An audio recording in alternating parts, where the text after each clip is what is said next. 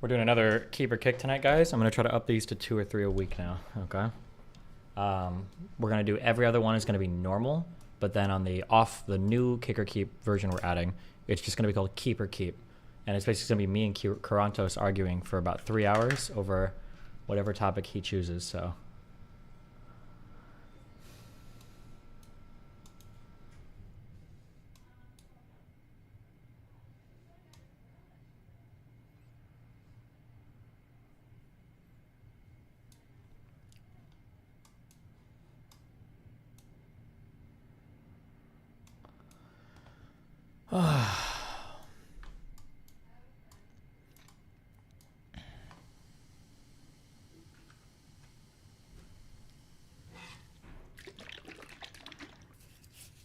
Okay, where are we at? We got so much dumb shit. No, I don't know. Okay, I need to. Okay, this is gonna be a boring stream. Wait, let me put that warning in the title. Hold on. Edit.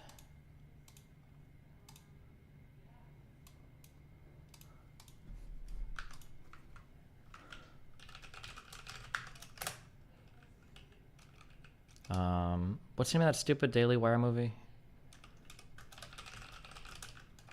We're gonna say at 10 EST. Fuck it.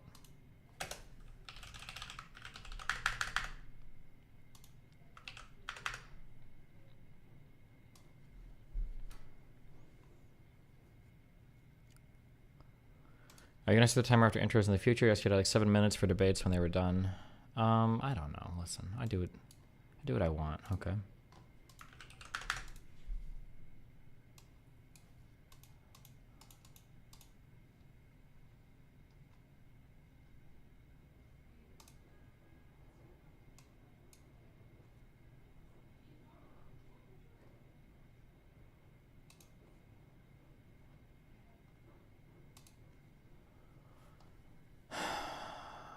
Why are you late again today? Because I was busy fucking your mom all night long.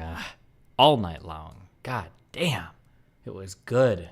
It was so fucking good. Your mom is so good. She throws it back so well.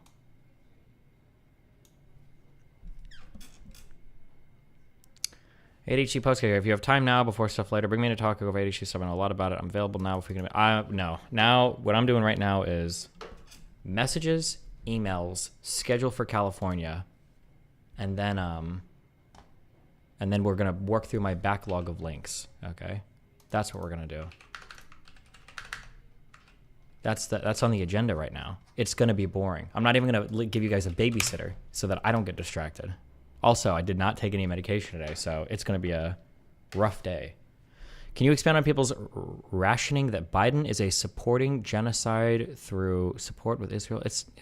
No, it's fucking stupid.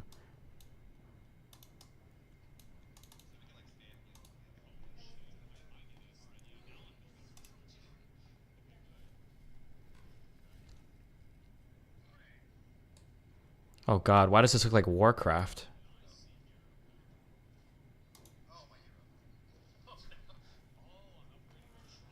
Any reason why no meds? Well, I discovered, I have been discovering a bad no med or a medication death spiral. For yours. Okay. When I take my medication, it's good for 12 hours. But the thing is, if I wake up late, I'll take my medication at 2. I'm wired until 2 a.m. There's no shot I'm sleeping before 2 a.m. I don't even want to get in bed before 2 a.m. So I think if I wake up late today, I just don't take my pills. Because I think if you wake up really late and you take them, I think you're, or at least for me, it's really hard for me to do that. Why not consider immediate release then? Because I'm not about to get like 30 different fucking medications. Fuck all that shit. I ain't got time for that. Instant release scares me too. I don't know if... Yeah, I don't know. A lot of people are mad at you on YouTube comments on your last video for your econ takes. Good for them. I mean, they're coming right to us. We got this.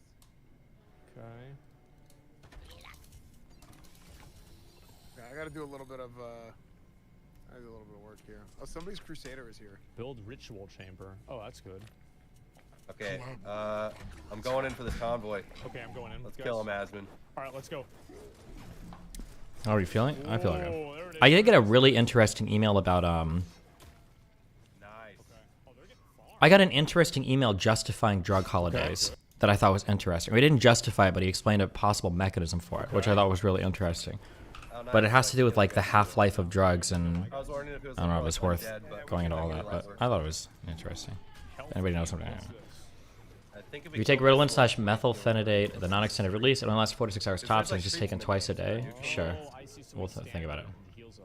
How much chocolate milk do you drink? Holy shit, what's your blood sugar? I haven't drank chocolate milk in like 10 years. That's an old fan.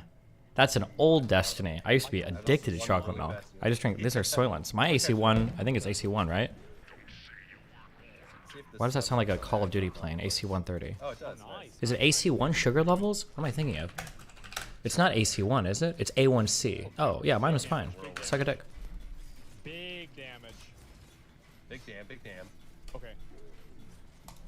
Nice. Oh, also, as a heads up, when I see you in my comment section, if you ever type in, if you ever do anything on my subreddit or my YouTube or whatever, and you say Destiny is just out of touch, I permaban you, by the way. If you want to argue against something I say, show me a stat or give me even a perspective. And I think that's totally fine. Metaloid actually had a really good explanation someday for why, or yesterday or the day before, for why even if inflation is brought down, prices can still feel inflated because of the cumulative effects of inflation. And then he brought that up, and then he compared that with, I think it was one or two other things. I was like, oh, okay, this makes sense. Yeah. If you want to say I'm out of touch, while that is definitely true to some extent, I've actually always been out of touch. If I gave you my true takes on people's financial management and shit, even when I was poor, I would sound like a rich asshole, okay? Because I hate the way that poor people manage money. I have been poor and working class, but I've never been stupid. You want to hear a hot take? You want to hear the hottest fucking take in the world? If I drop this take today, everybody would say it's because Destiny's rich and out of touch. I have never felt this stronger, though, than when I was working poor. When I was working poor, you know what the least sympathetic argument I ever heard in my entire fucking life was from Americans, and I hated it? It was when people cried about fucking gas prices. I thought that was bullshit, and I didn't believe a single fucking American, rich, poor, middle class, that ever bitched about car price. You know why? Because when I bought cars, when I was working poor, I always bought compacts or subcompacts because they were cheaper and because gas is cheaper. They get good miles per gallon, and I commuted to work. Nothing pissed me off more than when I was doing my carpet cleaning job, and I hear some asshole saying, oh, didn't you know oil is over, blah, blah, blah. Gas is like $3.50 a gallon here in Nebraska. And it's like, motherfucker, you drive an SUV that gets 12 miles to the gallon, that's had the check engine light on for 4 years. Kill your video games. Like, the fuck out of here, okay? Yeah, I can give you a lot of takes, okay? I can give you a lot of takes. Now, I will say, actually, to be fair, I don't actually know if those arguments apply as much anymore, because now even big-ass cars get like 30 miles per gallon, I think. Now they sell like, what is the current, hold on, I'm actually curious. I looked at these like a couple years ago, I was like, damn, really? Yeah, Jesus, even F-150s get 24 miles per gallon now. Even on a V8, 24 miles per gallon. Damn.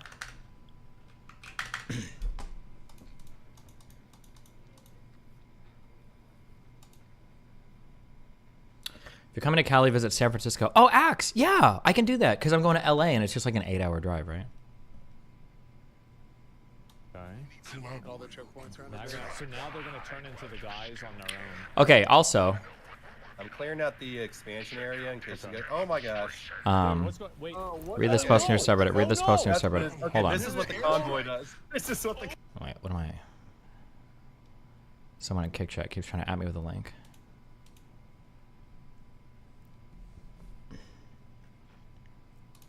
Oh, I actually opened that one to link. Or to read, I'm sorry, not to link. Oh, fuck, I want to read this one too. How do I break up with my girlfriend? I will try to get to this today, okay? No, we will get to this today. I have a V8 F-150. I wish it got 24 miles per gallon, more like 17. I don't want to be an asshole, but oftentimes when your miles per gallon is fucked, it's because you drive like a fucking retard. That's usually the issue you run into, okay?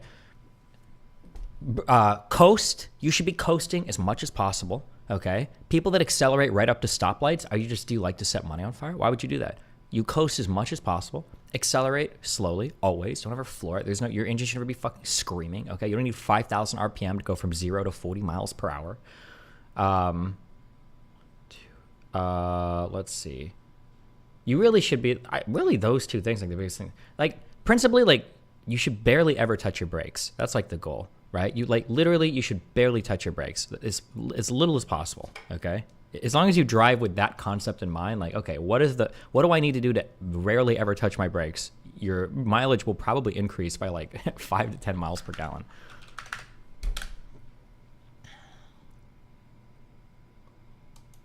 Do you turn off your car at long stoplights? No, but most of them auto shut off now. Do you see Melina shitting you for talking about her personal life? No, I didn't. I can understand her being frustrated though. I would be. Okay, what were we looking for? Was your first car manual? Anecdotally, people who learned in manuals are way more connected to the car. Maybe, actually, that might be true. My first car was a manual, so maybe that makes me think about driving a little bit differently. I've always driven manuals, I think. Although today, the only reason you buy a manual is recreational. Really, for the past 10 years. The only reason you drive is for recreation. But if you enjoy it, you enjoy it. But I think autos are like better in every single way. Okay. Quick thing, all right?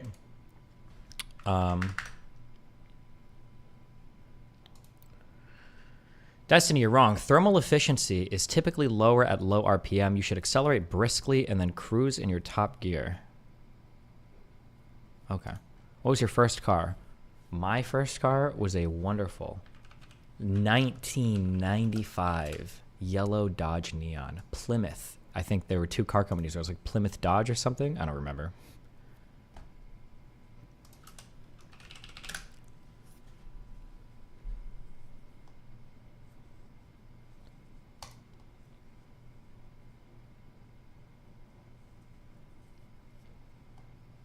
This is, where's the like, oh, it's this guy. This horrible, disgusting fucking, except without the scoop. I think this is like the SRT edition. Oh, this is 2005.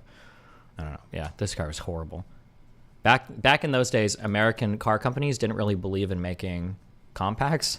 That's why that's where like the Ricer community and all the tuners for like imports, Japanese imports and shit came from. Like America just didn't make compact cars. We didn't believe in it. They were like, theoretically, there were some that were manufactured, but they were horrible, trash fucking vehicles. I don't know if America made a good compact before the year like fuck me.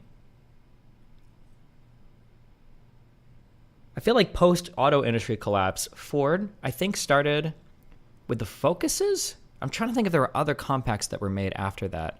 But I don't know. Just, yeah, Americans just don't like small cars. We like big cars. We like, we like SUVs, and we like Chevy Silverados and Ford F-150s, which are, I think those are the two most popular selling cars in the United States, yeah.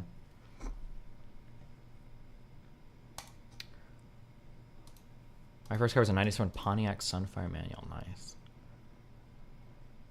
Okay. Oh, also, also, listen, if you happen to live near Miami and you like to sell, things, okay, message me on Twitter or Instagram. Okay. I had my appointment with the doctor today, okay, and I'm a little bit stressed out, okay? I got a lot of Vyvanse from somebody that so this is a good supply. It'll last me for probably a week or two more, okay? But I was worried because I had my appointment today, and I was like, okay, let's talk to the doctor lady, tell her I've been doing 60 milligrams of Vyvanse for like a month plus, and I'm good, okay? 100% A-okay. I can talk to her, and it'll be fine, and I'm sure she'll be okay, right? Well, you already have a script? Yeah, she writes me a prescription for like 10 milligram pills for like 10 of them, okay? I don't get anything, all right? She's got me on a fucking leash, all right? So I had my appointment today. It's like, all right, I'll talk to her. We'll talk to her, have an appointment. I'll get a real prescription, okay? And then I'm going to be set. I can go to the pharmacy. I can go buy, 30 pills, 60 milligrams each, or it might be a 50 out of 10. I don't know if they make 60 milligram pills. We'll be good to go, okay? I have my appointment today with the lady, and she tells me, she says this. She goes, 60 milligrams of Vyvanse is really high, and I don't know if I'm comfortable prescribing that much, but I give you 40 milligrams of Adderall XR. I'm thinking of my brain, and I'm like, 40 milligrams of Adderall XR is way more fucking intense than 60 milligrams of Vyvanse. What do you mean you won't give me 60 milligrams of Vyvanse, but you'll give me 40 milligrams of Adderall XR? how, in what world does that make sense? So I'm like, oh, well, I don't know. Like, because if I still do 20 milligrams of Adderall XR, that feels to me about the same as like 60 milligrams of Vyvanse. And I'm like, and she's like, well, let me just write you a script for this and we'll see how it goes. I was like, fuck. Why not ask her that? Yeah, I did. So now,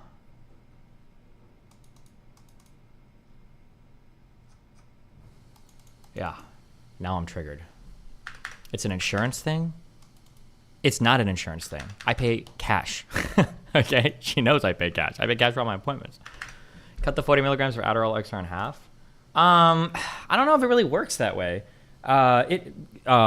Breaking capsules is hard and imperfect, and I don't like doing it. It's weird. I don't know. Yeah, because when you break the capsule, it's not always all like packed evenly, or it might not be on one side, and then some of it like drops out, and it's just like, yeah, it's yeah. No, I wouldn't recommend. What do I know? I've only been on prescription drugs for for a month and a half. But I wouldn't. Yeah, I don't like breaking capsules. It's like really weird.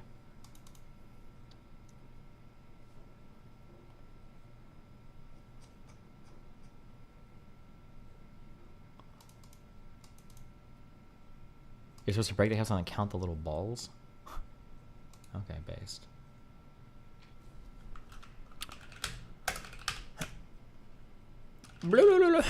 Okay. Oh, and then also I hear this thing a lot. People are saying like, oh, people are worried about these prescriptions because it's a controlled substance. Am I wrong? Isn't every prescription a controlled substance? Isn't that why you need prescriptions? Or am I, hold on. Are all prescriptions controlled substances? We can break prescription medications into two categories, controlled and non-controlled. Most prescriptions for infections or for chronic conditions are non-controlled. Most prescriptions for infections or for chronic conditions. What does that mean? Like, can you buy like amoxicillin in the store? I'm trying to think if you can. Can you? If you go to like, if you just go to like a pharmacy, you're like, I just want a bottle of like antibiotics. Can you do that? Read the next line. For example, most blood pressure and cholesterol medication are non-controlled. Sure.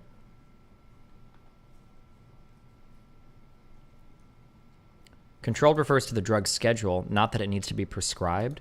Yeah, I guess I just assume that the reason why you have prescriptions is because of you need a prescription to buy the drug, because without the prescription, it's a controlled substance, you can't get it. I assume that there was like a stronger connection there, but I guess maybe not.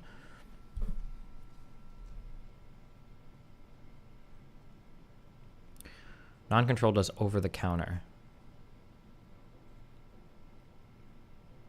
Oh, over-the-counter, does over-the-counter, oh, that means that I can just go to the pharmacy and buy it over-the-counter without a prescription, I guess, huh? Okay. All right.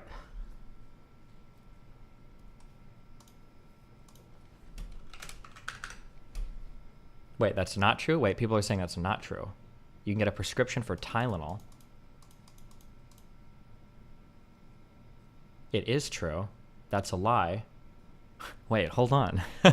Wait 1 second. What does over the counter mean?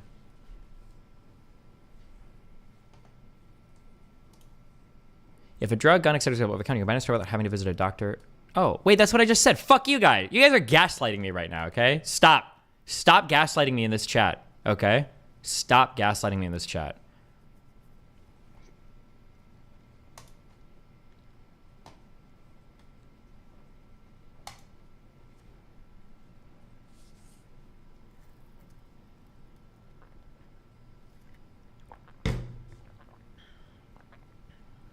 Okay.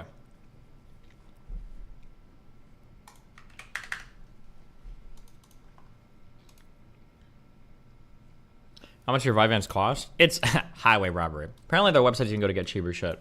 I think for my last, I think the last prescription I had 200 milligrams of Vyvanse because it was like 20 10 milligram pills or something. And I think that cost me like $200 or $300, which is like, wow. Okay. Yeah, but people recommend this Good RX website and shit, so maybe you can get it for cheaper at some places, but why would you not get the generic, bro? Okay, I should have I should have just gotten the generic, okay? People started DMing me saying, oh no, the generic of Vyvanse for some reason is not as good. And I was like, okay, well, whatever. And they're like, well, a lot of people say that. I'm like, okay, I'm sure, because they're probably like paying more attention when they buy it and blah, blah, blah, blah, blah. But then people started linking me all these fucking posts of all these people complaining about these side effects on the generic Vyvanse. I'm like, well, fuck me. Now I'm like mind fucked against it.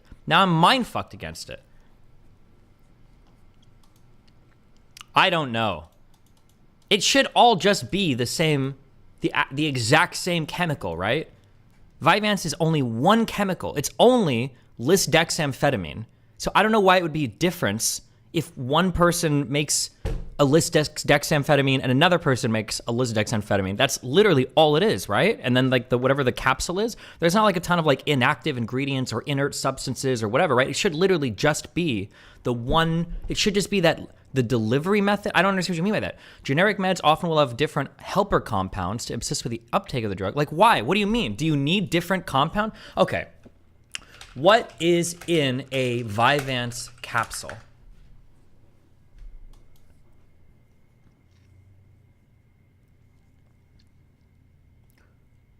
Oh, it does have some inactive ingredients. Microcrystalline cellulose, cross-carbamylose sodium, and magnesium stearate. Isn't that what they put in vaccines to give you AIDS or whatever?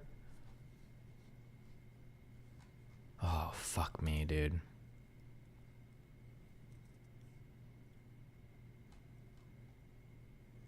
I have to talk to the doctor. Russell Barkley, he can help me. Do you think a debate with Sam Suter or Mehdi on Israel Palestine could happen? The Mehdi guy maybe would be interesting. I don't think I'm interested in engaging with the Majority Report people anymore.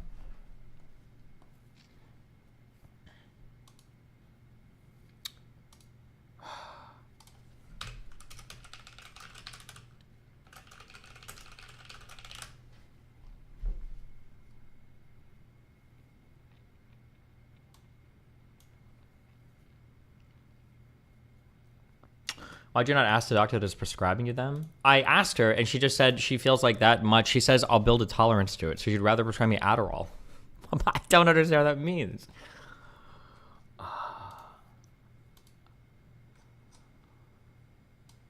She's a Vyvanse hater. My doctor's a Vyvanse hater. I think, here's what I think. I bet that if I go dig through her shit, I bet she gets paid by the big pharma companies that own Adderall, and she doesn't get paid by the big pharma. Who owns Adderall? Let's find out. Teva Pharmaceutical. Who owns Vyvanse? I want to see her stock portfolio. Of Shire LLC. Is that the name of the... Oh, Takeda? And Teva? Is that the two different ones? I want to go see her portfolio. I need to see what stock she's holding. I don't know if I trust her.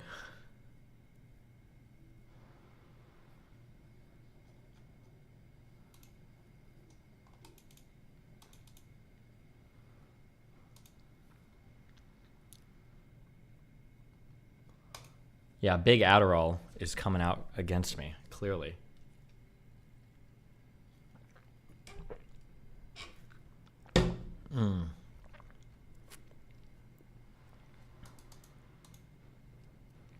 The difference is that it metabolizes through the liver into an amphetamine instead of being absorbed in the stomach. I don't know what you're saying with the differences. I don't know what the difference between what and what.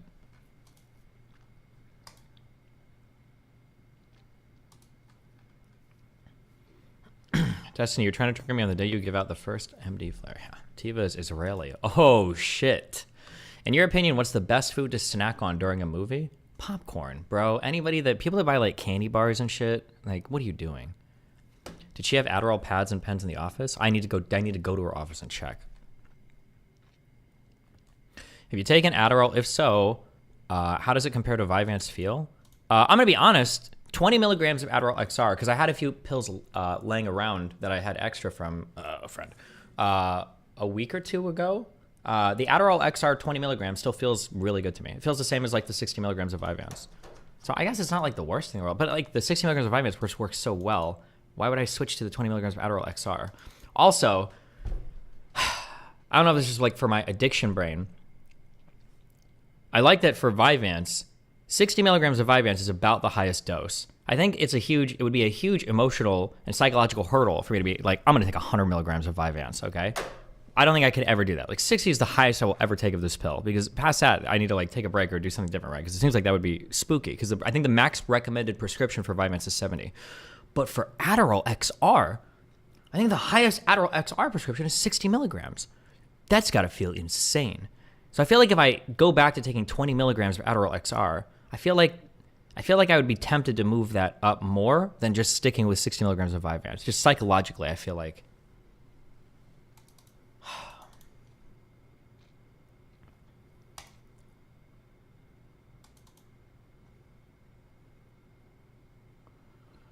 Here's the answer. It's the delivery method via the liver, which is patented because it gives more steady and controlled dose that way. I don't know what you're saying is patented. I don't know what you're contradicting or what you're arguing or what you're answering.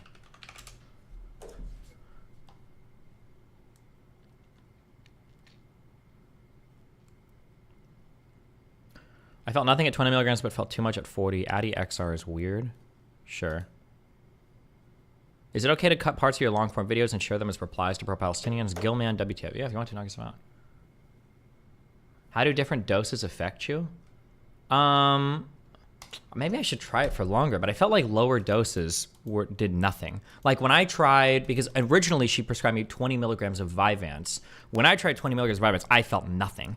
I think one day I tried 40 or 45. It must have been 40 because I don't think 45 exists. I did 40 of the Evansi or whatever, and I was able to do 40 milligrams of Vyvanse. It's Vyvanse. I was able to do 40 milligrams of Vyvanse, and like 3 or 4 hours later, I was like bored because I was in swimmer, and I took a nap for like an hour.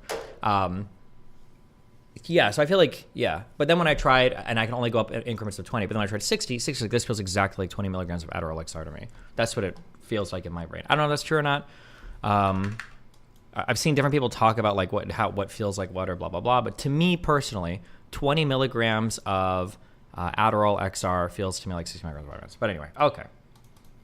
Anyway, yeah, so if you, yeah, you know, if you want to DM me on Twitter or Instagram, you know, if you've, you know, yeah, if you, you know, yep, yeah. Okay, hold up. Happy to get you live finally. Thank you for being a sane voice of the situation. As an Israeli, it's really heartwarming to see. Welp, you know, as long as the Mossad keeps those paychecks coming.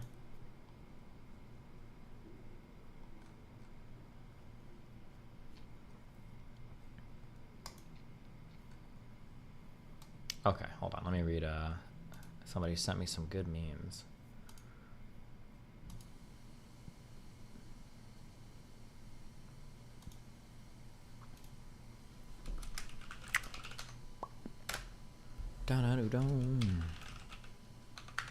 As an Israeli IDF soldier, I thank you for your contributions of 100 million rupees. Nice.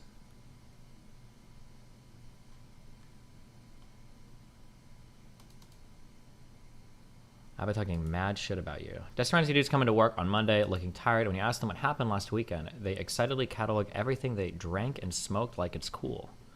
Oh, nice, Abba. You think that just because you and Dave Chappelle are black, you can just steal his jokes, try to pass them off as your own in DGG chat? Or in YouTube chat, I should say. Sorry. Good one.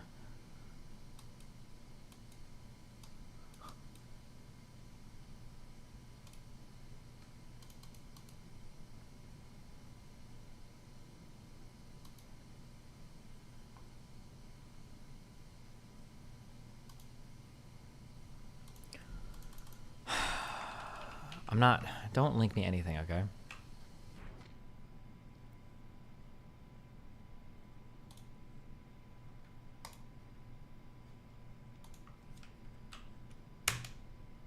All right, today's topic. We have a little throwback here. We haven't seen these boys in a minute. Straight from Rumble, the paradise of the defranchised, demonetized. Because some people made some. Is that even a Chappelle joke? Destiny is obsessed with black people. I am obsessed with black people. I'm a white American. Why wouldn't I be? Yeah, wait.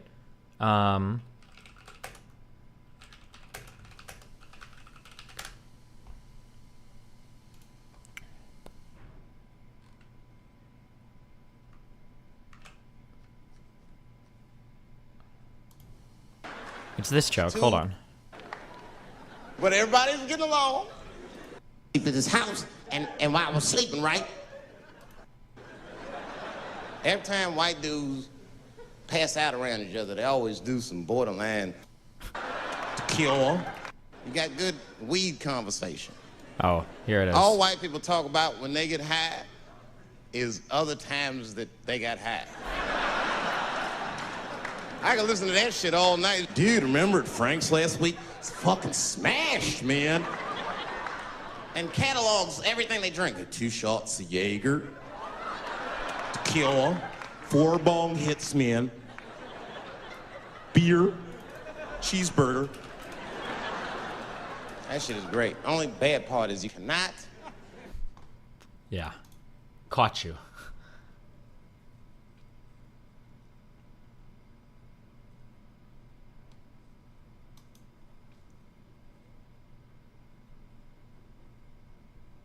Oh, geez. Hold on.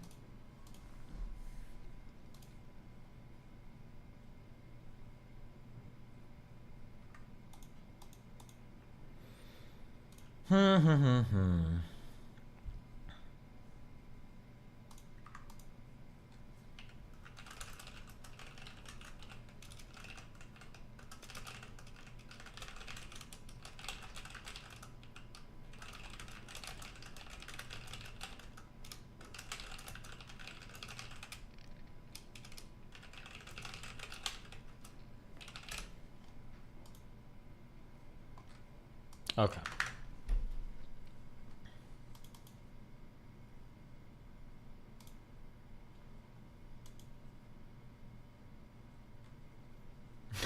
Wait, are we having drama with our Dr. Flare on day 1? What's happening, guys? KKMD is literally a fake doctor. He claimed to be a fellow in trauma surgery without attending a surgical residency and without being board certified in general surgery. There is no doctor, definitely no surgeon. That is time to be in chat in the middle of a weekday. He is lying about his credentials, and I seriously hope you reevaluate any evidence / licensure he provided. It is extremely dangerous to give a lying chart to a medical professional Flare and have them give medical advice in chat. Wait, is he lying? Is he lying? Okay, I half would agree with what you're saying, but that Dr. Avi dude is also like a practicing doctor, and this motherfucker's on Twitter and debating and shit on stream and everything like every fucking day, you know? Destiny, that is a copy pasta, by the way. Oh.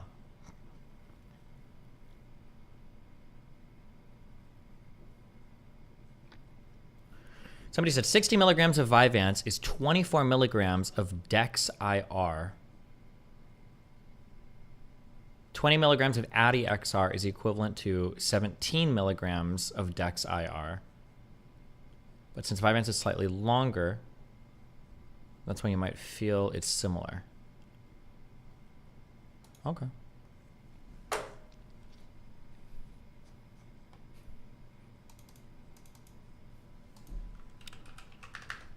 Oh my god, there's a calculator site.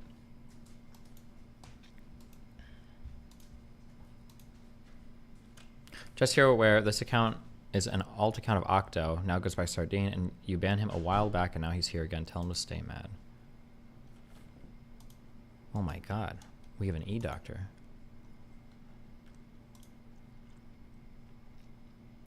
Oh, okay, I don't feel crazy then. I probably wouldn't mind taking 50 milligrams of Vyvanse. I didn't feel 40, but maybe I feel 50, but I only had the increment to do 60.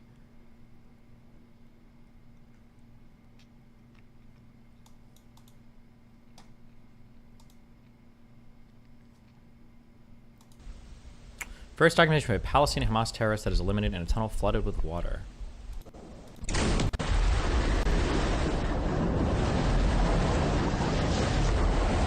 Wait, were they live streaming this?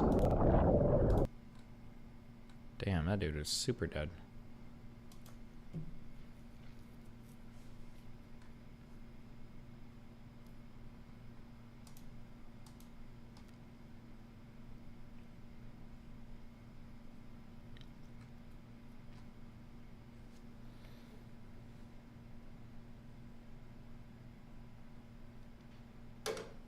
Okay.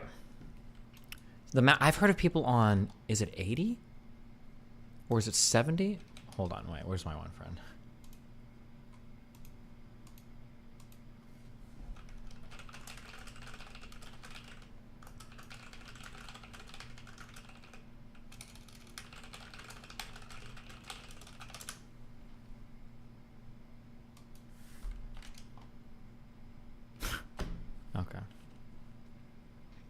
You have to compare their duration of effects. I'm pretty sure Adderall XR and Vyvanse are supposed to last about the same amount of time.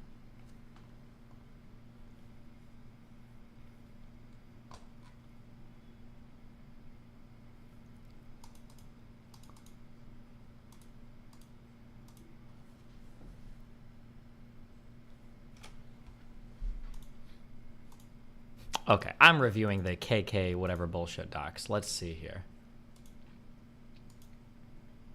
Let's see what we got. Let's see if I trust this guy.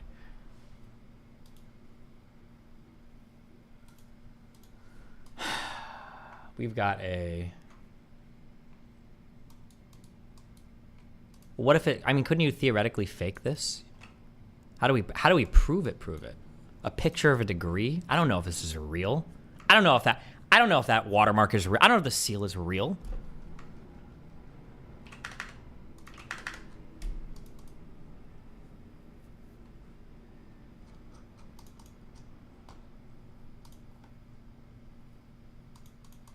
We need somebody in Chad to get sick. We need to do a DGG meetup, and anybody with a doctor flare needs to perform surgery at the meetup to prove their medical credentials, okay? That's what we need to do.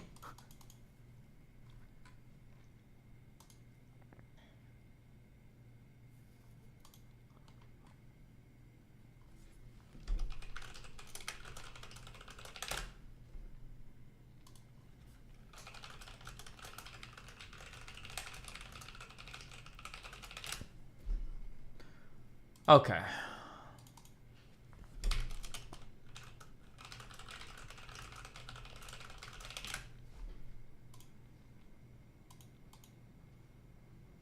What was I gonna do?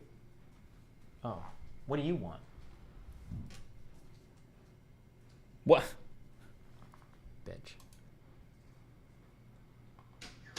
8 to 10 hours for Adderall XR. Vyvanse is 10 to 14 hours. Oh, is that true? You see the new twist in the hostages saga, they were high.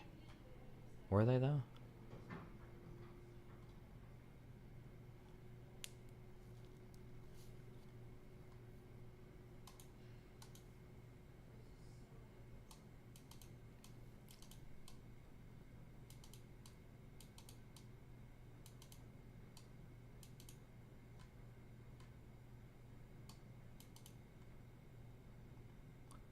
Okay.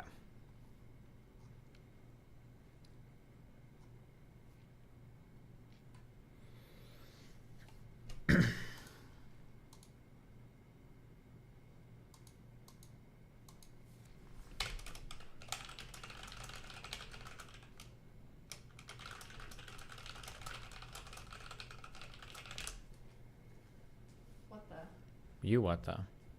Sorry, I'm on the phone. I'm sorry. Why? Am I on the phone? Yeah. Promise phone calls before people go to bed. Uh-huh. Okay. Got him. What is this? And then let's say that the guy with... Too risky. I can't listen to clips of this guy.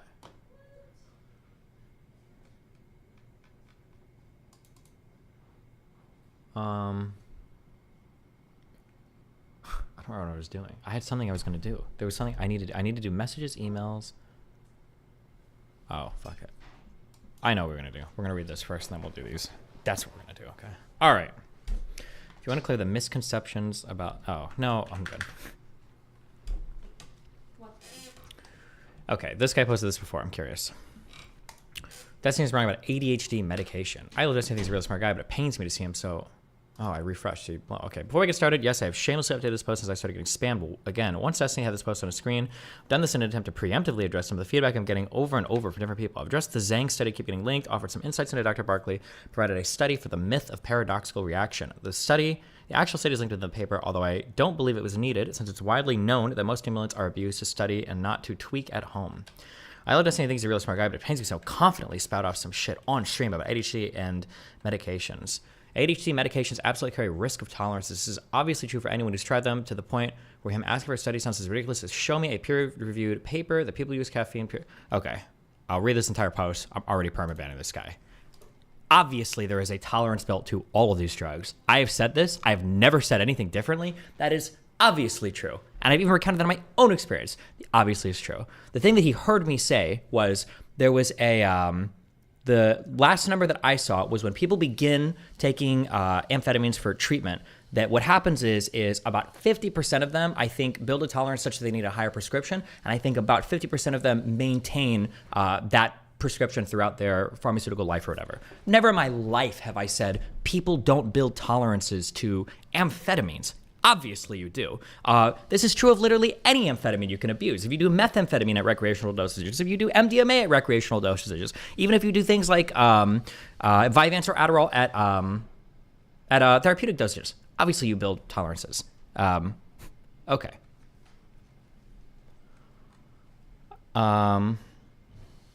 Based on the review of the research, there's a small percentage of patients at ADHD who develop early tolerance to stimulant medications, a potentially larger percentage have a more gradual or late tolerance over years. Similarly, it seems that there is a relatively few patients with ADHD who develop complete tolerance. Potentially larger tolerance to a partial tolerance. Strategies to combat stimulant tolerance include switching class of stimulants, taking medication holidays to reset the tolerance, using other treatments such as psychotherapy, blah, blah, blah.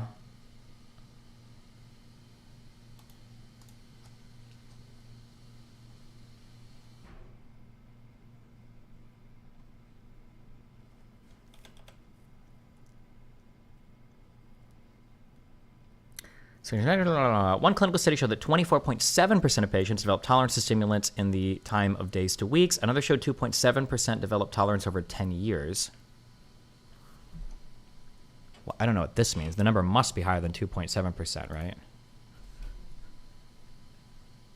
Or maybe this means like total, complete and total tolerance, like you don't feel anything, or Control F60.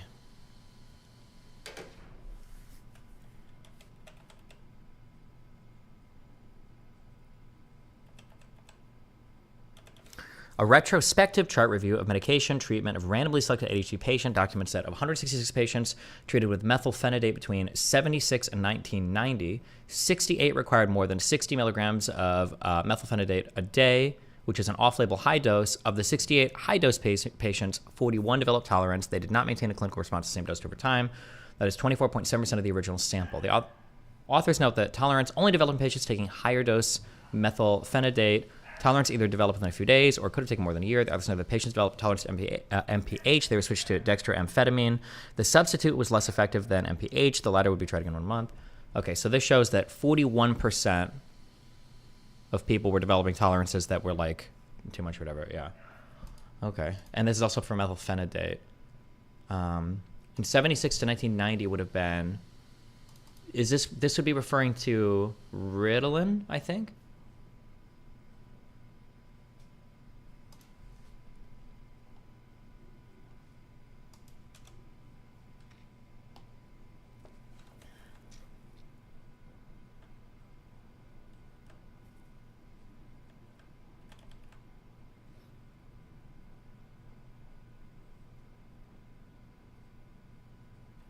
In a study of longer-term response to methylphenidate treatment, researchers monitored the behavioral benefits of methylphenidate in patients who were treated with medication from 3 years to 10 years. When the dose of methylphenidate was adjusted for growth, the medication remained effective for the majority of the patients for 10 years. Only 3 of 108 patients lost the therapeutic response without an evident explanation other than the possibility of tolerance. The data showed that successful long-term treatment with methylphenidate did not require increasing the dose beyond the need to fully adjust for body growth. The authors acknowledged they only looked at children who were good responders to methylphenidate, and if they lost response to methylphenidate prior to 3 years of treatment, they would not have been included in this study. It's good to note, I guess.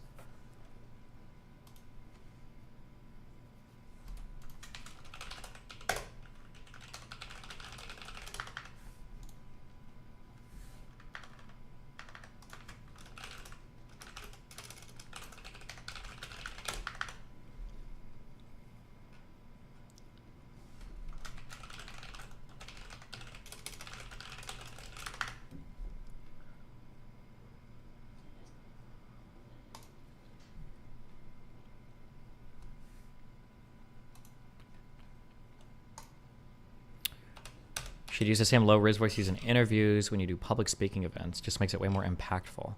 Do I use low riz voice for interviews? Or are you thinking when I was sick?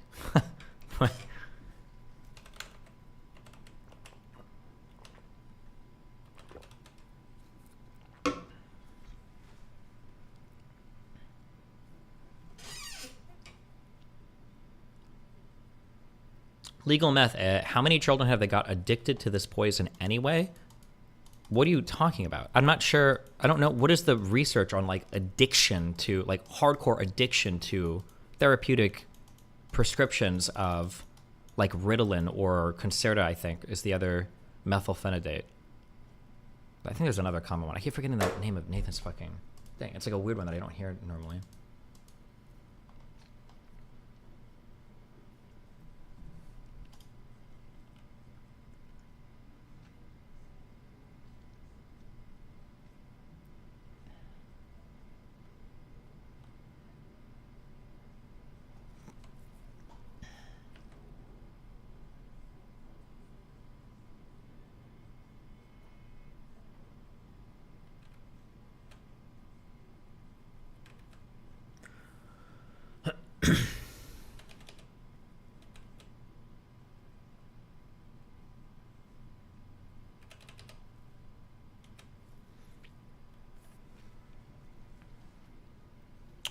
Go through your links. Well, I am going through my links. This was the this was one of the ones we had that I wanted to read. I was curious.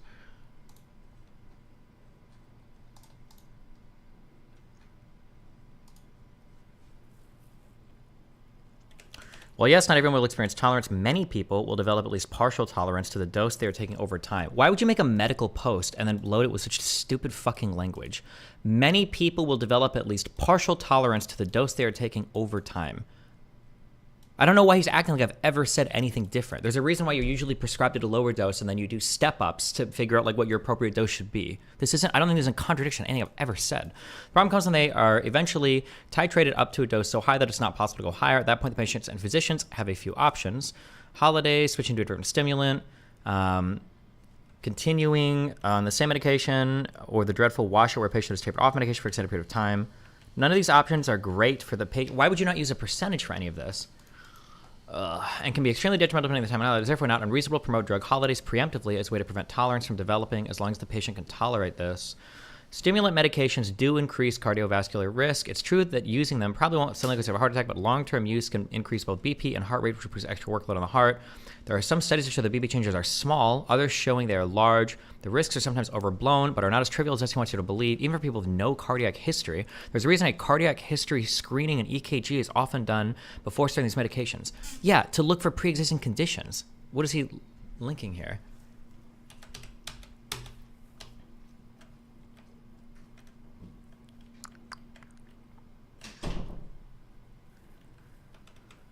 The increased number of adults in the question that arises is how well do we understand the long-term cardiovascular effects of these drugs? Increased concern of adults with ADHD or greater risk for developing adverse cardiovascular events such as sudden death, myocardial infarction, and stroke.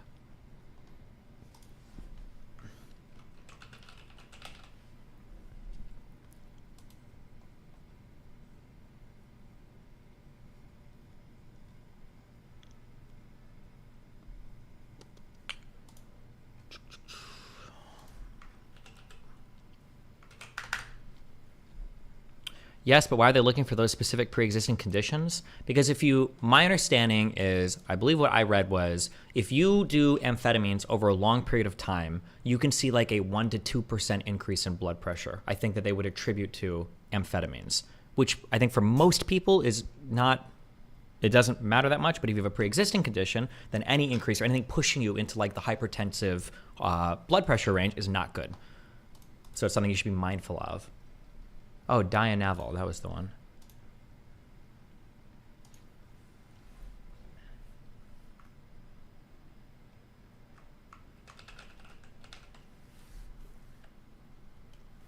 Adult ADHD is significantly impairing, and the use of CNS stimulants among adults on the rise. It is likely that in the coming years, increased number of unhealthy adult ADHD population is going to be exposed to CNS stimulant treatment. Definite conclusions regarding the overall cardiovascular safety of these agents cannot currently be made for patients at varying risks for cardiovascular disease or in relation to chronic treatment exposure. At present, there is less data available to guide and inform clinical practice in many patients with adult ADHD. Okay. Conclusion: the ongoing debate about the cardiovascular safety of these medications is here to stay and underscores the challenge in conclusively establishing safety and the need to evaluate risk in the context of evolving medical practice. Prospective scientific investigation should include systemic cardiovascular monitoring and clinical trials. More extensive. What? Okay. What is he linking this study to say? Amphetamines have acute chronotropic and processor effects. The cardiovascular epidemiological literature has shown that even modest increases in blood pressure and heart rate have been associated with increased risk of adverse cardiovascular events. In the meta-analysis carried out by MIC on 2,665 adult patients, it was observed CNS stimulants used for adults were associated with a statistically significant increase in resting heart rate of 5.7 beats per minute, increase in systolic blood pressure of 1.2 mmHg, but not of diastolic blood pressure, a low overall risk of clinically significant cardiovascular events, including tachycardia or hypertension, were also observed, so less than 5%. Increase of resting heart rate, I'm not sure. I don't know if there's as much. I think the blood pressure number is more important than resting heart rate. I think resting heart rate can show you overall cardiovascular health, but I think for adverse cardiovascular events, I think blood pressure is more important. I could be wrong on that, but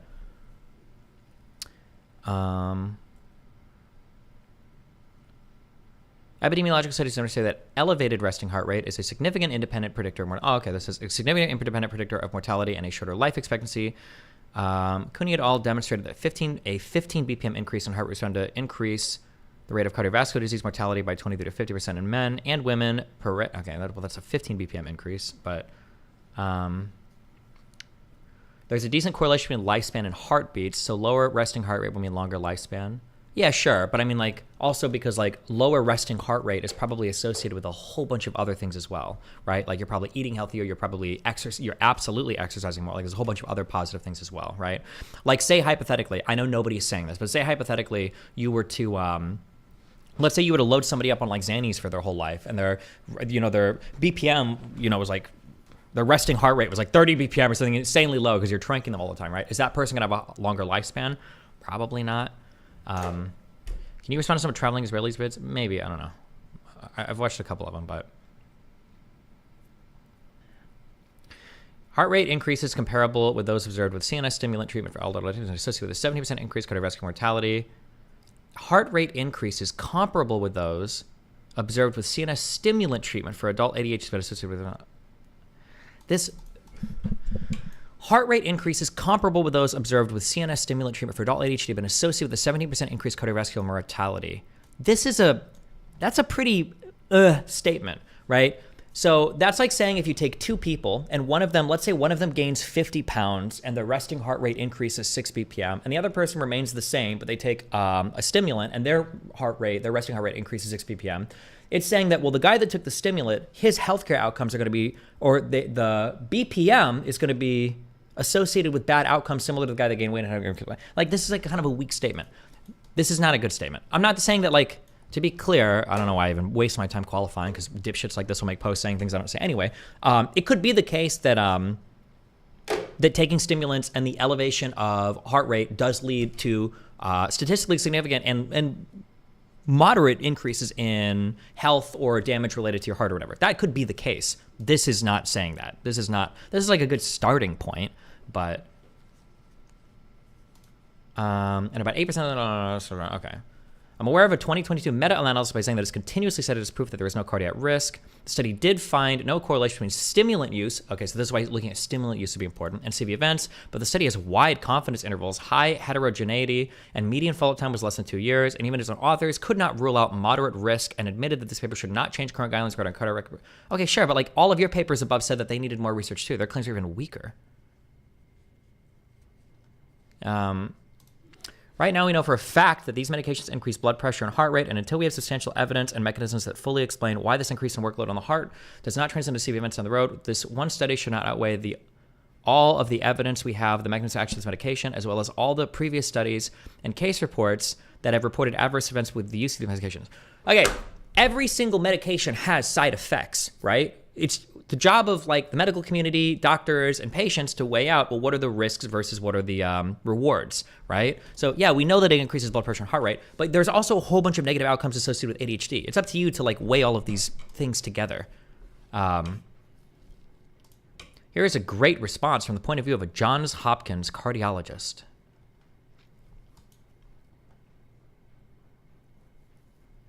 Why don't we get to the root of ADHD, you fruit? My understanding is the root of ADHD is like 80 to 90% genetic. I think it's like just like that. I don't think there have been any environmental factors that people can point to have causal or even correlated links with ADHD. I don't think there are. Yeah, I don't think that's ever been established. I think that right now the only strong indicator, I believe, of ADHD is hereditary or is a genetic foundation. That's my understanding. I don't think there's ever been research stating otherwise. There's a whole bunch of YouTube videos and quacks that say otherwise or whatever, but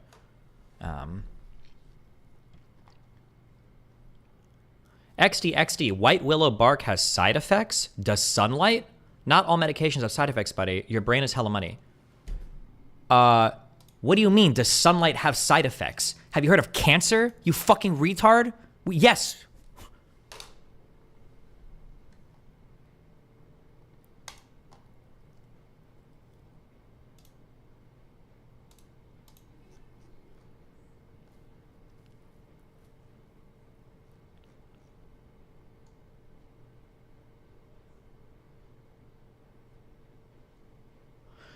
That's it. Even taking all this into account, the social impact of ADHD treatment probably leads to such a higher medical benefit than any risk of BP, et cetera. Sure, that's the, I mean, that's the counter argument for weighing the risks and the benefits, right?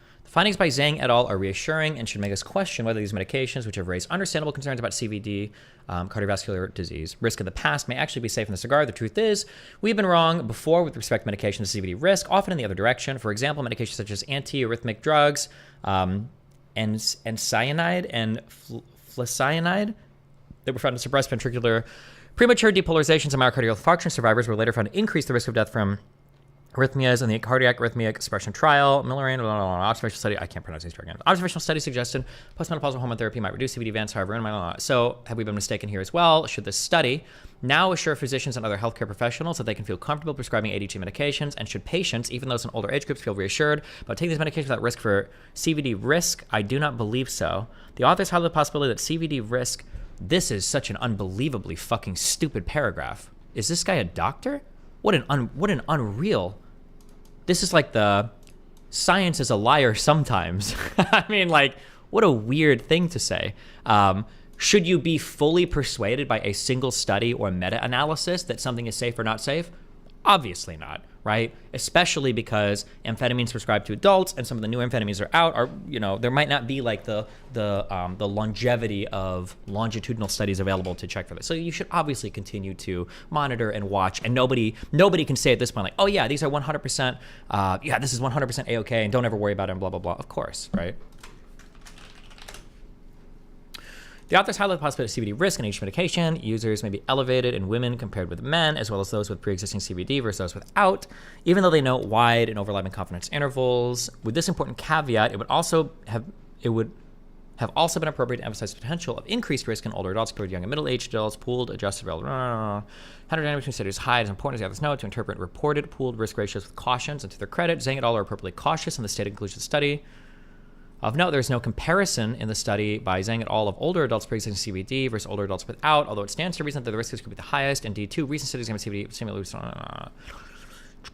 A word of caution is also appropriate regarding the generalizability of the findings reported by Zhang et al. While the study is considerable geographic diversity, there's no mention of patient race or ethnicity. The study by Zhang et al. Is important without data. We have little informants. However, healthcare professionals must exercise caution, not slavishly adhere to consensus guidelines or follow conclusions from meta-analyses when treating individual patients. Every treatment decision is a balance of potential harm and potential benefit, and that balance is different for every individual patient based on their biological variability and on personomics, i.e. other important differences in psychological, social, cultural, behavioral, and economic factors and each individual's unique life circumstances. Okay. Okay, sure. It's not. Here is a great response from the point of views. I don't like this word. I could be, hold on, stop, hold on. Nope, stop. I'm giving myself more credit. I have read a decent amount of literature at this point. Now, somebody can tell me if I'm wrong, if I get any master's or PhD students or study readers in here. When somebody says that there is a response to another study, a response usually means a contradiction, right? Behringer's response to, you know, whoever's response to, this guy's response to, is usually saying, like, this is why we disagree with these results or why we're critiquing them.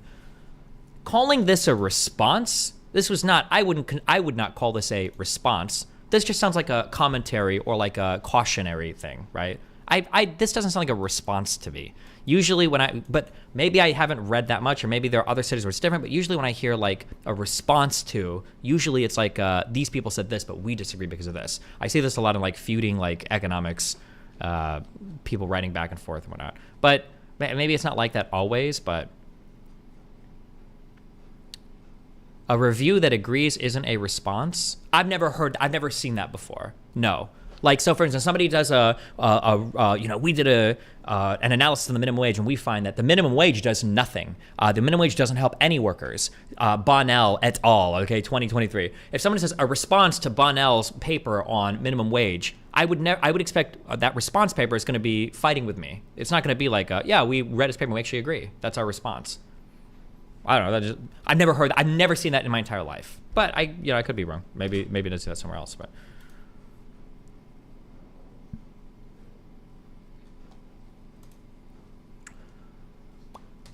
Some people point to quotes from Russell Barkley saying something like, these are the safest medications in medicine. That is not true. I previously believed even Dr. Barkley would acknowledge that stimulants carry risks. As he said in the past, he wants the medication to remain as a controlled substance.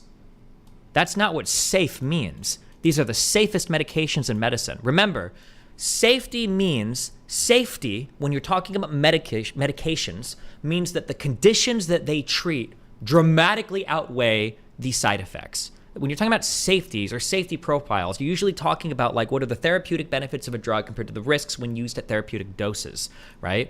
If Russell Barkley said these are the safest medications in medicine, my guess is what he said that and what he meant was, given the risks of untreated ADHD, especially in adults, these medications have a tremendous safety profile based on what they treat. That's gonna be my guess what he said. Not that you can just like chug amphetamines and you're totally fine. It literally says commentary at the top. Oh, did it? Oh, invited commentary. Oh, yeah. That makes sense. Commentary would be, sure. Destiny is an academic. A response is always a paper arguing against the one being responded to. Other comments could express doubt, but this isn't a response. Yeah, okay. And it's not even marketed as a response. So this guy just used a fake word and expected nobody to read it, I guess. I don't know. However, I've recently been linked videos of Dr. Barkley downplaying the cardiac risks of these medications and championing studies like Zhang's to his viewers and implying that this study is definitive proof there's absolutely no cardiac risk with these medications, which is at odds with what the authors themselves believe.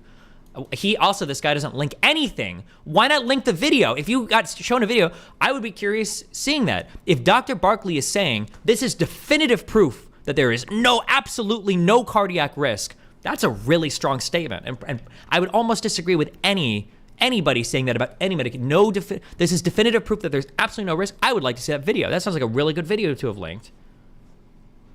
Does anybody have a link to that video? I would super like to see that. That's a really strong and stupid statement.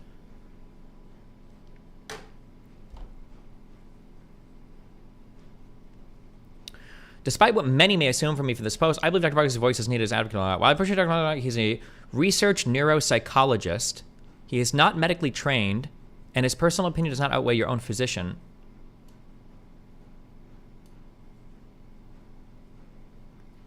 Does the med school training here, is that relevant at all to the conversation if we're talking about questions related to research? I don't understand. And his personal opinion does not outweigh your physician. Don't physicians get their opinions from researchers? Like, if you have a psychiatrist, isn't their opinion informed by researched neuropsychologists? Isn't that where their opinion, what do they think? Doctors don't form their own medical opinions. You know that, right? Doctors, that's what researchers are for, right? Not to say that you should listen to the words of one researcher over a doctor. A doctor is gonna know a whole host of things about you personally, and they're gonna have a history of prescribing, et cetera, et cetera, et cetera. I'm not saying like, go find a study or a researcher and listen to that study over what your doctor says. I'm not saying that, but I'm saying like the idea that like your doctors have the right opinions and researchers are researchers. Like, well, doctors get their opinions from researchers. Like, what do you mean? Or what a weird, okay, hold on. Somebody linked the video of. Good morning, everybody. It's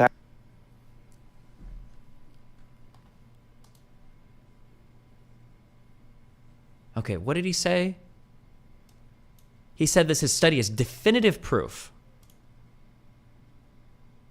If he says it, that's a really dumb thing to say. Show transcript. Definitive.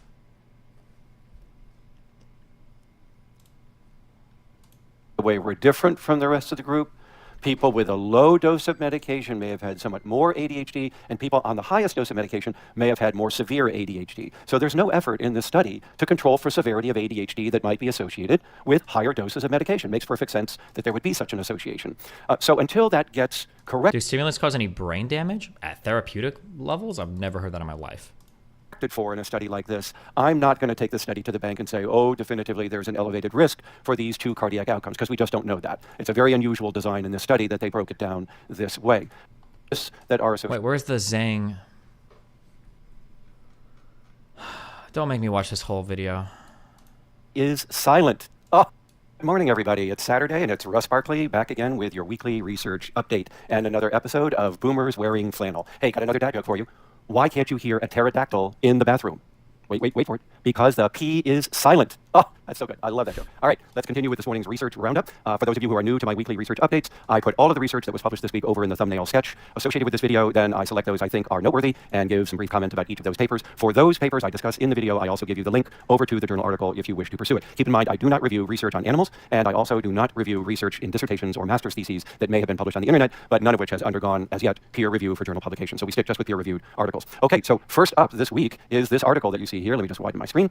On the long-term cardiovascular risk that may be associated with stimulant treatment for attention deficit disorder. This is, of course, a rather hot button or controversial area, because from time to time I hear lay people and the mainstream media talking about whether there's a risk for a heart attack or stroke in people who take stimulant medication over a long term. And of course, we've had articles on this going all the way back for the last 40 years. But lately, we've seen a number of research papers that are large databases, and so we do need to pay attention to those. So here's a study that was published in the European Heart Journal. It comes from Denmark, and it uses the country's large-scale database of their health records to take a look at the possible cardiovascular risks that are associated with treatment with stimulant medication. And in this review, it also included atomoxetine, although that's not necessarily a stimulant.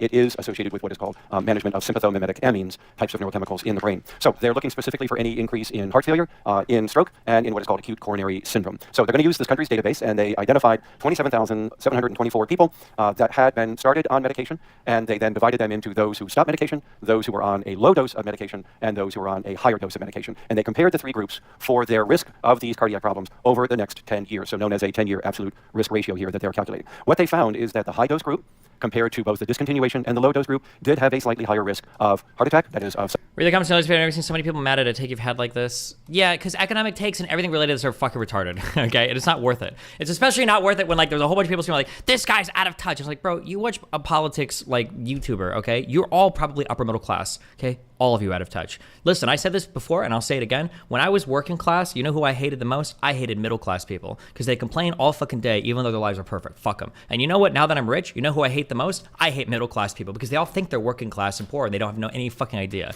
right? I always hate the middle class. I don't care what economic position I'm in. The middle class are the worst people. They are the worst people. They over dramatize all their fucking problems. They have poor spending and financial habits, but it doesn't really impact them because they have money to get over it. And fuck them, okay?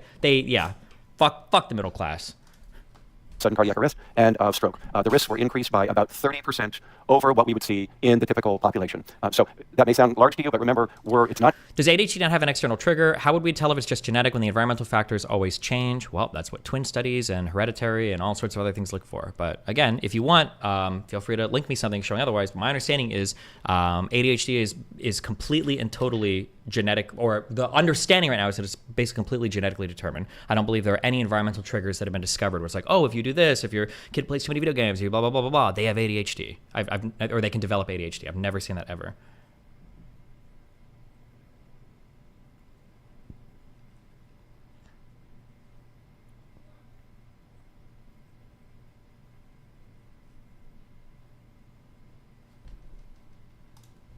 Not that you have a 30% chance of these happening, it's that your risk increases 30% over the baseline. So one thing I want you to keep in mind here then is, what was the baseline? Well, the baseline for heart attack and stroke in a population of this young age, keep in mind that these people were 23 to 41 years of age, is very, very low. And so, for instance, if, let's say, out of thin air, 6 people in the general population carried a risk for these problems. With the exception, I'm sorry, because Forethought brought this up. My bad. Good job. Oh, God. I just got hit by the best. Well, actually, I'm sorry. Hold on. I have to jerk off. That was just such a good, well, actually, Forethought. Hold on. Oh, God. Oh, yes. Hold on. Oh, my God.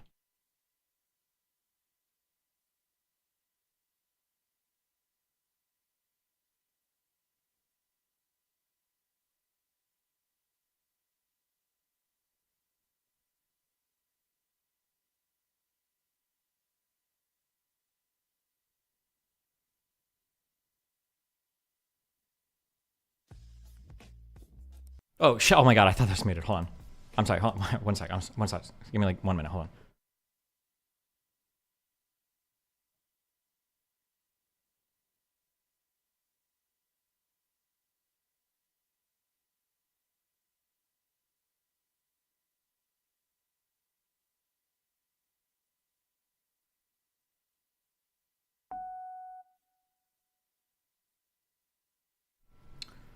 Okay. Forethought is correct. Okay. It is possible that if you induce early brain damage, okay, it could be the case that you could invoke things that are similar to or are ADHD. That is correct. Yes. Brain damage early on because of like trauma or some severely fucked prenatal environment or some drug overdose or whatever. Yes. Good job, Forethought.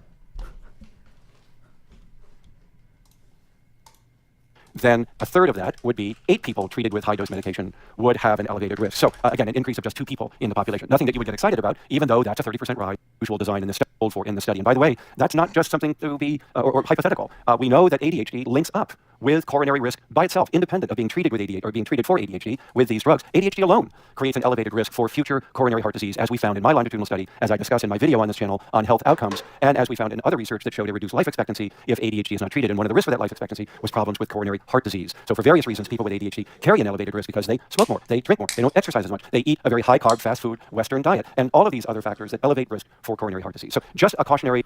Destiny, doesn't people dopamine frying themselves manifest in a similar way to ADHD? Or is that just being lazy? I don't know what you mean by that. If you're talking about my earlier comments about whether or not drugs can be harmful to you, amphetamines can be harmful if you take too much of them because they can actually like start killing shit in your brain, I think, right? It's like if you take too much of certain types of dopamigenic or serotonigenic or some bullshit drugs, I believe that they can cause things in your, like, neurotoxicity occurs when the exposure to natural or man-made toxic substances, neurotoxicants, alters the normal activity of the nervous system. This can eventually disrupt or even kill neurons, which are important for transmitting and processing signals in the brain.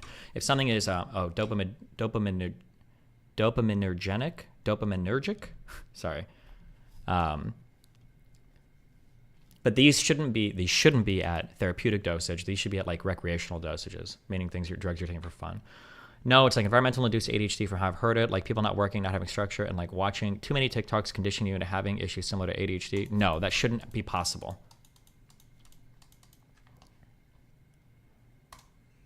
Remark there about don't take this study too seriously. Here's another reason not to take this study too seriously. A year ago, over in the journal JAMA Network dealing with psychiatry, there was a meta-analysis of all research in the world on cardiovascular risk associated with ADHD medications. And you know how I love meta-analyses because they take all of the studies and examine all of their data grouped together. So here's a meta-analysis from a year ago that looked at 19 studies involving over 3.9 million people around the world from 6 different countries and regions, all collapsed into a meta-analysis. And what did they find as far as future risk for coronary or cardiac arrest, stroke, arrhythmias, and so on? Nothing. They found no effect of stimulant medication on increasing any of these risks. So there you have it. This is a much bigger study, a much better study because it's a meta-analysis that involves lots of studies combined together, and it doesn't see a signal. And that tells me that there's something very peculiar about the Danish study I just discussed that was published this week that might have a confounding factor associated with it. I think that might be severity of ADHD. Okay, so we've beaten that dead horse enough. Let's move on and talk about... Okay, what? Hold on. I've recently been linked videos of Dr. Barkley downplaying the cardiac risks of these medications and championing studies like Zhang's to his viewers and implying that this study is definitive proof that there is absolutely no cardiac risk with these medications. That is not what I just heard. Okay. Despite what many may assume, okay. While I appreciate Dr. Barkley, he's a researcher, blah, blah, blah. He's essentially carved out a niche for himself as advocates for patients with ADHD and a promoter of stimulant medication above all else. He's even on the payroll of some of these medication manufacturers. What does that mean? Where's the source? What do you mean on the payroll? Is he like, does he work as a paid lobbyist? Or that's some information I would want to know about.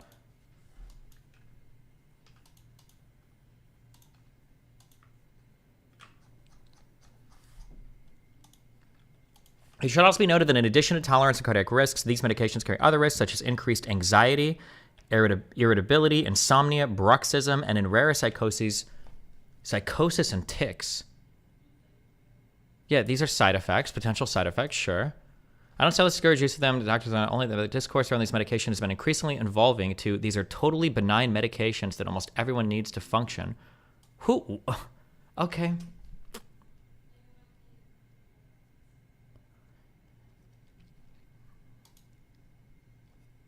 In past streams, as he alluded to him not getting high off his stimulant medication may mean he has ADHD. He's also alluded to the thought that if stimulant medication works for you, then you're more likely to have it. This is not true.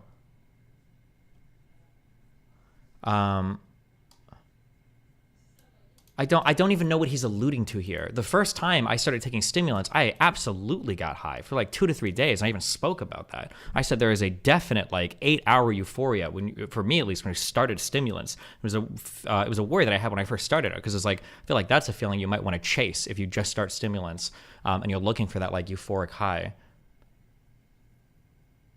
My understanding is, I've gone back and forth on this, but my understanding is that if you do not have ADHD and I don't get that euphoria anymore, by the way. If you do not have ADHD and you take stimulant medication, that you're not going to really benefit much from it, and there's going to be a ton of side effects you're going to have to worry about. That's what I've said on this. That's my understanding, but maybe that's not true. 2006 study, okay.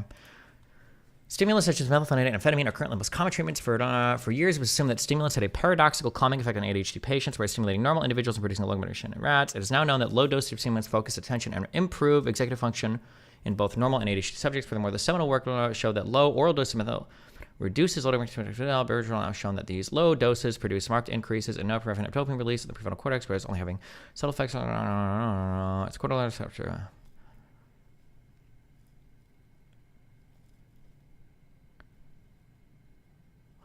I'm so curious. When we say low dose or high dose, what does that mean? Because the dosing here is going to be pretty important.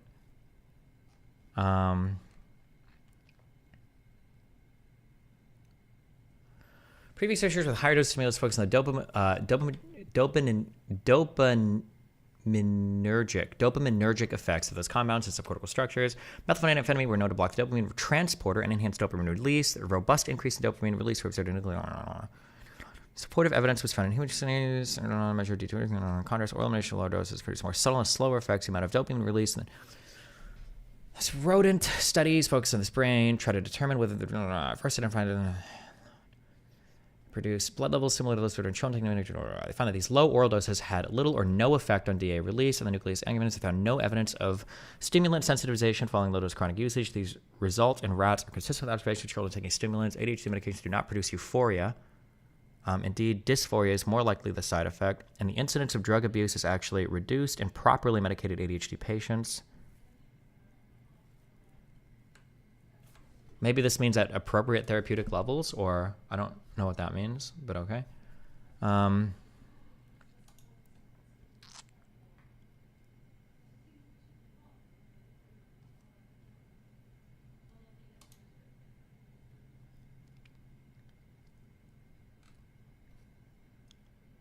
I need to know what the dosing is. What are we talking about here?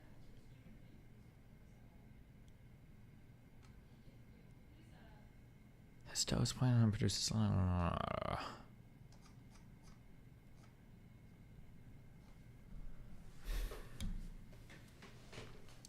LOL Destiny, you felt a placebo effect? You're banned. You're fucking retarded. I do drugs for fun. I know what amphetamine-induced euphoria feels like, okay? It's like the biggest driving feel-good feeling behind MDMA, you fucking moron.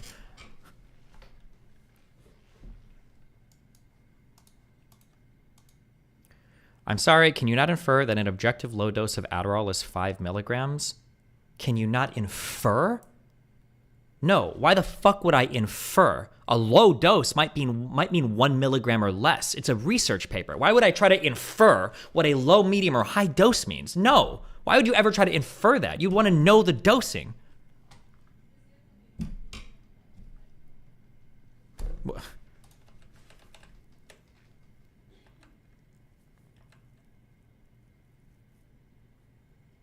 feel like there's a general idea of low/high doses, but like normally the dosing is not the important part here. Why does it matter? Well, because if they're talking about very low doses of like methylphenidate of like 1 milligram or less, then it has no impact or no application in anything I'm saying. Fuck this. Hold on. Conclusion. 1 second. Okay. Wait, I'll just search for it, I guess. What happens? Normal people take ADHD drugs.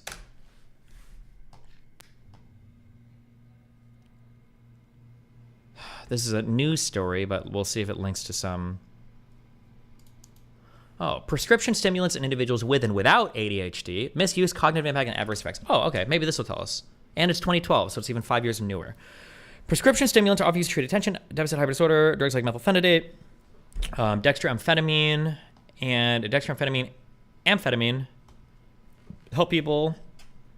However, misuse stimulants by ADHD in non-affected individuals have dramatically increased over recent years based on students' misconceptions, as well lack knowledge of associated risks. In this review, we blah, blah, blah. Given the widespread belief that stimulants enhance performance, there are in fact only a few studies reporting the cognitive enhancing effects of stimulants in ADHD and non-affected individuals. Student athletes should be apprised of the very serious consequences of emergent stimulants used to improve sports performance. Moreover, misuse stimulants is associated with dangers, including psychosis, myocardial infarction, cardiomyopathy, blah, blah, blah.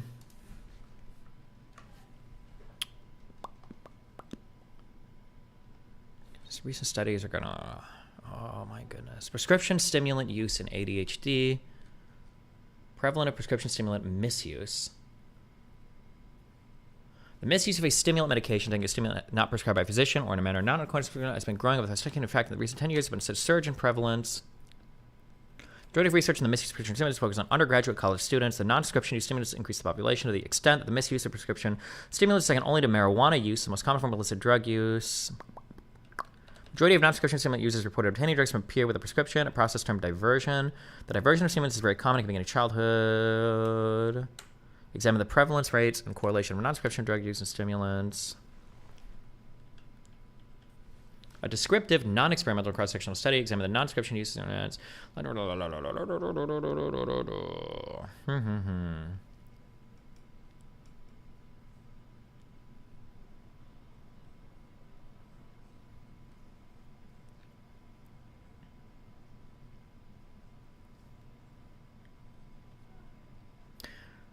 Just curious, what drives you to take it or not on a particular day?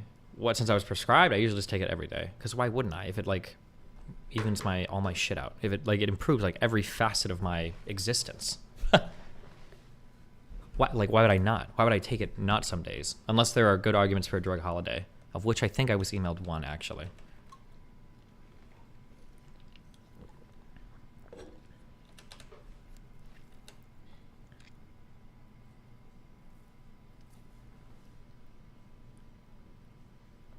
What if they found that ADHD meds helped most people in general after further research? Thoughts? Well, then it would make me question the biomechanical underpinnings of why amphetamines are supposed to help. Didn't you say you didn't take it today? That's the only reason I asked. It's because I've been waking up late and taking it late, and it's fucked my sleep up. Because if I take Vyvanse at 3 o'clock, I'm not going to sleep until 4 a.m. And my sleep is like rotated forward in an unhealthy way. So I'm just not taking it tonight. So I can sleep at like 1.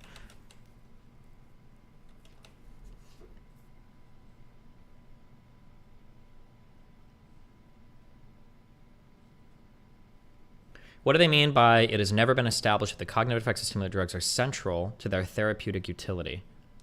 Because establishing like a causal relationship like that is really hard. Just like I don't know if it's established that that increasing your serotonin is what actually makes you feel better with SSRIs. It's hard to like. It's making a causal statement thing that's really hard. Like I think that we don't believe right now. I think not 100% sure. But I think right now we don't currently believe in the serotonin explanation for major depressive disorder or the other types of like depressions or whatever. However, we still prescribe SSRIs because they work. It's complicated.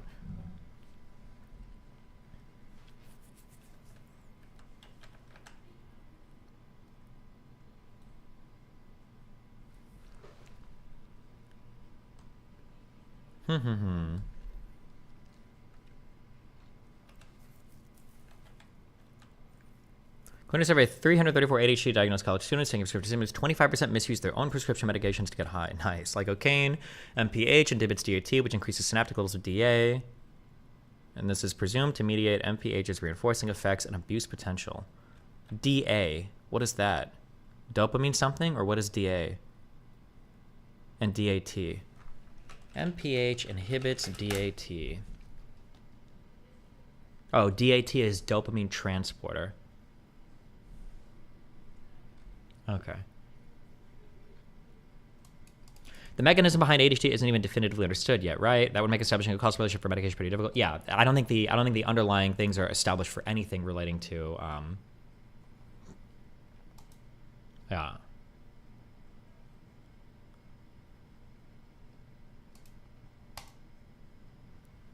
DA is dopamine, DAT is dopamine transporter. Gotcha.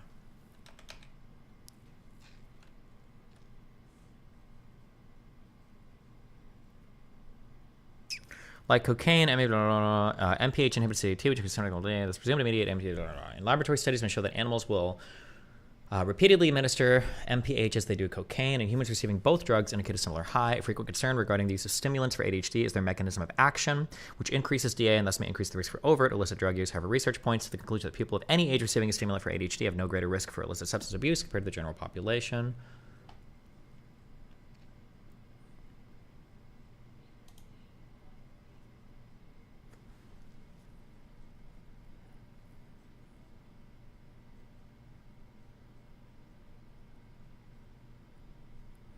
Students who misuse ADHD medications generally felt that doing so was helpful.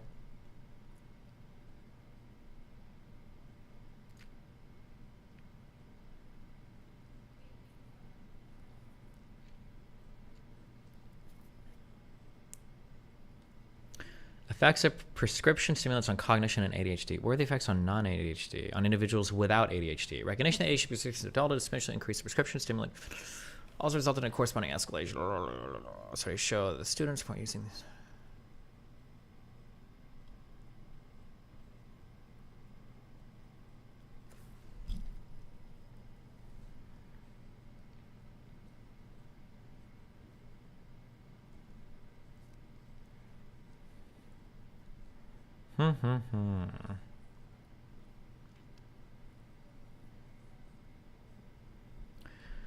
Smith and Farha. Oh, Farah, sorry. What question are you trying to answer? The question I'm trying to answer is if stimulants affect people with ADHD differently than people without ADHD. That's what I'm trying to answer. My understanding is that for people with ADHD, there are two different sub-intelligence things that they can dramatically increase. One is working memory, and the other was something else. That if you have ADHD due to stimulants, these things will dramatically improve because of basically fuck ups in your brain for the short thing. But if you don't have ADHD and you take stimulants, I guess it can keep you awake. I don't know if it helps concentration or whatever, but that the amount of gains that you see from a non-ADHD person taking stimulants is not as great at all. That's my understanding. But this guy's saying that what I just said there is not true. He's alluded to the thought that if a stimulation medication works for you, then you're more likely to have it. That's not true. Well, I don't know if that's true. I don't know if I've said that necessarily, but...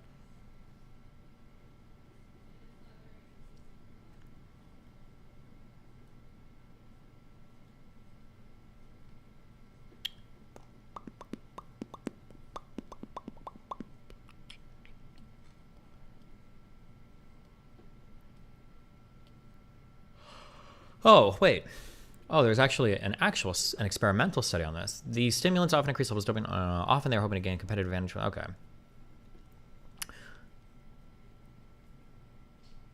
Here, the team designed this study to test if there is enough to make us more motivated momentarily and faster to promote better learning. Rothenberg said, and unfortunately, the answer is no. For the study, Bowman and her colleagues tested the effects of 3 ADHD medications, methylphenidate, modafinil, and dextroamphetamine, on the problem-solving abilities of 40 participants between 18 and 35 years old. These folks were asked to complete a set of knapsack tasks on 4 occasions, spaced at least a week apart. Each time, the subjects were randomly given one of the ADHD medications or a placebo until they performed the task under all 4 conditions. When on the SMART drugs, the time subjects spent working on the task and their number of guesses increased, researchers found. Overall, productivity decreased, especially for participants who performed above average while on a placebo. People who were on the medication were much more eager to engage in the task, and they were faster in making an effort to accomplish the task, said Rothenberg, who was not involved in the experiment. But when we look at the quality of the task, it wasn't great. They were making many more movements, many more attempts, and those attempts were more random and highly ineffective, which seems to map on to you're just overstimulated, right? Assuming you don't have ADHD. The medication, Rothenberg said, made people faster, but not necessarily more precise or more effective. Sure. The drugs particularly hampered people who performed the task efficiently and effectively under a placebo. Participants in the top 25% on placebo regularly ended up in the bottom 25% under methylphenidate, for example. That's really interesting. So this is saying that, like, if you are a pretty smart person, you're doing well, and you can perform a task, that, like, taking the amphetamine is going to, like, actually hamper your performance.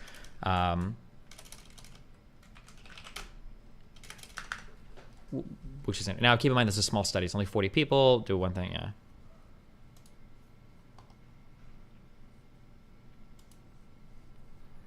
On the other hand, participants who didn't perform well under placebo only occasionally exhibited a slight improvement after taking one of the drugs, researchers said. Dextroamphetamine caused the largest decrease in productivity, closely followed by methylphenidate, Bowman said.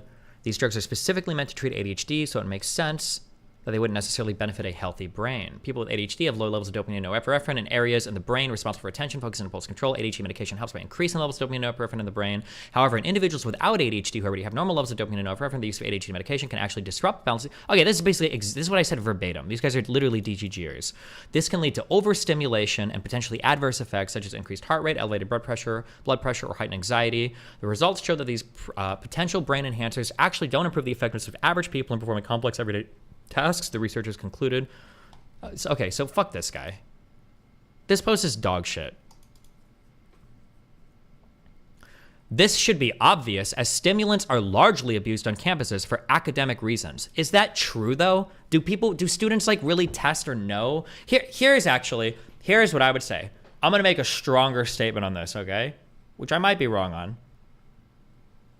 I think that if it was the case that amphetamines obviously increased your academic performance significantly, I think it would be 50% plus students using them on the reg.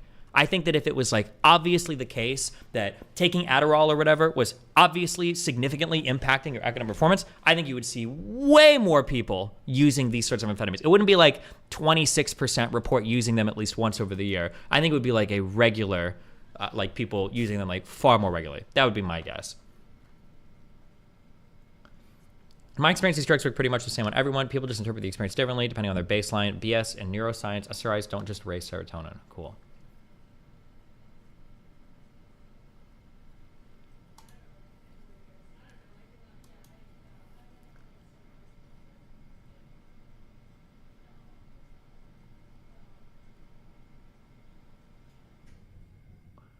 Bum, bum, bum. Okay. Destiny, by that logic, would you see 50% of people at the gym use steroids? I mean, how many people are starting to jump on TRT today?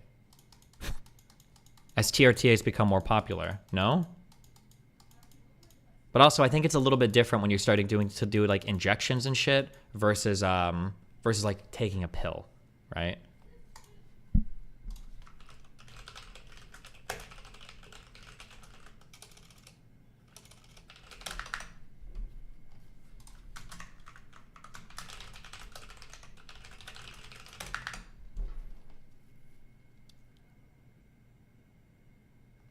Yeah, that's true too. Also, like, whether or not you perform well at the gym isn't like as life critical as if you are, if you perform, like, if you keep your scholarship or if you pass college.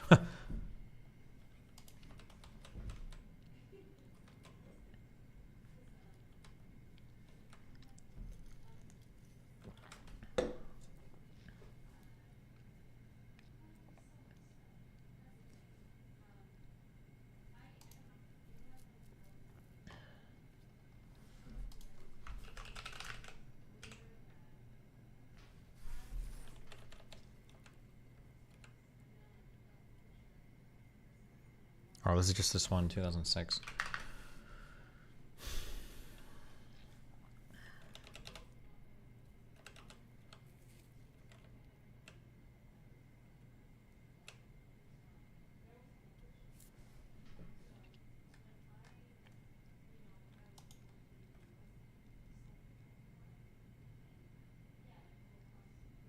The idea that ADHD medication makes people with ADHD feel normal, but would make normal people feel just high on a drug seems particularly common, especially people with ADHD. However, What I was told by my doctor when talking about going back on ADHD medications is that this isn't true. Stimulants like ADHD medications seem to increase productivity in anyone who takes them. I've never seen this before. This is not, I don't know, I'm not going to say it's not true, but I don't think I've ever seen this demonstrated, ever.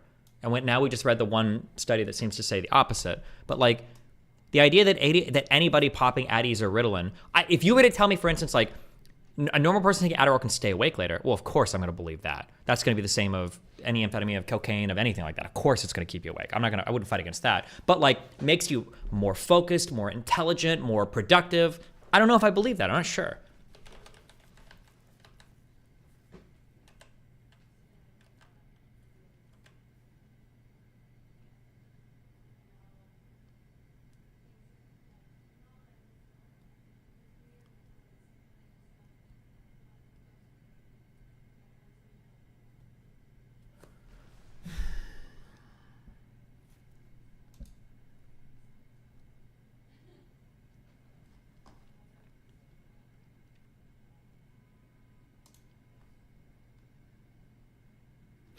Fuck me. Okay.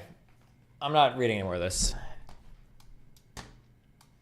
Fuck. I don't like talking about this. I totally get it. When I think it was the Dr. Barkley guy was like, ADHD is simultaneously like massively overdiagnosed and massively underdiagnosed. And it's because of retarded shit like this. I think that if you post your mental illness anywhere or talk about it online, I think you should be permabanned. And if you do it more than once on a different account, there should be a government assassin that shows up to your house. This shit, there's somewhat of an idea that's growing that any inattention at all is ADHD. If I can't study for 4 hours straight without taking a single break, then I must have ADHD. This is not true. Sure, there are definitely some people that do this, but it sucks because then if you're like literal fucking retards like me, okay, and you don't want to read for more than 10 fucking minutes. Bro, I'm not exaggerating when I say that I cumulatively, this is not an exaggeration. May God, the Lord Christ, strike me down and kill me, okay? Cumulatively, I did not study, like actually sit down and study for a test for cumulatively more than 10 hours in the entire 4 years I was in high school. Like, I know that for a fact. I think there were a couple of huge tests that I studied for. I'll crack open a book and I'll do like 20 to 30 minutes, or if they let us study in class, okay, I might read something there. Until I got to calc and I got a T83 and I got Phoenix on my graphing calculator. Then we were never doing that, right? I understand that there are definitely people who are like, oh, I can't focus at all. I have ADHD, blah, blah, blah, blah, blah. But it's annoying that like these fucking losers, or all you guys that pretend to have whatever fucking random disease you can stick on your Twitter, have now dominated the conversation. So then if other people like, I'm not sure if it's normal that, you know, I'm literally fucking retarded when it comes to, you know, like regulating my impulses or whatever. Like, fuck, I'm probably just like every other fucking moron on Twitter that fakes having shit. God, it's fucking annoying. Okay, we're done with this. I don't care. Destiny, ADHD is a frontal cortex mental illness. People like me grow out of that part. You cannot grow out of it. I don't believe that's possible. Pretty sure if you have ADHD, you are developmentally impaired for your entire life. That's absolutely no fucking way that's true. You're exaggerating. No. How were you that inattentive during high school? Because why the fuck would I ever study anything ever when I can play video games? Motherfucker. Suck a dick.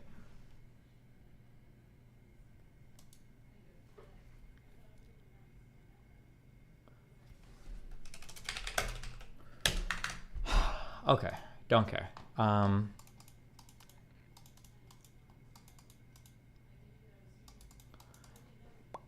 Not developmentally, but yeah, LeMayo. No, yes, developmentally, yes. My understanding is that people with ADHD are developmentally delayed for their entire life. You don't catch up. And once your brain finishes developing, your brain is lacking compared to other people for the rest of your life. Like physiologically, there are parts that are lacking in your brain. You cannot catch up. It doesn't catch up. You're retarded in some cases, in some ways in your brain.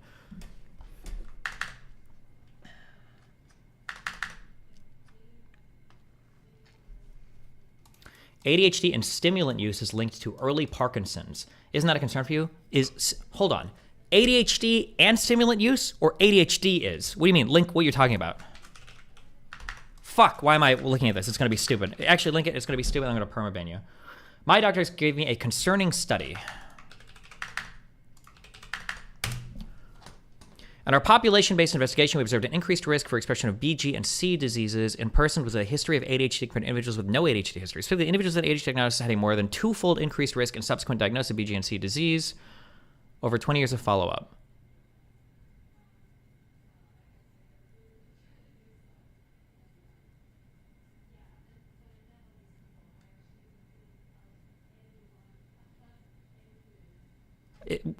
Which part of these has to do with medication? Control F. Amphetamines. Okay. Let's see. Screen as little regarded. Okay. Consequence of ADHD.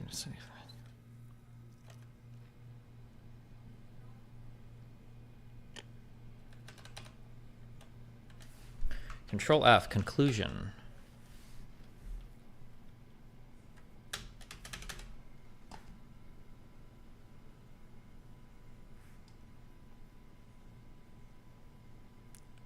Okay, where are you?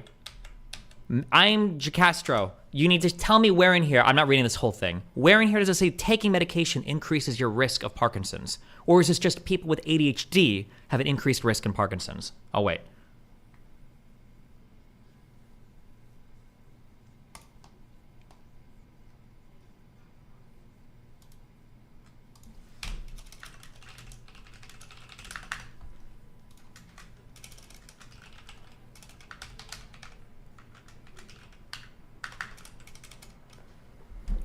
There's a graph that I think showed that taking medications lessen the effect. You scroll past it, though. Lessened the effect? Hold on. Okay. Risk of Parkinson's disease in ADHD patients versus non-ADHD subjects overall, and for ADHD plus stimulants and ADHD without known stimulants. Okay, so what is this? Okay, is this the graph that he was referring to?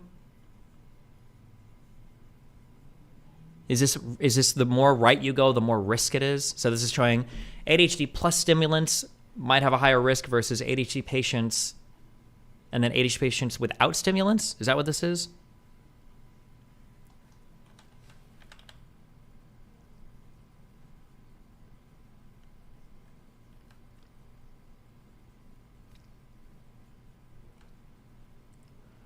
Risk of Parkinson's and ADHD.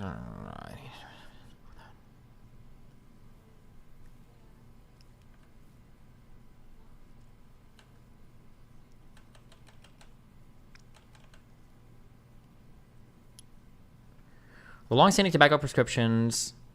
You can get a prescription for cigarettes?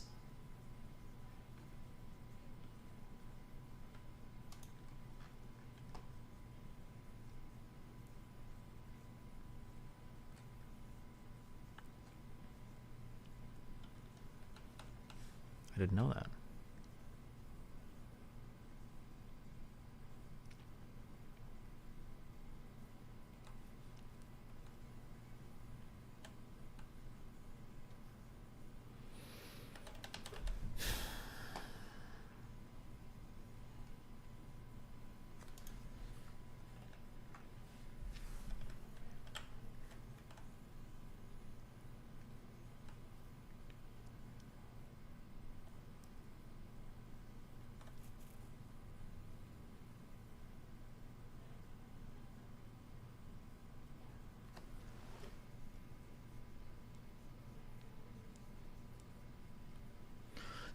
I don't believe that this study here was trying to look if there is a causal link between taking stimulants and having an elevated risk. So it says here in the limitations down here that because this is retrospective and not experimental or whatever, and they're just looking back, what they posit as one of the potential mechanisms here, they say it might be that stimulant use causes it, but it could also be the fact that if you've got severe ADHD, you're more likely to be prescribed stimulants, whereas if you have ADHD and you don't get prescribed stimulants because it's not as big of a deal. So the more severe the ADHD is, the higher the association with things like Parkinson's, but also like the more likely you're going to be prescribed medication. So not that the stimulants are causing it here, but you might have more severe ADHD. But it seems like they're not...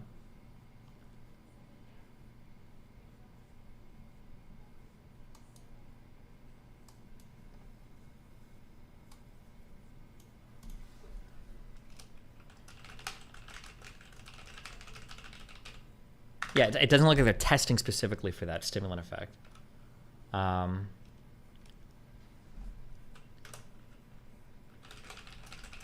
Okay, wait, where's Puppy Guppy or whatever fuck I fucking know.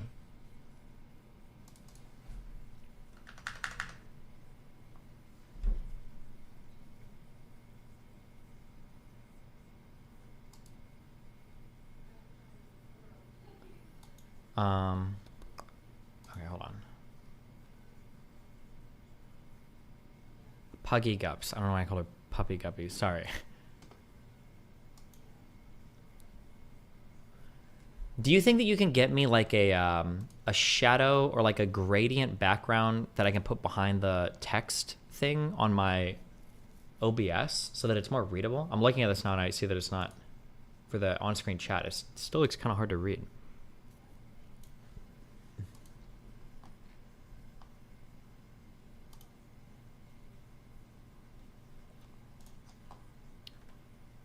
Okay.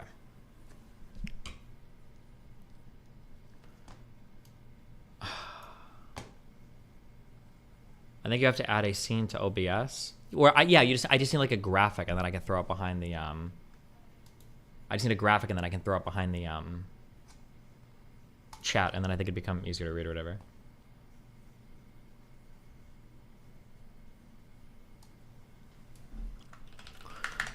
Not fishing for accuracy, but how would you rate your ADHD scale compared to others / anecdotes you've heard?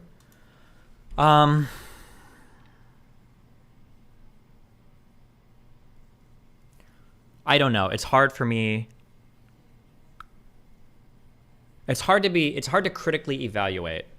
I feel like I would rate it a lot more severely, but I'm like so gaslit and mindfucked by all of you fucking retards saying stupid shit all the time that I'm not sure. Here are like behaviors that I had when I was looking at Nathan's stuff. Okay, when I was looking at Nathan's issues, here are behaviors that I found that I had growing up that in retrospect were like, this was probably evidence that something was like, I'm doing dumb shit, I'll just say. One was my, for school related stuff, I would say ordinary difficulties paying attention. So like lots of doodling and drawing. Thank God cell phones didn't exist when I was in school. Once I got a graphing calculator, playing games was fucking retarded. I've said this story before, I didn't finish the math section on the ACT, which goes up to like fucking like algebra 1, because I thought I had more time on the test and I started playing a game on my calculator. I don't even know why the fuck I did this or how stupid, how fucking retarded it was that I did this. There was the inability to do homework. Like I had to have teachers would sign off on an assignment notebook. And I would have to get my parents and my teachers to do it. Otherwise I would get demerits and shit. Some of the most extreme examples of this were like, I remember that I've said this before, for my AP English 4 class, our final paper that we did had to be 15 pages long on a Shakespeare play. And I did the entire paper the night before on Romeo and Juliet. And I've never read that play in my life. I don't know how I bullshitted my way through that paper. Other school behavior. Inability to do homework. Sometimes I'd sleep in class, but that's because I was staying awake, like playing video games. I'd play games on my calculators a lot. That probably wasn't good. Yeah, studying was just impossible for me. I truly didn't think that people did it.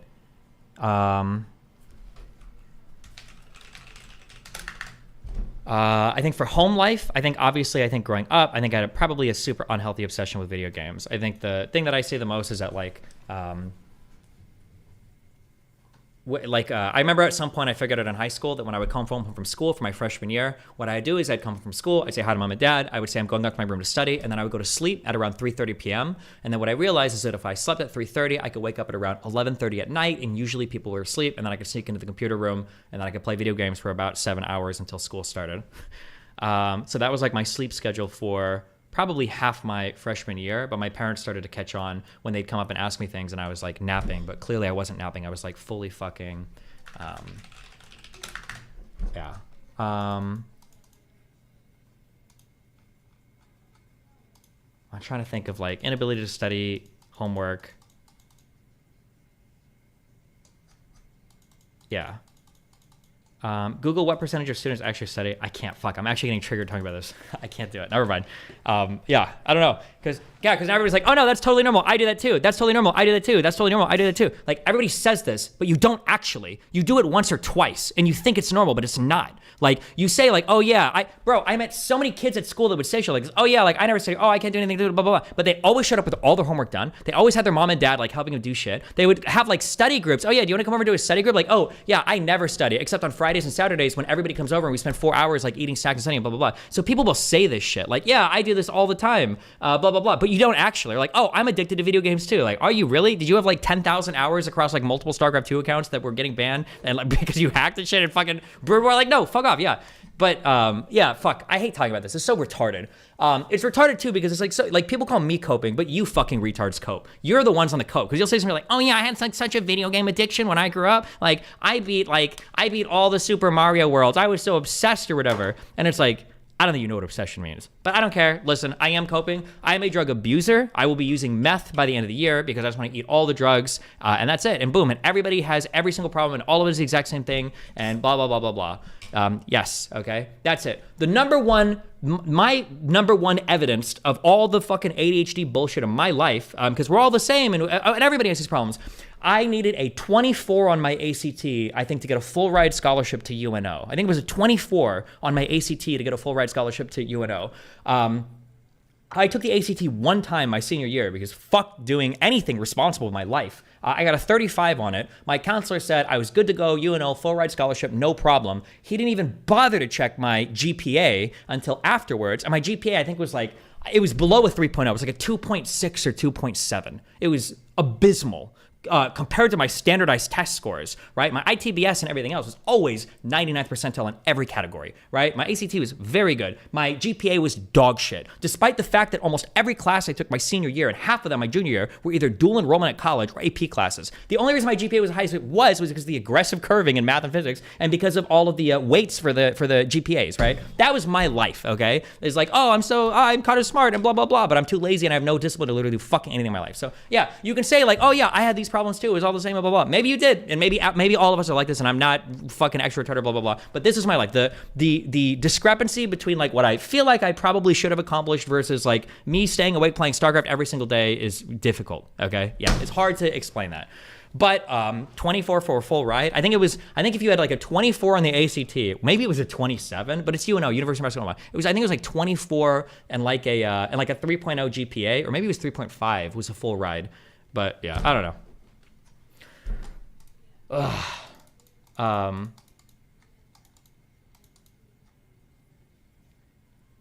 Yeah, so, you know.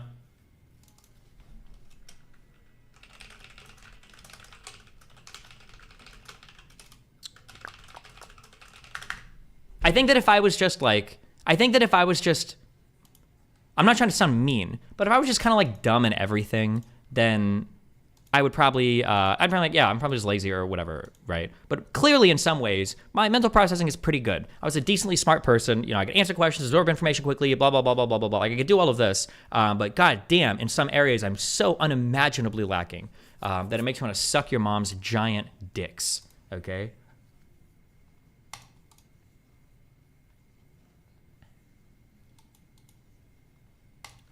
Okay. I haven't done...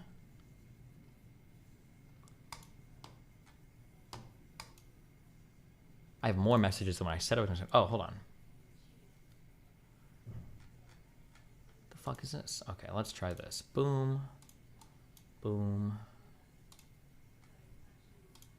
This needs to be transparent, Puggy, right? Puggy. This is not transparent.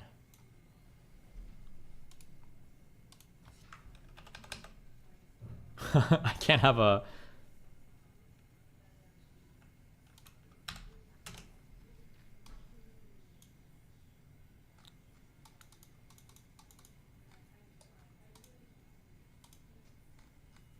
Change opacity on it. You're gonna make me do this shit. You're gonna make me do this shit? Okay.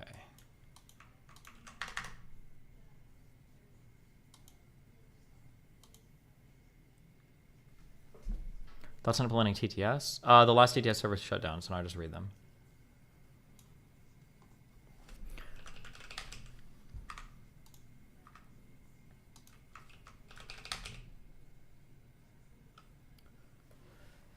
Ferris Bader, I can't focus and I can play video games for 10 hours straight are kind of contradictory. You know what? I kind of agree with you. And that's why when Nathan, the teacher, said that he had ADHD or something. I was like, no, he probably has something like autism, because I've seen what this kid does when he sits down at home and plays fucking Minecraft and shit. He can play literally for 10 hours straight. There's no fucking way that my kid has ADHD, because he can sit there and fucking play games, do all this shit totally straight. So it's probably something else. I don't know if he's got autism or some other bullshit. We explored that for a while or whatever. And then it was in all of the reading and doing everything else. I was like, oh, okay. This came from that other post, but I've heard the Barkley guy say this too, and I super vibe with this a lot, okay? Okay. Attention deficit disorder has absolutely nothing to do with a deficit in attention, okay? I hope in the DSM-6 they change this name, because it's fucking retarded, it's a misnomer, and it has absolutely nothing to do with ADHD, okay? Attention has nothing to do with it, okay? What it has to do with is, what can you direct your focus to? That is like, I'm pretty sure that's like 95% of like ADHD is your directed focus, okay? One of the problems with people with ADHD, okay, because they have a hard time directing focus, is if something is not regularly rewarding you, you don't want to do it, okay? So we'll say things like exercise or diet or studying, right? Studying is not like why? You don't feel good studying. It doesn't make you feel good. You don't get anything from it. The reward is super delayed. The gratification is really like off. Is my screen fucked right now? How mad are you? Good. I like it. This is the new stream. Get used to it. Okay? I don't remember what I was saying now. Fuck me. Fuck. You guys are hitting me on a hard day. Okay? I hate all of you right now. Blame Puggy. Okay? The reason why people with ADHD, okay, also the term hyperfocus is stupid too. Don't use that term anymore. It's dumb, okay? The reason why people with ADHD can play video games is because video games are designed to reward you over and over and over and over and over again. So you can take somebody with ADHD and you can sit them in front of a fucking video game. For video games, we'll play that shit constantly, okay? I might not have wanted to study, but you better fucking believe that in Final Fantasy Tactics, I would run to the corner of the map with Ramza, and I would scream 400 times until my speed was over 100, and I was triple or quadruple turning everybody so that I could one-shot everybody on the map. I had no problem sitting for 2 hours, okay, on my PlayStation 1, okay, maxing and grinding every fucking year because it was fun. Because every time you push a button, the numbers go up, you get experience, you feel like you're always building towards something. Video games are fun. So yeah, that was something that was hard for me to figure out too. But if you take somebody and they have ADHD or whatever, but you put them in front of something with a regular reward scheme or regular reward system, or if you find some way to regularly reward or satisfy them, then you can, then those people can, they can do that. So 10 hours on some shit is not contradictory with, yeah. But the name ADHD is stupid. Because it doesn't really have anything to do with attention. It has to do with your directed focus, or your executive function. Somebody would call it. Okay, properties. You're really cucking my shit here. Okay. We do this.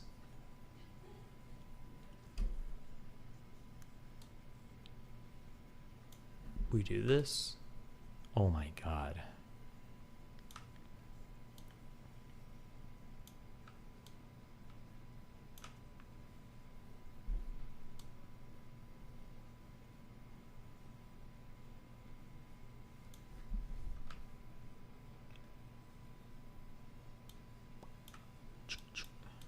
Oh, yeah. Oh, don't worry. We're getting there. Okay. All right. Right click. Edit transform. Nope. Right click. Filters. Right click. Add. Color correction. Opacity.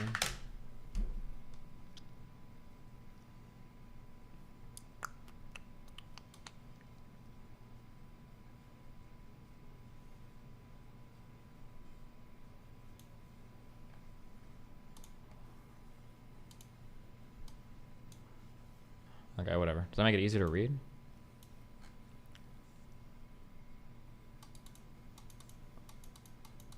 I don't care about your ADHD or your meds. I'm just telling you, I went through every single thing you listed word for word. It's not a rare experience. Having... Okay. Okay. True.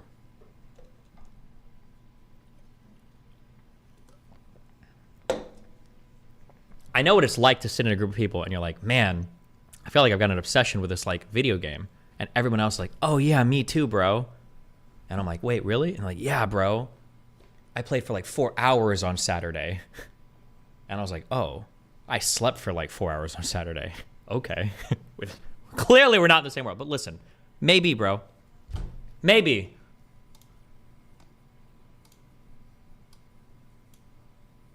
The text needs to be outlined in black if you want it to always be readable. I keep trying to have it be outlined in black, but I don't know why, but whatever thing Puggy is setting me does not do it.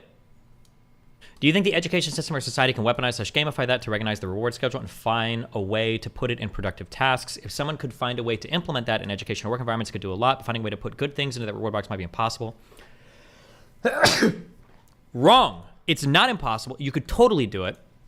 Again, I don't remember if I'm pulling some of that post or something else. But the problem is when people look at people with ADHD, oftentimes, because of a desire to be compassionate, I think we actually take the exact wrong steps in terms of like treating it. So like people say, oh, well, people with ADHD, you just need to be more patient. You need to give them more time and blah, blah, blah. Wrong. That's worse for them. Don't do that. What you need to do is you need to have something that is like right the fuck there. Okay. Maybe it's a cookie every time you finish a fucking page or a problem, or whatever, but it's not, it's the idea of delaying the reward or delaying the gratification or giving them more time is the exact opposite way of what you should do. What you need to do is you need to find ways to like incentivize like a more instantaneous like reward scheme so that you can basically, yeah, shortcut the issue in your brain of like the delayed gratification of our bullshit. Yeah.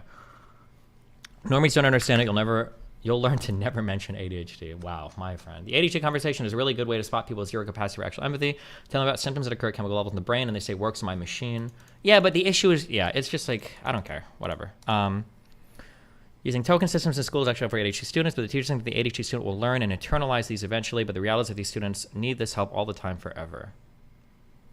Do you think any percentage of your academic insufficiency was your fault ethically? Yes.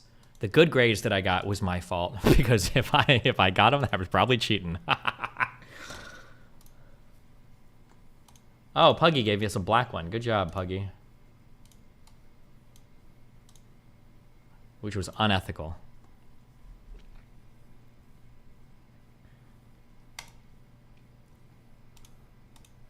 Okay.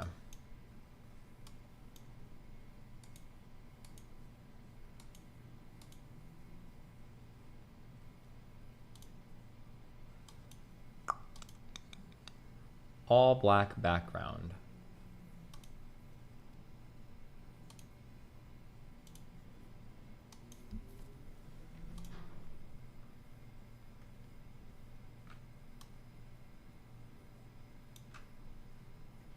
Oh. Is this a little bit easier to read? Why does the text chat suck so much, though?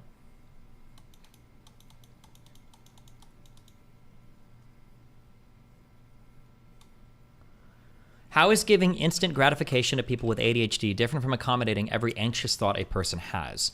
Because I could be wrong, like be something different.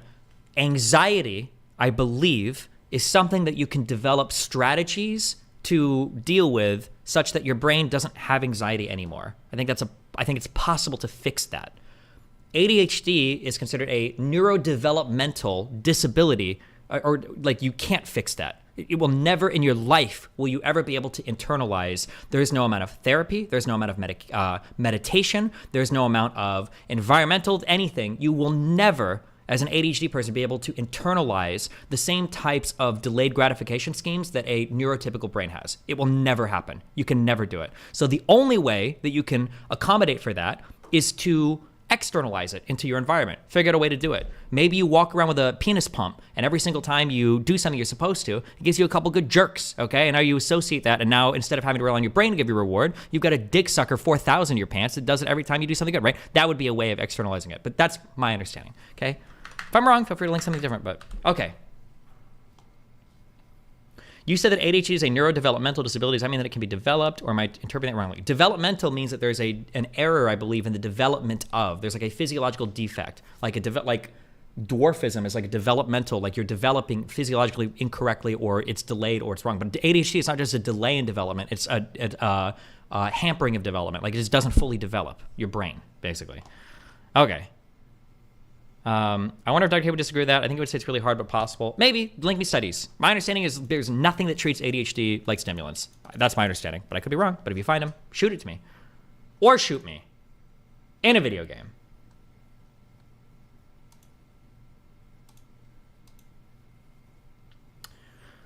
You helped me finally get diagnosed with recent ADHD were my own, and hearing you grasp with those helped me accept it. Appreciate you. I'm doing a lot better now. Well, Andrew.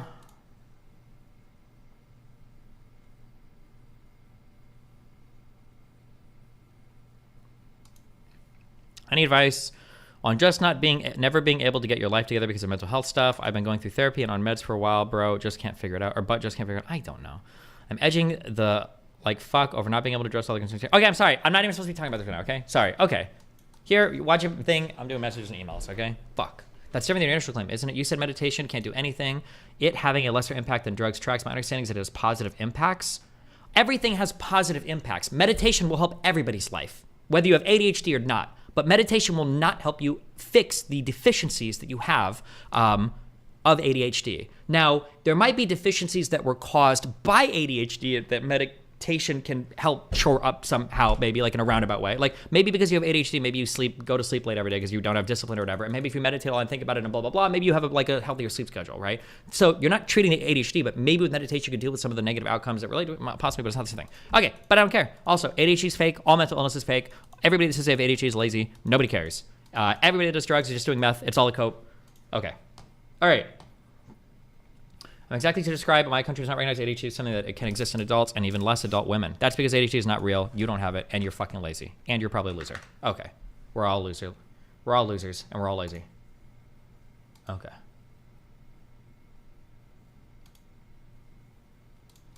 Okay.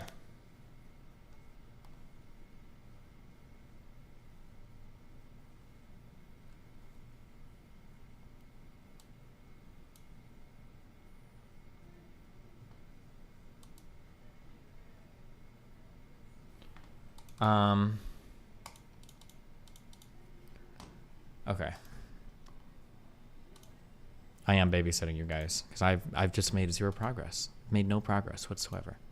You're getting babysat with this for a minute. Or tactics. Good luck. When it comes to determining how wars end, the will of the population and troops to continue has often been as important as material or tactics. Indeed, I've heard it said before that the United States doesn't so much lose wars as it loses interest. And the tactic of weaker powers simply outlasting larger and stronger ones until they give up and go home has been the downfall of many great power military campaigns and is basically the signature maneuver of countries like Afghanistan or Vietnam. In Ukraine, Russia's initial 2022 offensive appeared to be based more on optimism and speed than attrition and exhaustion. But now there's a much wider understanding that this war is likely to be a long, hard slog, and that while the taking of territory certainly has some value, at a macro level, I'd argue that Ukraine, Russia, and Ukraine's allies are all leaning on exhaustion as a strategy. Whether that means burning through the equipment and military resources available to the opponent, or exhausting the will of the population and politicians to carry on making the sacrifices needed to carry on the war. So one of the key questions predicting the war in 2024 isn't just who has the resources to continue, but who has the political will and public support to do so.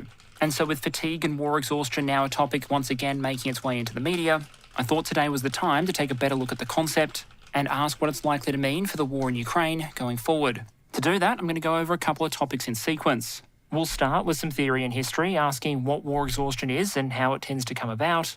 Basically, if you've ever wanted to win a war with a superpower by running down the clock, that'll be the section for you. Then we'll ask in a strategic sense why the various parties with an interest in the war in Ukraine might be tempted to rely heavily on attrition and exhaustion-based strategies, and who, if anyone, is winning the battle for public opinion and political will in Ukraine, Russia, and critical Ukrainian allies like the United States, European, and United Kingdom. Because while it might be Russians and Ukrainians who are actually fighting this war, the way it ultimately ends probably owes almost as much to decisions made in Brussels or Washington, D.C., as it does the bravery and sacrifice of Ukrainian troops at the front. So it's probably best to start with the basics. At a time when troops trying to advance in Ukraine are struggling with the onset of winter, and where the media is due for additional coverage on the topic of Ukraine fatigue, I thought it might be worth taking a step back for a moment and asking, from a historical perspective, what is war exhaustion or fatigue? How does it manifest? And how can nations leverage it to win wars? Because it is a reality that some wars in history have been won with fast, decisive battlefield actions. Whether you're talking about ancient actions where an opposing king might be captured on the field, or decisive modern-era campaigns like Desert Storm in 1991. A decisive victory on the field of battle is always a possibility, and one that is often going to be attractive to military planners. But as we covered in our video on war termination, most videos don't end with total, absolute, decisive victory for one side or the other.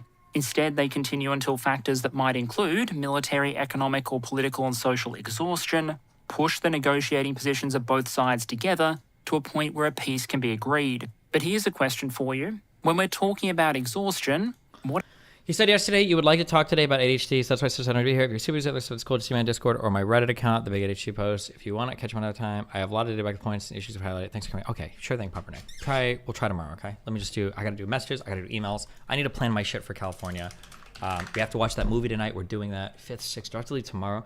I shouldn't have agreed to this debate. I'm not sure why I did. I didn't. I canceled so much stuff, guys, okay? The only stuff I'm agreeing to show up for now. No, hold on. I messed up. I should have agreed to the whatever thing. That's fine. I should have told Brian to move it or I can't do it. That's what I should have done. I shouldn't have buckled. I told Brian that I can either do it on the 8th or the 10th. Those are the 2 days I preferred. And then he says I only shoot on Thursdays for some godforsaken reason. And then I should have just canceled. I should have said, okay, well, I can't make it. And then I should have just cut the email chain. But I cucked out and I agreed to go on the 7th. So now I'm stuck in LA on the 8th for a full day of nothing. For no fucking reason.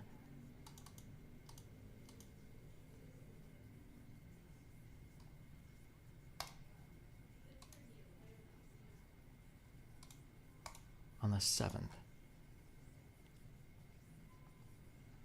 Things change, you can go back on that. No, because there's 4 other people for the debate.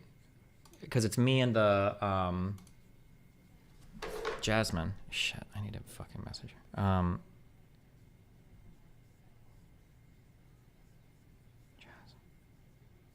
I don't know how to spell her name. It's something fucking stupid. It's like J. Oh wait. It's with a Z.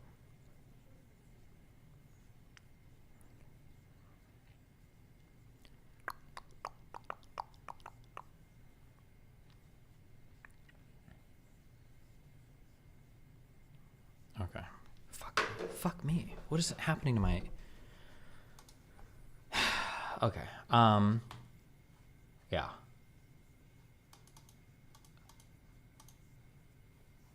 What do I have? Hold on. Bro, I'm gonna off myself.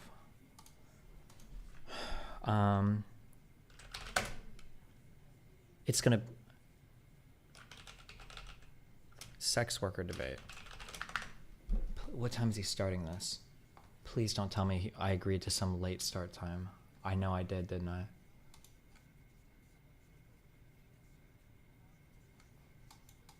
Aiming for 1:30. Oh, okay. That's good. We'll be done by 4:30 at the latest. I'm not doing a 5-hour fucking show. Okay. Aiming for 1:30. We show up at 1, 4 EST. Okay. Back in LA by 7 at the latest. Okay. All right. We're good. Okay. What exactly is getting exhausted? Often the best answer is whatever is critical to the ability of a country to carry on the war that runs out first. Carrying on a modern war is a complex and demanding process. It requires a range of inputs from money to manpower to munitions, and if you exhaust your supply of anything critical, you might find yourself in a very hard position. You're at least big enough to throw your weight around and have them hosted earlier. I agree, I am, and I should have done that in the beginning email. That's why I understood it later, and I was like, I should just say I can't go. Like, why am I making so many concessions? You're right, I should have. I will say something that's kind of cute is, what else do I have scheduled for events? I'm doing a Jubilee thing on the 9th. On January, I have hopefully the Ben Shapiro debate, hopefully the Dr. Phil show. And then end of January, early February, Yale Political Union wants me to go down to Yale? I don't remember where that is, somewhere in the Northeast. To do like one of those hour-long things where you do like a 20-minute resolution and then talk with the student body or some bullshit or like argue. I'm not sure what it is. And then Cornell Political Union wants me to do something a couple days later. So that'll be cool. Those 2 things seem like they'd be exciting. So yeah. Last message before I go. How are you feeling now is very common when you don't take your meds. This is why drug holidays are not advised for ADHD patients because coming off the medications can really fuck with your mood. My mood is not that fucked with, maybe. Pumpernick, there was one thing I heard that was interesting. Somebody sent me an email relating to drug holidays, and they said a drug holiday might actually be okay at least once a week or something because of how drugs are eliminated in the body. Because drugs are eliminated in the body, essentially, right? That I believe that I think the concentration of Vyvanse of whatever the amphetamine is in your bloodstream, it basically looks like this. Like when you take it, I think it ends up looking like this or something. Like this will be what it looks like in your bloodstream.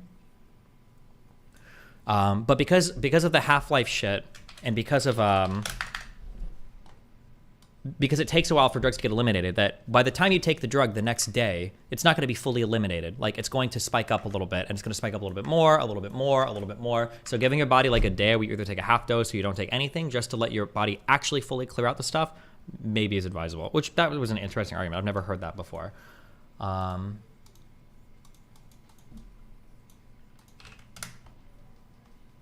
me...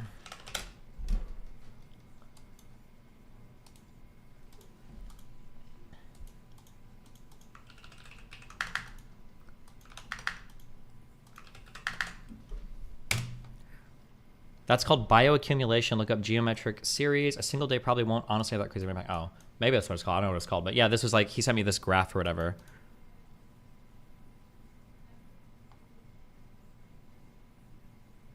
If you have the same dose 24 hours every day on the dot, you won't have this issue. This is why regular medication is... Oh. Oh, okay. Maybe. Who knows? All right. Okay. Sorry. Have fun. Way, it's kind of like being stranded out in the middle of the outback. It doesn't matter if the back of your ute's packed with enough food to last you for 3 months. If you don't have any water on you, it's all pretty academic. So if you're trying to win a war by wearing out your opponent, there's all sorts of things you could try to exhaust. Maybe the target is the financial resources of the state, trying to force your opponent to shovel so much money into the fire so quickly for so long that eventually that smoke plume consumes all of their available reserves, they're forced to print currency and sail towards hyperinflation and potential economic collapse.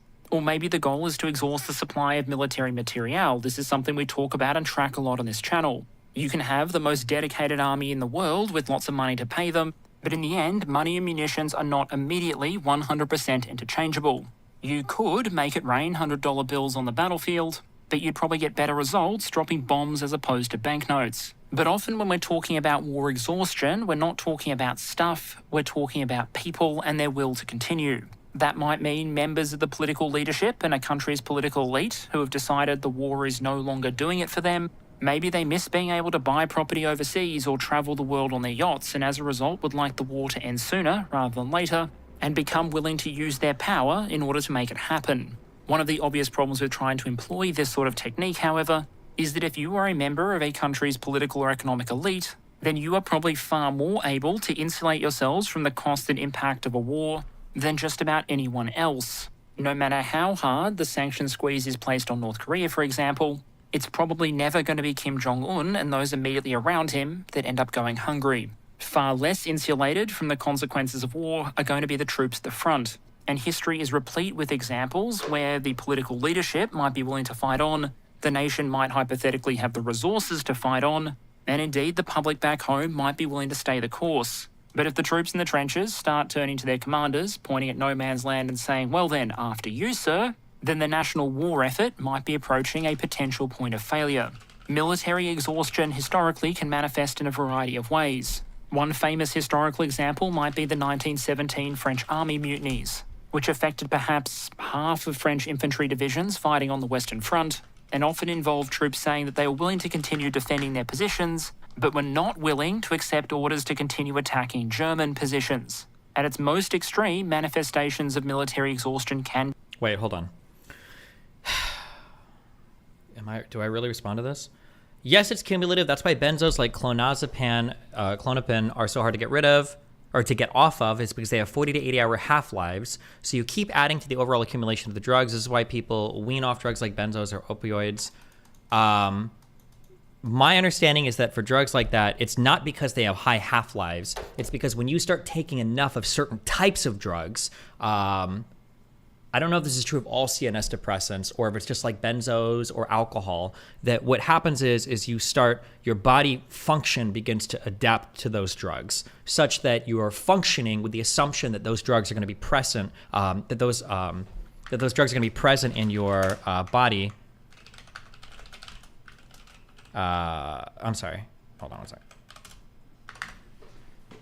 Yeah, I'm sorry. Your body is functioning, relying on those drugs being there for a while. So if you stop taking them at some point and they're completely absent, your body is like fucked because it's relying on those drugs to like depress behavior, depress actions, depress whatever, and you'll like fucking stroke out or start having seizures. Is if you like actually remove all of that from your body, you're like completely fucked basically. So it's not just the bioaccumulation cumulatively of these drugs and your body's inability to eliminate them. I think it's because your body actually relies on those drugs being present in your body to actually moderate your physiological activity, is my understanding. Yeah. Also, here, real quick, I'm helping you so much. I can help you so much. If you're bored or you don't want to hear about a certain topic, you want to leave or whatever, just leave. You don't have to announce it. I don't know why anybody ever feels the need to announce it. If you want to announce it, that's fine. And then I will announce a month permaban. Or, no, a month ban or a permaban, okay? It's so easy. Listen, if it's boring, you don't like it, you just leave. It's so easy. Go listen to somebody else. There's so many streamers on the internet that you can watch. Okay, there's so many you can watch. Just go watch them. It's very easy. Very simple, okay?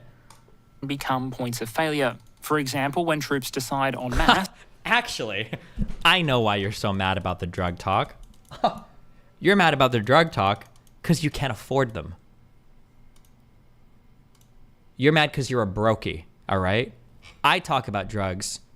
All the subs, all the tier 5s, all of the supporters, they love it. You know why? Because they're like, I love this talk. Now I know what drugs to go out and buy because it's fucking awesome. But you, the man in chat, was like, I'm leaving. I don't like this talk.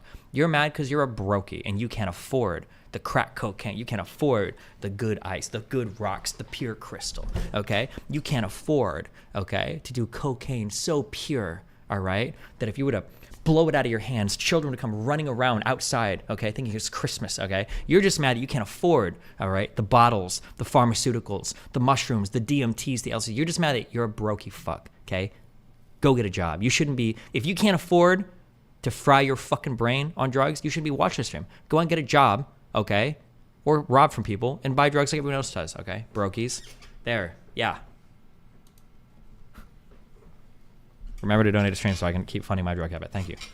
That they no longer like their officers or existing political leaders, note the fact that they are the ones holding all the guns, and decide to enact political change at bayonet point as a result. But of course, this is the 21st century, and we'd never see a military or paramilitary unit launching a major mutiny and starting a road trip towards the national capital, now would we? Finally, even if you have a determined political leadership class, significant remaining national resources and the tools to maintain discipline in the military, there is still the question of support for the war effort back home.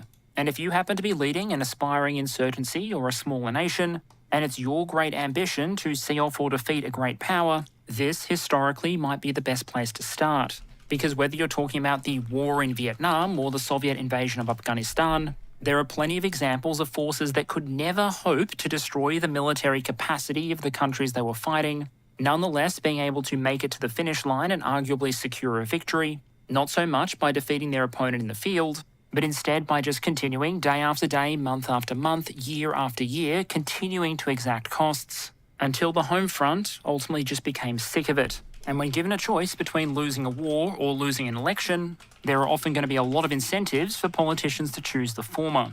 Now, I would never be one to suggest that any two wars are exactly the same. But if you're looking for a very generalised model of the way public war enthusiasm versus war weariness, fatigue, etc. tends to change over time, there are a number of historical conflicts you might be able to split into a couple of distinct phases. In phase 1, you get the rally round the flag effect, and war enthusiasm is likely to be high. Whether you're talking about World War I in 1914 or Ukraine in 2022, you might see volunteers flocking to recruitment stations, while a collective surge of adrenaline seems to pass through members of the public. Members of the public will go into the war with a certain conception of the way things should play out, a certain implicit or explicit understanding of what war should be. Then what will happen is reality and those expectations will start to collide.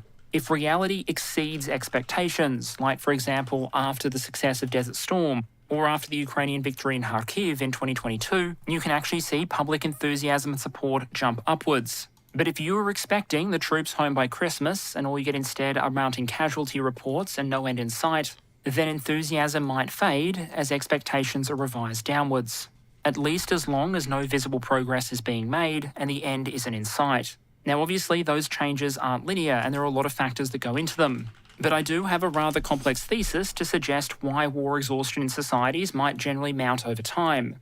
And that complex thesis is that war in general is pretty damn awful. And despite the fact that war is something human societies have been doing basically since the beginning of recorded history at the very least, societies often seem to be caught off guard again and again by just how much pain and sacrifice is often involved in the whole process. If you're looking for some of the factors that might turn a public against a war over time, it probably pays to start with some of the costs a war is likely to impose: human losses, economic deprivation, or even just restrictions on quality of life and liberty, like, for example, wartime censorship measures. During parts of the Second World War, for example, Britain had some pretty stringent blackout restrictions, requiring people to turn off or block out the lights in their homes so that German bombers operating at night didn't have giant gleaming clusters of city lights to aim their bombs at. But despite the military purpose of the restrictions, you can bet the Karens, both male and female, of 1940s-era Britain would on occasion complain bitterly of the inconvenience caused by the restrictions,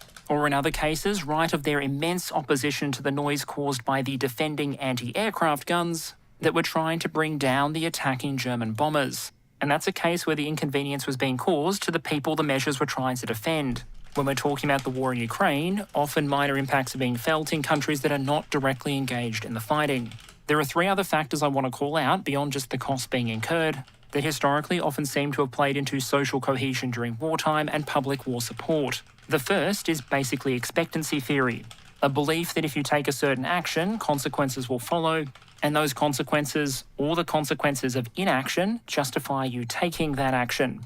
If you think that by putting in extra effort at the office you are likely to be recognised and promoted, then you might be more likely to put in that work than in a universe where the only reward for doing good work was to receive more work. A similar calculus can play out in relation to a war. If you think that by pressing on and sacrificing you will in the end achieve a sort of victory, then you're more likely to continue than if you believe the whole thing is hopeless. Similarly, if you're fighting a war like the war in Ukraine as a defender, and you believe the results of inaction or defeat would be catastrophic for you and your country, then you are probably more likely to press on almost no matter the cost, because the expected result of inaction is simply too expensive to countenance.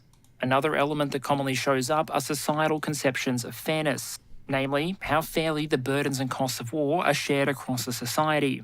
Basically, people might be okay with horrendous conditions as long as they're all in it together, but if some are suffering while others are pretending the war basically isn't happening, that can cause resentment.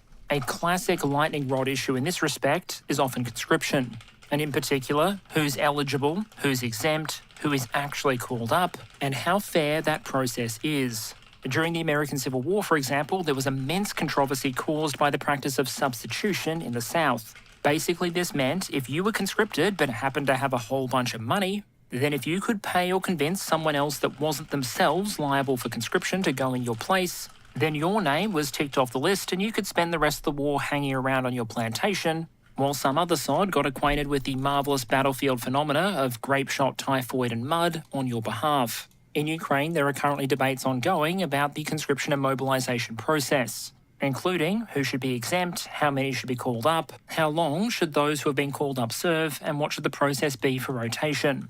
Historically, public debates over conscription have often been bitterly contested, and issues of exemption, evasion, or corruption in the process have sometimes been caustic to national morale and war enthusiasm. The third point I wanted to make here is that often when it comes to public opinion and war exhaustion, you're arguably talking about one of the few areas where perception does trump reality.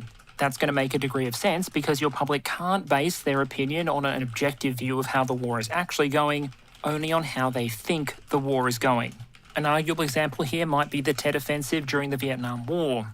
Militarily, you could argue the attack was a disaster for North Vietnam and the Viet Cong. It didn't result in significant territories being taken and held, it didn't cause the collapse of South Vietnamese forces, and the cost in killed and wounded was enormous. The Viet Cong units in particular had gotten absolutely wrecked, but the American media and public were shocked by the whole affair, and attitudes towards the war soured further. The disconnect can be even greater in information-controlled societies. In 1944, at a time where a tide of American defence production was rolling ever closer to the Japanese home islands, only 10% of the Japanese population, according to post-war surveys, said they had been convinced at the time that Japan would lose the war. It was only much later, when bombing attacks on the home island scaled up, that reality started to hit and public perceptions shifted. This raises an important issue if you're trying to rely on war exhaustion to defeat an opponent. It's often not enough to make sure they're losing if you can't convince their public that that's what's happening. There's also a giant caveat here that should probably be mentioned before we move on to Ukraine in earnest, and that is that even in a democracy, just because a group, be it the public or military personnel, experience war exhaustion, that doesn't mean the war is automatically lost or going to end. In a dictatorship, this makes sense because obviously the government isn't directly bound to public opinion. But even in a democracy, voters usually don't cast their vote based on a single issue. You might, for example, be against your government's policy on aggressively invading other countries and taking their territory.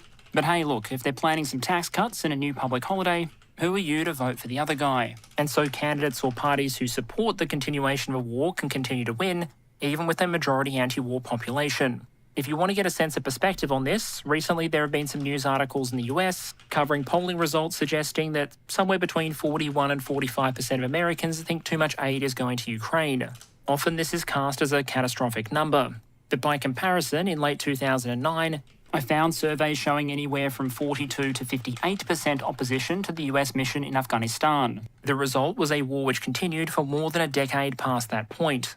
The Iraq War was unpopular for a lot of the time that it was being fought, and depending on your source, the Vietnam War became net unpopular in the USA sometime in the late 1960s. But in each of those cases, the mission continued for years after the loss of overall majority public support, something perhaps to keep in mind both when predicting future American actions in Ukraine and also future Russian ones. Some degree of anti-war sentiment is almost always going to be present in case of a major conflict. The question is often not just whether that sentiment is there, it's how it will impact government policy.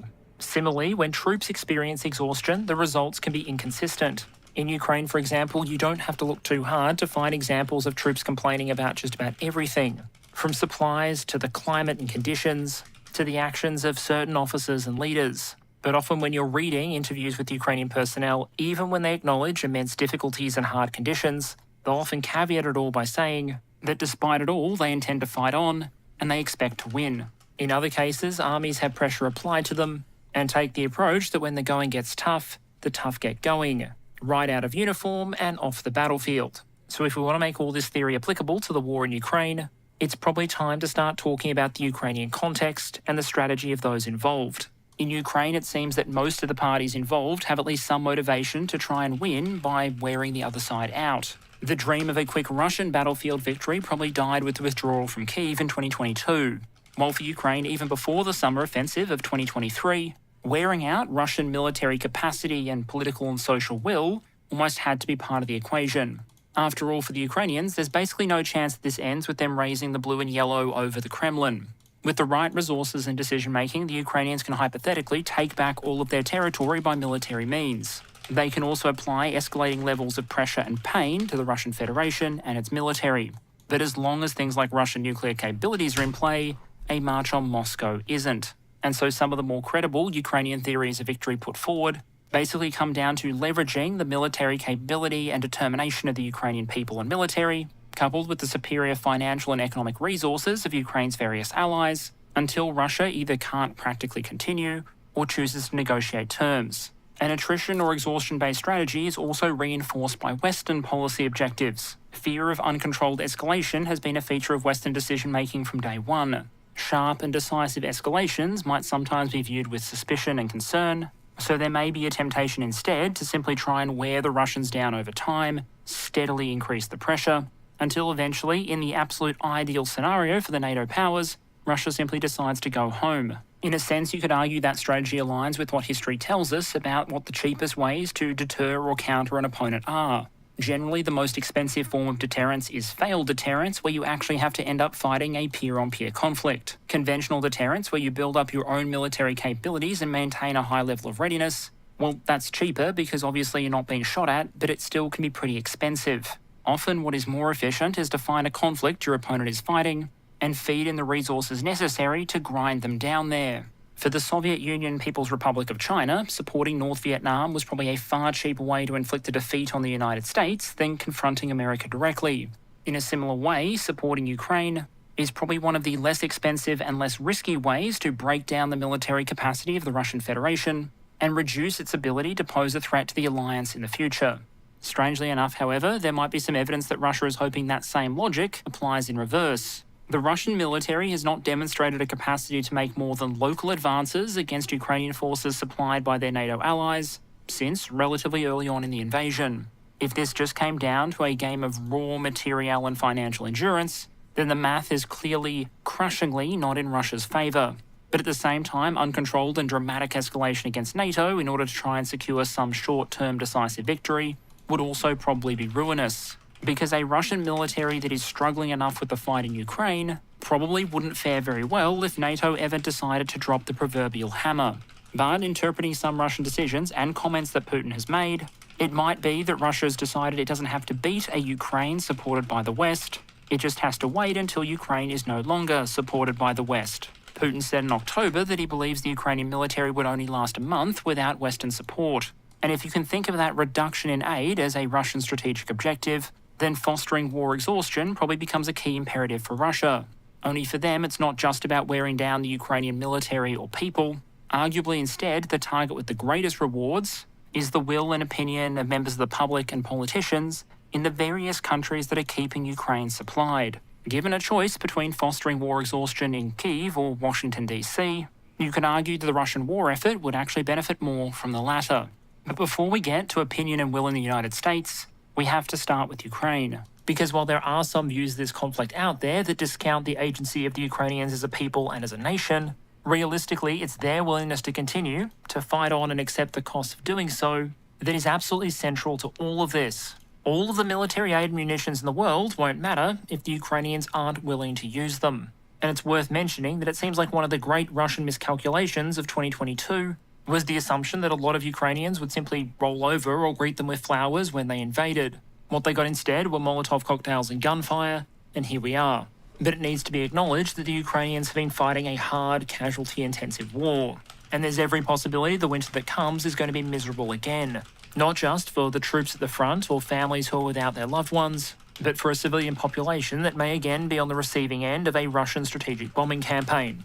And beyond the general point of war just being miserable and costly for the population in general, there are a couple of factors, at least anecdotally, that often feature in Ukrainian public discourse. Major issues include mobilisation and the fairness of the mobilisation process, as we discussed earlier, as well as the ongoing fight against issues like corruption. Overpaying for military supplies during peacetime might mean the taxpayer gets ripped off.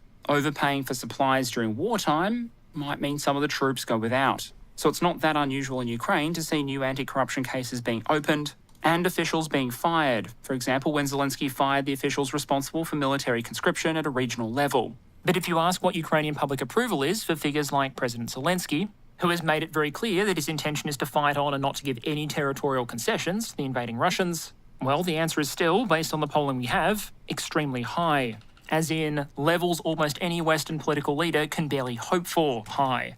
And you would think that if Ukrainians at large disagreed with the most important strategic decision being taken by the president, we might expect to see that flow through into the approval ratings. For the most part, we don't, but that doesn't mean you don't see some interesting spin on the figures. In covering this topic, I just had to pull out this article by Russia Today, because I think it's a relatively good example of some of these simple ways that you can use language, headline, and the occasional artful omission in order to take a set of figures and then violently invert or twist their meaning.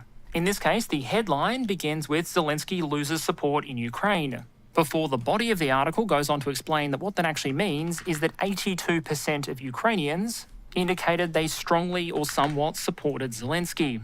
Now, of course, the headline isn't wrong. As the article clarifies, strong and somewhat disapproval rates for Zelensky increased from 4% and 3% respectively in April to 9% and 7% in September. It also highlighted the fact that Zelensky was less popular than the armed forces, which recorded 82% strong support. And I can only guess this is meant to be surprising somehow, because obviously no population has ever rallied behind a national military while fighting a defensive war against an invading power.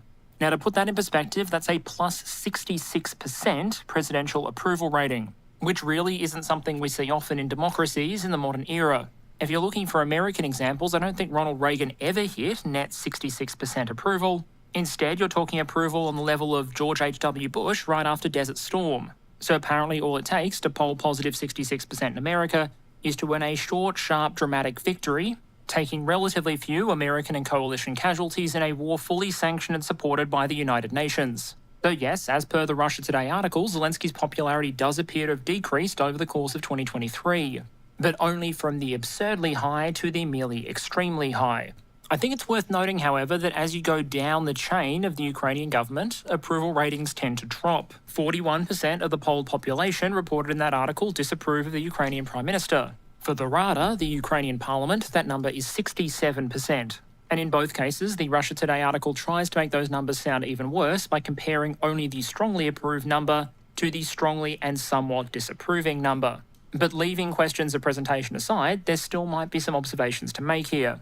They might signal frustrations with individuals, organisations or institutions that aren't so much making the big presidential level decisions, how to run the country, whether to fight on, but instead actually running the country or administering the budget. And there is also just the classic phenomenon in a lot of countries that people just tend to not like their parliaments. In Ukraine, the figure might be 67% disapproval, but in a recent US poll I could find, only 13% of Americans thought Congress was doing a good job. And even in Russia before the 2022 invasion of Ukraine, at a time when Putin's approval rating was being quoted in the mid to high 60s, the Russian State Duma was managing 29%. And I just want to note here that that American approval rating for Congress is so low that according to one poll I found, that means that fewer Americans approve the job that Congress is doing than have a favourable view of the Islamic Republic of Iran. While the polls are absolutely apples to oranges comparisons, it's pretty dire to say that your national parliament is polling, in terms of popularity, slightly above Russia and North Korea, but below a power which reportedly orchestrated attacks on US military bases and personnel. Basically what I'm saying is if countries had to surrender every time the population had a negative approval of their parliamentarians, then the first shot of just about every war would probably just be blokes throwing white flags at each other. It probably doesn't say anything good about modern political realities, but at the same time, I wouldn't read too far into it as a measure. Okay. I'm done. I finished my stuff. I made it. We're here. Okay.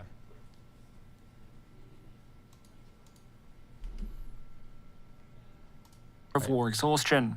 As I said earlier, of course, there are political hot button issues in Ukraine to do with the war. No, okay. All right. We are about to chew through everything. Okay. Thank you, Perun.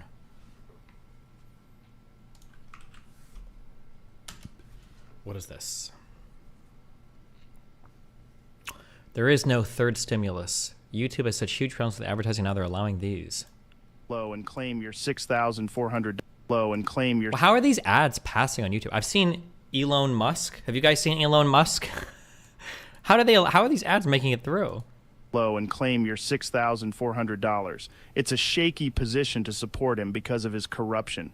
You know, I recently learned that a staggering 90% of Americans still haven't taken advantage of their $6,400.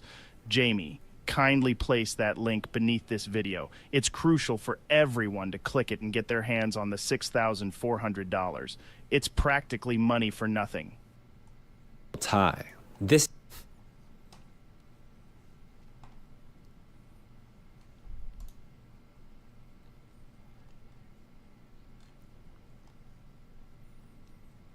Okay, Kyle Kalinske confidently says Israel's actions are the worst thing we've seen since the Nazis.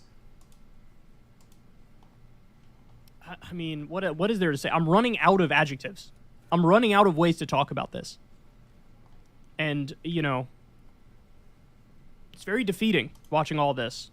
Look, credit to everybody who's protesting on this. Credit to everybody who's really fighting to try to put a stop to it. It's worked in the sense that now you have the U.S. at least virtue signaling. Like, we're not for everything Israel's doing, but it's got to become action. It can't just be... It's been action, right? We've delayed Israel actions. We've fought for more aid to go to the Gaza Strip. Okay. Words. It can't just be words. It's not just words. So what we're witnessing here is, I'll just say, I think is the worst thing we've seen since the Nazis. And I don't even think that's controversial if you just look at empirically look at the situation. Just late 20th century genocides. I'm just curious because I don't know. Let's just look them up. Indonesian mass killings of 1965. Let's see. Indonesian 1965 killings.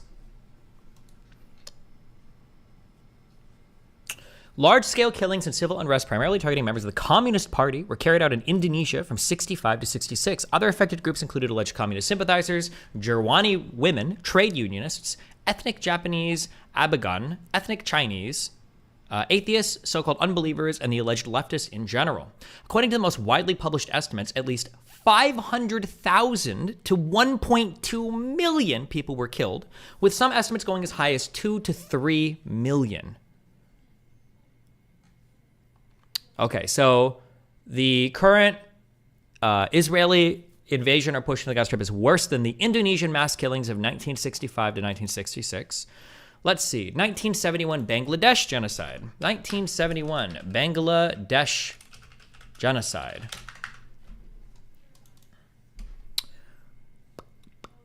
Pakistani soldiers and local pro-Pakistani militias killed between 300,000 to 3 million Bengalis and raped between 200,000 and 400,000 Bengali women in a systematic campaign of mass murder and genocidal sexual violence. The current invasion into the Gaza Strip is worse than this. Deaths. How do you have death figures that are this wide? 300,000 to 3 million?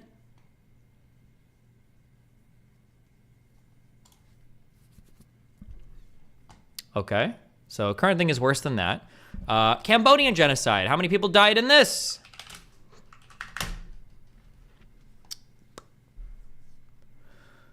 Let's see. It resulted in the deaths of 1.5 to 2 million people from 1975 to 1979, nearly a quarter of Cambodia's population in 1975.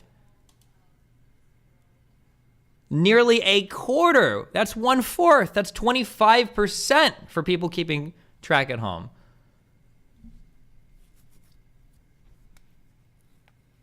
Okay.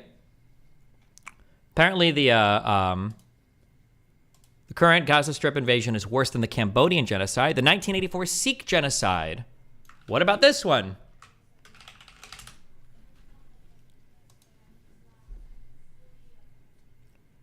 Was a series of organized pogroms.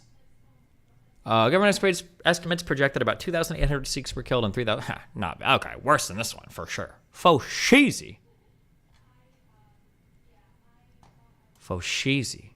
Guatemalan genocide.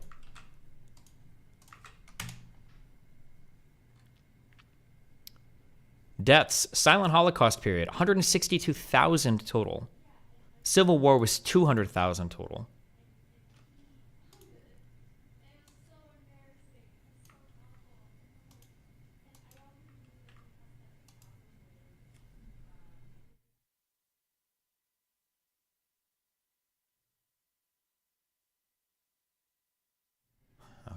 Seeing what's going on over there. How many people died here? Why is there so much death and killing over in Indonesia? What are you guys doing over there? Damn, this place sounds kind of fucked up, I'm gonna be honest. Estimates of the total dead from the war range from 100,000 to 300,000. Okay. What about Rwandan genocide? I don't know. This is a 94. 500,000 to 800,000 Tutsi deaths. My God. Yeah, I don't even think, wait, were any of these in Africa? Indonesia, Bangladesh, Cambodia, the Sikh genocide, this was Indonesia as well, Guatemalan genocide, and East Timor. So we're not even scratching the surface of, we haven't even gotten to Africa yet at all. We haven't even gotten to Africa at all yet. Okay, anyway. We haven't even gotten to Africa at all. August, make this a clip. This is a ridiculous statement. So, what did he say? I'm sorry. People keep telling me to look up Mao's China. Oh, wait. I was going to say, I was only looking at stuff after the Holocaust. This was after the Holocaust. Wait, that's all fair game, actually. You're totally right. The Great Leap Forward and the Holodomor, that is fair game. No, that is all fair game. Yeah. Wait, this is such an unbelievable statement. I'll just say, I think is the worst thing we've seen since the Nazis. And I don't even think that's controversial if you just look at empirically look at the situation. What empirics? Kyle, I'm not even trying to be mean here, okay? Holodomor was before,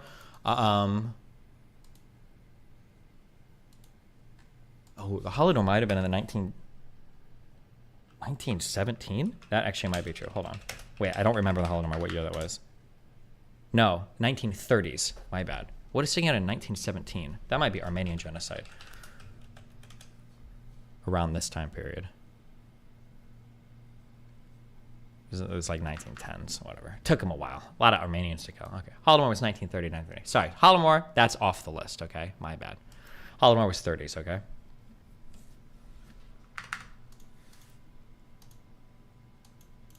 Let's look at the facts.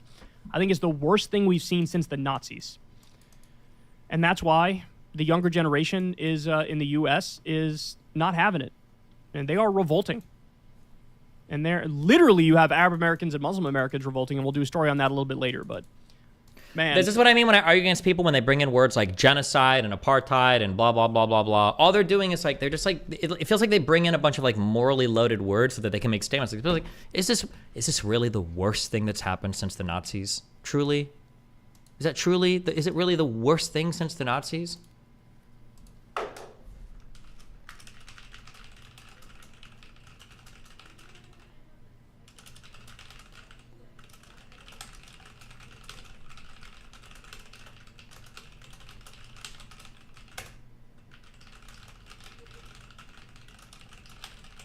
Also, this is what Jews mean when they say, why do I feel like we're held to a different standard than everybody else, right? This is what Jews mean when they say that. When people say shit like, this is the worst shit since the Nazis. Truly?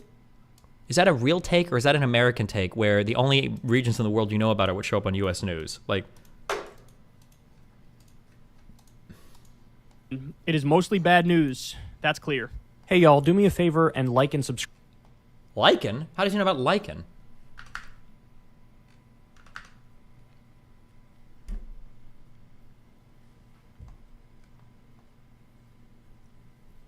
Are you implying that Kyle Kalinske is being anti-Semitic? I don't think so. So here's an issue. I'm going to sympathize. All of these debates are making me... are rotting my brain, okay? If you were to cut my head off right now and slice my brain in half, I feel like you'd start to find the fucking Jewish flag there, okay? Fuck me, the Israeli flag, okay? Is it anti-Semitic? I don't think so. I don't think that's the motivation for it. But, like... if I was Jewish, and every single fucking time you were critical of ISIS or Al-Qaeda or the Taliban or Iran or Pakistan or Saddam Hussein or Assad or the civil war happening in Yemen or anything, and every time you do that, people are like, oh, wow, you're Islamophobic. Oh, wow, you're racist. Oh, wow, looks like you hate brown people. Oh, wow, oh, wow, oh, wow, oh, wow. And you're like, okay, I don't think necessarily, but okay. And now people are like, Israel is a Holocaust fucking state, okay? Israel's holocausting everybody. This is the worst shit that's ever happened. These people are filthy fucking dogs. The way that they rape and whoa, bro, that's a little, whoa. I'm just talking about Israel, okay? I'm not talking about Jews, okay? I just mean Israel, like the country. There's a lot of good Jews. For instance, like the ones that hate Israel. It's like, do I think that the left or a lot of the driving segment on the left is anti-Semitic in nature? I don't think so. Not, at least not so far from what I've seen from anybody. I don't think it's like driven by anti-Semitism. But at some point, god damn, it bleeds into what feels like anti-Semitism really quickly, right? Yeah, I don't think it's driven by anti-Semitism, but god damn, it's like indistinguishable. Holy shit.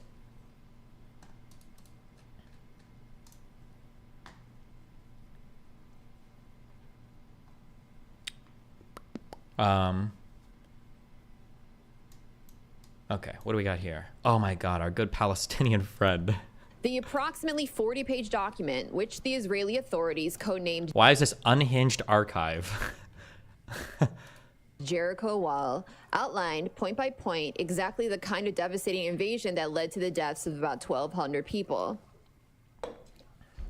It's a sad day when the New York Times is even using the correct language to describe the deaths that occurred on October 7th, and Al Jazeera is not. Al Jazeera keeps saying Hamas killed 1,200 people. They keep saying that, and it's pissing me the fuck off. Stop it. Stop saying that. That's not true. I'm very, very aware of the like possibility that anybody can grow and learn, and this is what I hope for all of us. I know, like on Blue Sky right now, if you're on Blue Sky, I'm running this new list called Zionist Scum.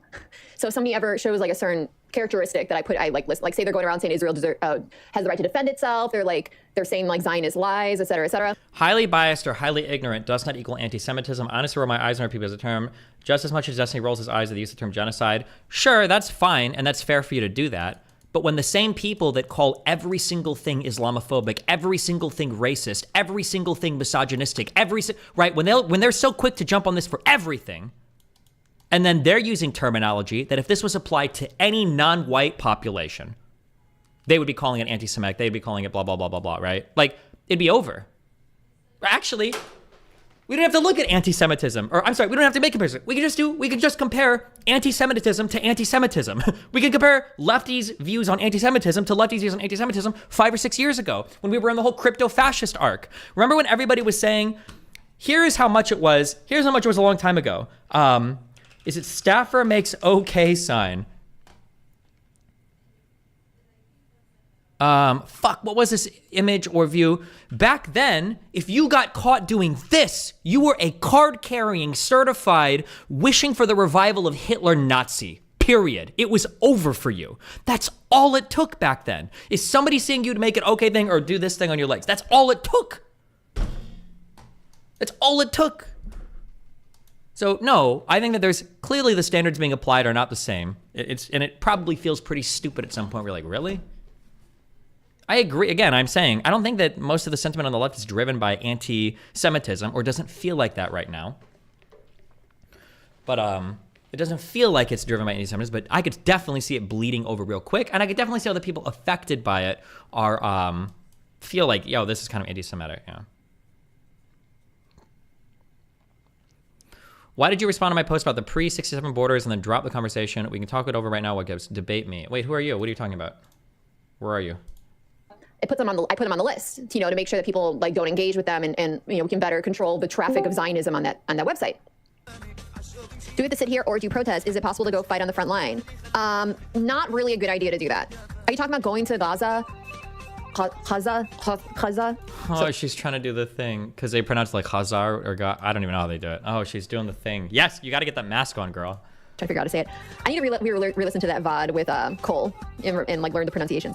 If you're talking about going to the front line, as in going to Gaza, don't consider doing that. It doesn't make any sense to do that. You're probably just gonna die. What a frontline fight could look like is you doing direct action to disable the Israeli genocide machine, because the Israeli genocide machine is happening. It is in action in Gaza right now and in the West Bank. _black_economist just resubscribed for 40. I told you based on your logic, Israel doesn't have borders. Oh, were you the retard on Twitter?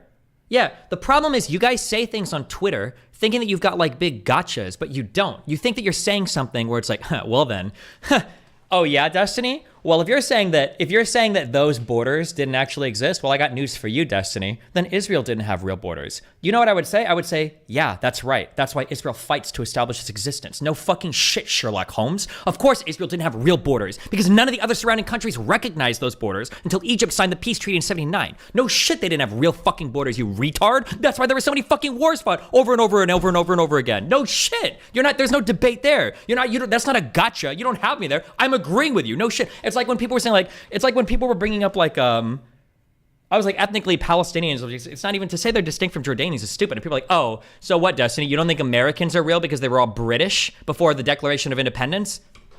Yes. Yeah. No shit, Sherlock Holmes. It was a fucking British colony. What do you think? The people there went over. You think as soon as they got on the boat, they were like, oh, we're at the Atlantic peoples and now we're people of the new world? No, of course they were fucking British, you retard. No shit. Oh, they can debate me if I'm so retarded. Let's do it. It should be easy. Okay. Jump into general lobby 2 and I'll drag you up. What time? And then tell me in kick chat what your name is. Sure.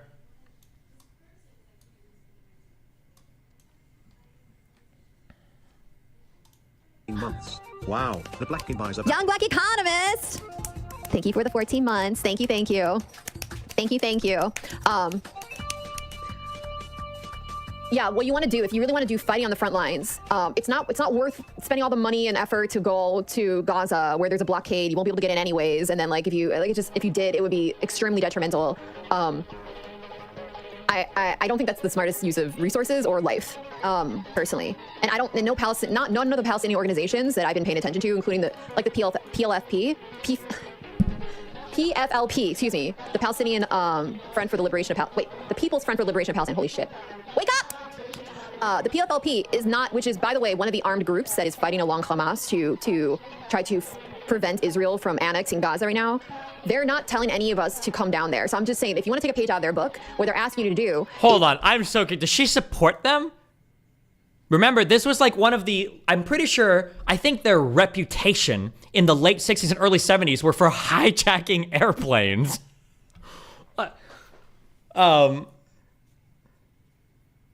Maybe they've changed. To be fair, I'm sorry. To be fair, because like the PLO of today is not the PLO of the 70s, to be fair. So it could be today the PFP,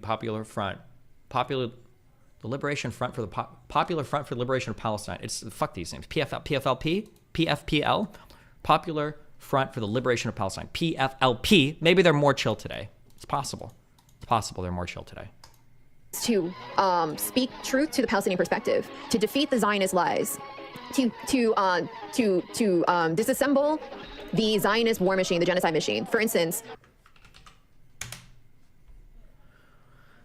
the PFLP's Abu Ali Mustafa brigades has carried out attacks on both civilians and military targets during the Al-Aqsa Intifada. Some of these attacks are the killing of Mike Slemberg, a counselor and head of security in 4 settlements, who was shot while traveling in his car. Assassination of Israeli Minister for Tourism, a suicide bombing in a pizzeria in blah, killing 3 teenagers, a suicide bombing in Ariel, which left people wounded but no fatalities, a suicide bombing in Netanyahu, a market in Israel, killing 3 Israelis, a suicide bombing in the bus station, which killed 4 Israelis, a suicide bombing in the Jordan Rift Valley, which left no fatalities, a suicide bombing the Carmel Market, which killed 3 civilians, fired projectiles, bombs, anti-tank missiles, injuring 4 soldiers, destroying vehicles, claimed responsibility for the November 2014 Jerusalem synagogue massacre, in which 4 Jewish worshippers and the policemen were killed with axes, knives, and guns, while some were injured. However, the Israeli police concluded the attack was a lone wolf operation. PFLP claimed for an attack in which Palestinians in a vehicle fired at a passing Israeli car. 4 people were injured, 1 was severely injured, who died the next day in the hospital. Okay. if you were to handcuff yourself to the doors of Elbit weapons manufacturer, which is one of the biggest weapons manufacturers for Israeli genocide. All right, hello? Can you hear me? Yeah, what's up? Okay. So let's start with wherever you began. You were debating somebody else. Now I can't see their post. So where was it? On Twitter? Yeah, on Twitter. I don't remember. They might have deleted it because I got bullied. Okay. It was about Jordan and Palestine. Mm-hmm. And people were rejecting the idea that Jordan, well, you weren't entirely clear on what you meant by that, but that Jordan and Palestine are basically the same. Or like the people there weren't significantly different from each other, I don't believe.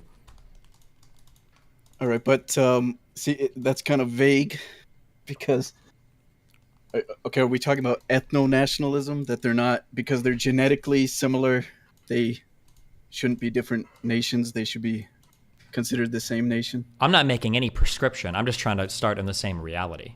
My understanding is that the smattering of Arabs across Syria, across Iraq, I don't know if about the entire Arabian Peninsula, but at least in the like northwest part of Jordan, of Palestine, that these people were like all like, just like there weren't like, you couldn't draw distinct lines, but like, oh, this is this group of people, and this is that group of people, and this is that group of people.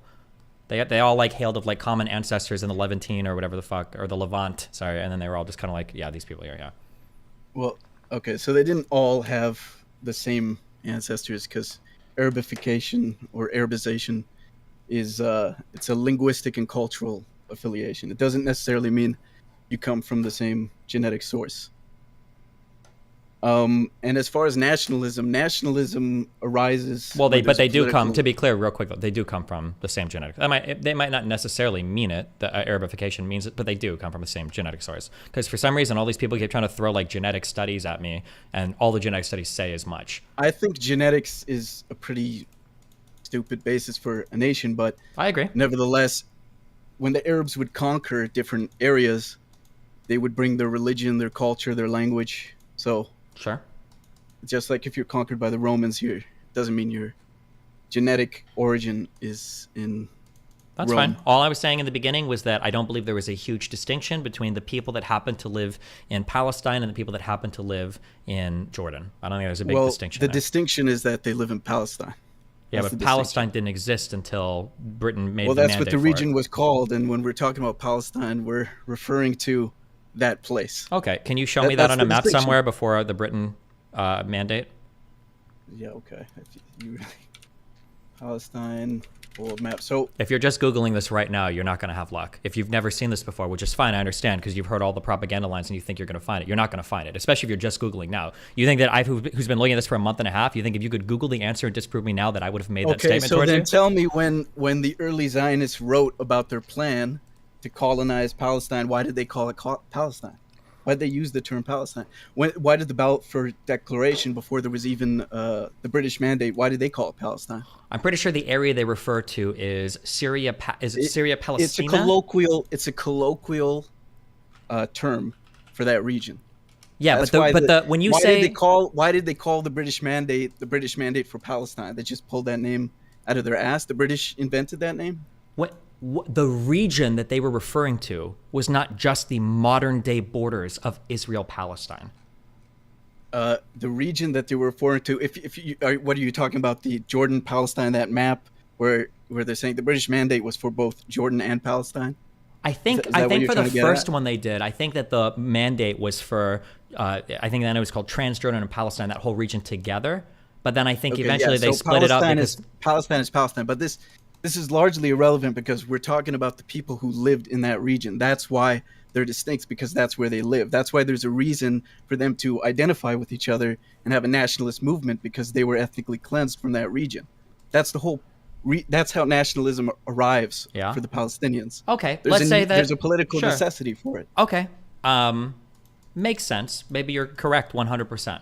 So let's look at what happens after 1948, and let's see if that holds true. Why is it that in 1948, when Jordan invaded the West Bank and conquered that territory, why did they annex it and make every single one of those Palestinians Jordanian citizens if they Because were a it was- distinctly different group of people who wanted their own nation? Because it was in their interest to do so at the time. It was in their interest to give up their whole aspirations for their country. No, and the Jordanians. They did it at the request of the Palestinians there.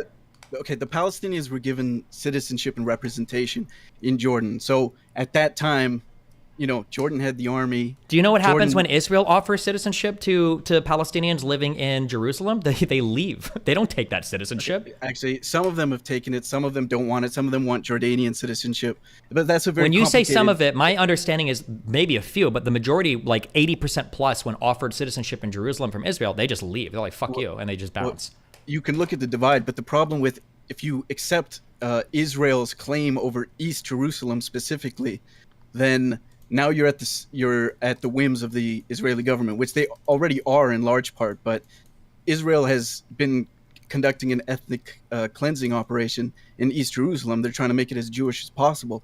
So just because you take citizenship doesn't mean now suddenly you're a strong political voice in Israel's country. If they give citizenship to the 5 million Palestinians who live under Israel's military rule, then there would be a large enough political force for Israel no longer to be a Jewish state. But if Why it's just would- East but if you're a Jerusalem, they're not if you're- going to have the political power to override the If Israeli you're government. Palestinians in the West Bank, why would you allow somebody else to formally annex you into your country? Why would you give up your whole land and say, okay, yes, why wouldn't you just have it a temporary occupation until they can establish their own country? The Palestinians had no military capability at that point. They are not a powerful people. I mean, at that point, if they live in Jordan, they had citizenship, they had representation in parliament. That was a better deal than leaving them to the Zionist forces, which had Why- ethnically that's not- cleansed those aren't- 80% of Palestine. They captured 80% of the territory and ethnically cleansed 80% of the native population. Wait, So- why not just make them a country and defend them? Okay, so we're saying that because the Jordanians weren't more noble in their approach to the Palestinians, they didn't pursue this idea of establishing a Palestinian state then I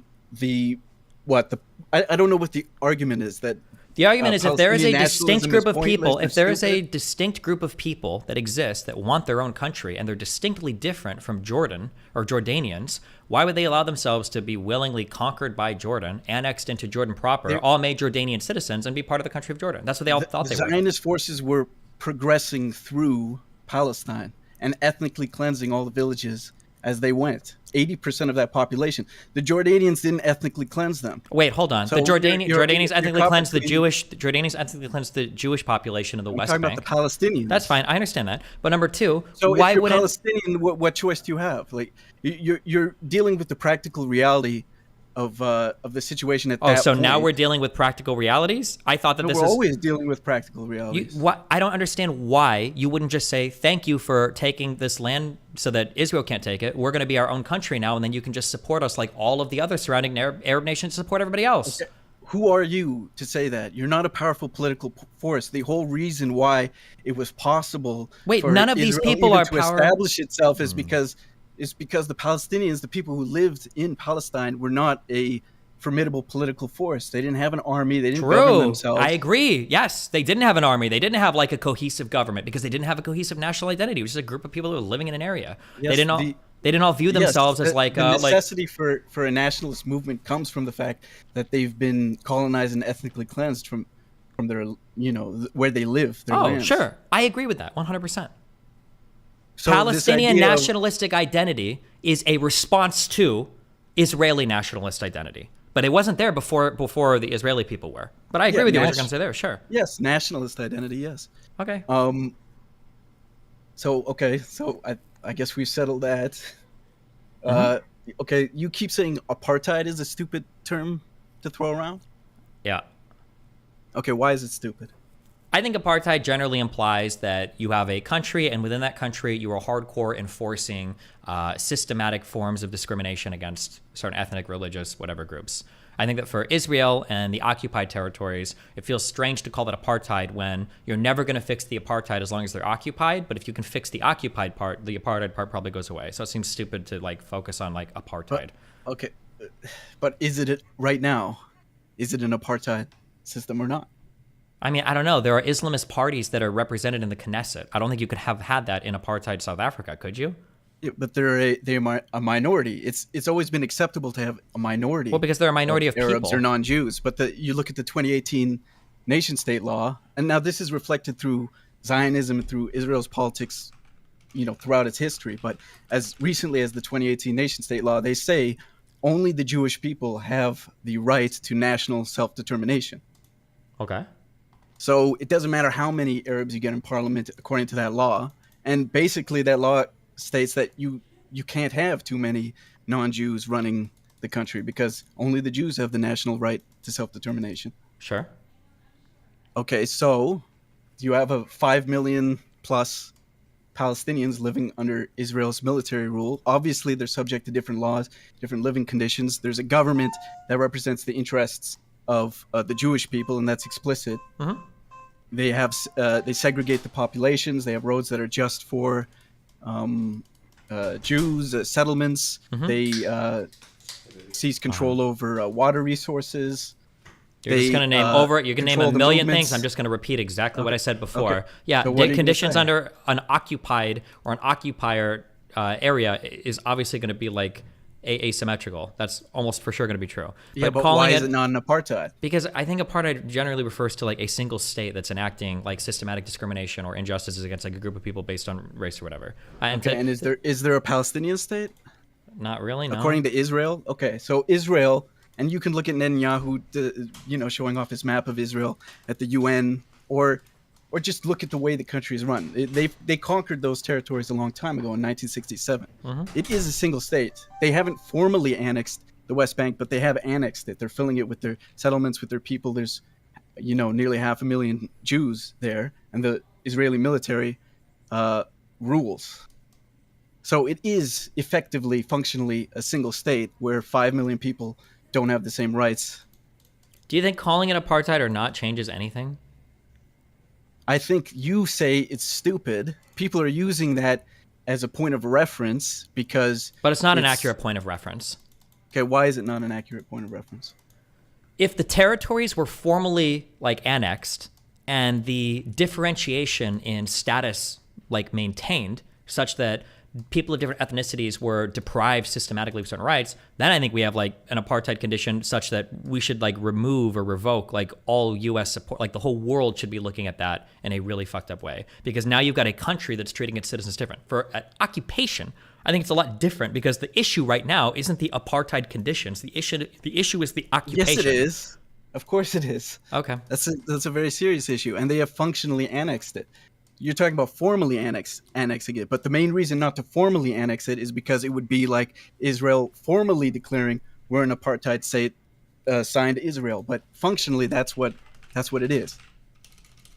They've held it for 56 years. You're calling it, it's just occupied territory. They've incorporated it into Israel, and their project. Another thing in that nation-state law is that the settlements are of national value and should be expanded. So there's no uncertainty. Has there ever been a time in all of the history of the world where somebody has applied the term apartheid to an occupied territory? That's a ridiculous question. Can you answer the question? I need you to answer the question. I need you to tell me, has there ever been a time in history where somebody's referred to an occupied territory as apartheid? Well, I need to see if you can answer a question that you feel doesn't show you in the best light. Because I've noticed this when I talk to people, they'll never make a concession. They'll never realize. Because I'm just curious. Can you even answer that question? Has there ever in the history of the whole world been a country where we've said that an occupied peoples live under apartheid conditions? I just want to know if there's an answer to that. Okay, well, let's start by how many countries have been called an apartheid and how many countries have occupied territory for 56 years. Find me that list, and then we'll narrow down how many of them fit your description. Just because Israel is unique doesn't mean that the apartheid is not about has there ever been this or that. It's about describing the reality of the people living in the apartheid system. So you're reaching for a deflection here. You're trying to bring us off somewhere irrelevant to ignore the core of the issue. Sorry, I just want to say, Destiny. No, wait. Before somebody else jumps in, I still want him to answer that question. If the answer is no, then just bite the bullet and say no, and then you can use this excuse if you want. That's fine. But I still want you to bite the bullet. Has apartheid ever been applied to any other occupied territory ever? I don't know how many countries apartheid has been applied to, period. One. South Africa. Okay. Okay, so it's never been applied to another occupied territory, correct? Okay. Before South Africa, would you have used that argument against Nelson Mandela? Well, was there ever a situation where something happening in South Africa was called an apartheid? Stupid argument. So just because there was never a situation similar to South Africa, are you saying that wasn't an apartheid? No, but apartheid referred to a particular super wrong thing that needed to be remedied within a country. That wasn't your question. I don't understand. Yes, I don't understand how you guys. Hold on, let me finish. Hold on. I don't understand how you guys have so much trouble understanding this. Okay, the problem in South Africa was a systematic discrimination codified in law that was treating people of different races differently and assigning them different rules, different laws, different everything completely differently. Okay, yes, okay, that problem. So no, shut the fuck up, you 85 IQ dipshit. Okay, the problem with South Africa was that in one country they were treating an ethnic group differently. The problem between Israel and Palestine is the occupation. That's the problem. When the occupation goes away, when the occupation goes away, when the occupation goes away, when the conditions. Listen, I'm not here for a one-state cuck answer that you're trying to sneak your way into. Okay, if the occupation is resolved, the apartheid goes away. The apartheid is never getting addressed while they're occupied territories. Do you agree with those statements, or do you disagree with those? Well, that's a more complicated. Okay, I'm going to keep asking. I'm going to keep asking until you answer. So I'm going to ask: do you think the apartheid conditions go away while they're occupied territories? Well, I have to ask a question here. Are we talking about if it were to be? Some people say one state, some people say two state. Does one state mean the occupation goes away? Yes, it would mean that. Okay, so yes, there needs to be a political solution to end the apartheid, of course. Okay, so one state or two I'm state. going to repeat my question. Do you think the apartheid goes away without resolving the occupation? No. Okay, thank you. Okay. Do you think that if the occupation was resolved, it's highly likely the apartheid would go away? Yes, of course. Okay. So then the issue is not the apartheid. Apartheid is not really what we're talking about here. Apartheid is describing the conditions that are imposed on these people under occupation. But for Israel, it's a single state. It's all greater Israel. Okay, do you think that if a country occupies territory from another country, without even doing timelines, without even saying, for 50 years, whatever, has there ever been a country that has occupied another country where the people in the occupied place are given all the same full rights and privileges and everything as the occupier? Has that ever happened? I really fail to see your point here. The point is that it would never, not only has it never happened, we wouldn't expect it to happen in an occupied territory. We wouldn't expect there to be the same rights. Okay, so the occupation can last another 1,000 years. We shouldn't expect anything, and we shouldn't call it an apartheid. We should try to resolve the occupation. It is stupid to call it an apartheid, Of course, but we should try to resolve the occupation. People who refer to it as apartheid are obviously interested in resolving the occupation. Then why not just focus on the occupation instead of trying to pretend Why do you have an issue with the use of the term apartheid? Because apartheid inaccurately assumes that you can resolve the apartheid conditions while it's an occupied territory, but you can't. No, it doesn't assume that. You're just saying that. Why does it assume that? Because the political reality that people face. The reality is that if you're really trying to run away from the core of the issue, you're trying to get into some sort of semantic debate where, if a territory is considered occupied, then it can't be considered apartheid. I don't know where you got that from. That's not part of the definition of apartheid. It doesn't exclude people living under military occupation. Okay, are you an American? Are you in the United States? Yeah. Okay, what would you say if I started a whole movement in the 1800s? Okay, and in the year 1800, I said we need to fight for literacy for slaves. Slaves need to be literate. It's unbelievable that they can't read. Yeah, okay. I think the issue would be it's probably not the issue that slaves can't read. The issue is that they're fucking slaves. The slavery has to be resolved, not the literacy, the slavery, right? Slaves not being able to read is a small aspect, whereas apartheid describes the reality of 5 million people living without rights under Israel's military rule. And the lack of education was used to problem. Yeah, so is lack of education among slaves. That was a problem. Yes, I don't understand what your argument is. My argument is that you wouldn't fixate on we need to teach all the slaves to read. It is when you say apartheid. That's a stupid. Apartheid is a pretty broad, all-encompassing term. It describes a lot of the problem. That's why people use the term apartheid, because it describes so much of what's wrong with the political situation in Israel and Palestine. I mean, Destiny, do you think it's worth reading through the human rights report that came out? No. 150-page report that describes why they call it apartheid. It's not just an occupation, right? They said there was a threshold that was met at some point during this last 50 years where the apartheid conditions were met. So there's clearly a difference between occupation and apartheid, right? Now the conditions they consider apartheid based on all of the things they go over. Does that change any of the things that I said earlier? Is the apartheid ever being resolved without the occupation being resolved? Okay, I'll let you do this, but I need these two questions answered just real quick, okay? So the first thing they're is one and the same. So why are you asking the question? Will the apartheid they're be one and the same, and they're I know not they're one and the same. No, they're not one and the same because South Africa had apartheid without occupied territories. That's how they were treating citizens of their own country.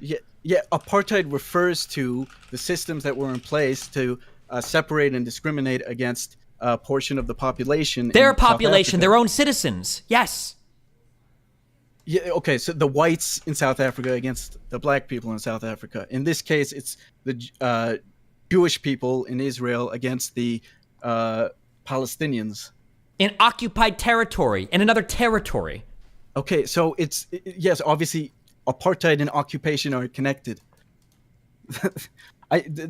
Calling it stupid, hold on. I feel like apartheid and occupation are not connected. In South Africa, nobody was saying that it was apartheid because they occupied black people. No, I said in Israel. In what you're doing is you're trying to dismiss certain terms which are pretty accurate as buzzwords and exaggerated, not good descriptions. Even though it's a pretty apt description, it's a pretty good description.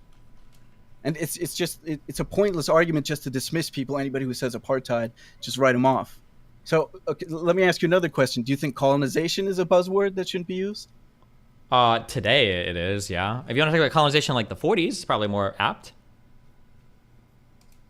So today, expanding settlements further and further through the West Bank and filling them with Jewish settlers is not colonization. You're expanding Jewish colonies throughout the Palestinian territory. I'd call it territorial expansion. No, I don't use colonization because generally that's a word that if you use, you're usually a fucking moron. So no, I stay away from the word colonization. That's exactly what I'm saying. No, because they're not colonies. It's not a colony. No, hold on. It's not buzzwords, and anyone who uses them is a retard. Yeah, because it is a buzzword. Are there colonies? Hold on. I'm sorry. Is Israel forming colonies in the territory of Palestine or in a different place? Like, no. Yes, of course. That's what the settlements are. They're colonies. Okay. All right. Okay. All right. What else do you think are buzzwords? I want to go through your... Okay, here. This is something you wrote on Twitter. Basically, you said you're insinuating that if the rockets stopped being fired by Hamas, that this situation would be resolved? There'd be a path to resolution, yes.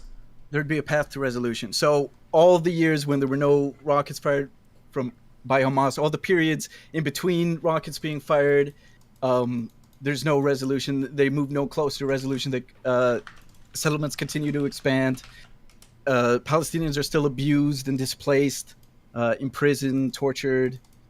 All of that continues regardless of whether the rockets are firing or not. How long do they stop firing for?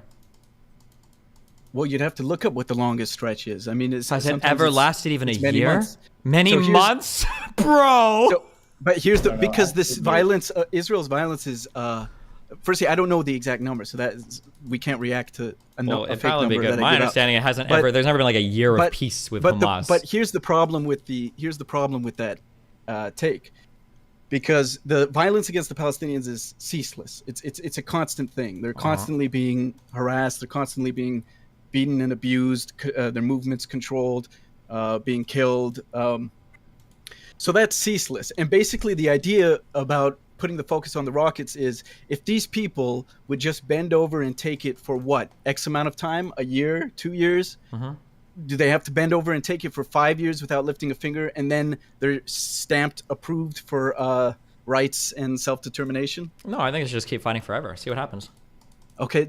How's that working out for them right now? What do you think? Nothing's working out for them. Oh, yeah? So more violence until they're... Yeah? How do you think it looks now compared to 2 months ago? Do you think it's better now or worse? I think it looks as bad as it did 2 months ago. Oh, really? The current excursion into Gaza is about as bad as it was 2 months ago? If we're talking about the potential for them to have their own self-determination, their own state, be free from military rule, nothing's changed. Oh, so they're as close to their own state now as they were in the year 2000 or 2008 or... Well, yes, which means they weren't close at all. Oh, okay, gotcha. I would say they're closer now because I haven't heard Biden talk about 2 states since he became a president until, October 7th? Now he's calling for 2 states. So you can argue that violence is the only thing that has ever made the public opinion... How much money do you want to bet on a solution? I'll give you 10-to-1 odds on a 2-state solution materializing in the next 5 years. I don't want to bet on that. I mean, neither. Okay. They're no closer. That's a delusional point. That is one of the most unbelievable things I've ever heard in my life. Yeah, because I'm not saying they're any closer. I said they're no closer. There's no difference. The power with the party with the political power is obviously Israel and the United States. The Palestinians don't hold political power. They never did. So whether they respond, whether they don't, I mean, it's impossible to say what will move them closer or further because they're not close at all. Also, Biden apparently Biden has always supported 2 states. Yeah, most of the world has supported 2 states. That's pretty universal. Israel is one of the only countries with a leadership that doesn't support 2 states. Back on this one point, I'm so curious. What do you think is necessary for apartheid conditions? What do you think that means? Give me some qualifiers for you. It's a long list, so look up the list. No, you tell me. You tell me. Okay, but it's going to be an exhaustive list. All right. Just give me like 5 things, I guess. Segregating populations, subjecting them to different laws. Segregating populations, subjecting them to different laws. That's the meat of it. I mean, Okay. So by this definition, if I look at every single military occupation, we'll say Germany's expansion in World War II, we'll say anybody's expansion in World War I, we'll look at Japan's expansion in the Sino-Japanese wars. If I look at any of these other wars in the past where one people have occupied another people for any period in time, we could say Russia's invasion into Ukraine right now. Would you call all of those apartheid conditions? All of that was apartheid? If Russia continues to occupy eastern Ukraine, separates Russians from Ukrainians, establishes Russian colonies, takes control of the resources.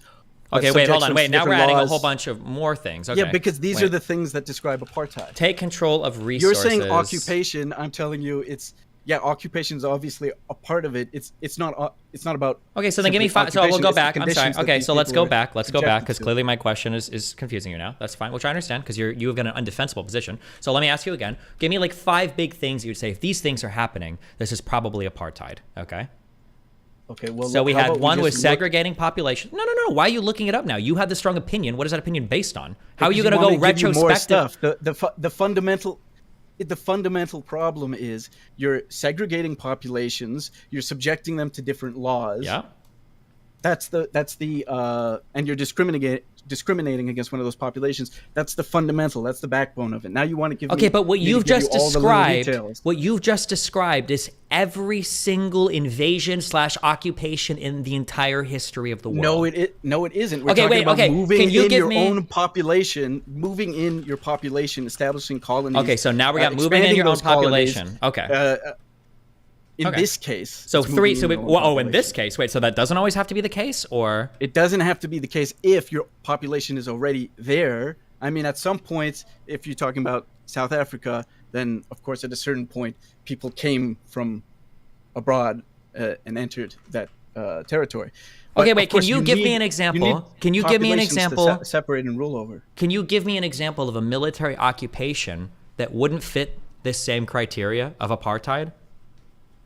Like in South Africa, did you have to move in your population? Like I don't even know that in South Africa that was the part of like the apartheid conditions was moving in you're literally inventing new things to make it so Israel's an apartheid state. You're adding new things just to make it so Israel fits. No, that's important. Israel has to move their population into the West Bank for it to create this apartheid system. Now you could possibly say that even if they didn't move in their population, Greater Israel would still have Jewish citizens and Arab citizens and could still be considered an apartheid. That's fair. So maybe you don't need to move your citizens in, but it just lends to the parallels. Okay. So can you give me an example? Is a good description. I'm going to keep asking you of this, okay? Can you give me an example of a country that occupied another country in like a military conflict that doesn't fit all these same criteria? Give me an example of an occupation where populations weren't segregated, people weren't subjected to different laws. Can you give me an example of this? Or am I just trying to figure out, because what you're telling me, what I'm hearing, this is what I'm helping you try to get out of, okay? But you're not gonna be able to get out of this. What I'm trying to help you get out of is, it sounds to me like what you're describing as apartheid is every single occupation ever. Okay, so give me the parallel example. And anything, the current Russian invasion into Ukraine we can go with. Okay, so Russia has taken eastern Ukraine. It's moved Russian people in. It's subjecting Russians and stop. I'm rejecting that. Moving other people in is a new thing you're adding. That's not part of apartheid. Moving people in. I don't know where you got that from. So if Russia functionally annexes East Ukraine and subjects Ukrainians to different laws and discrimination, yes, that would be an apartheid system. Correct. Yeah.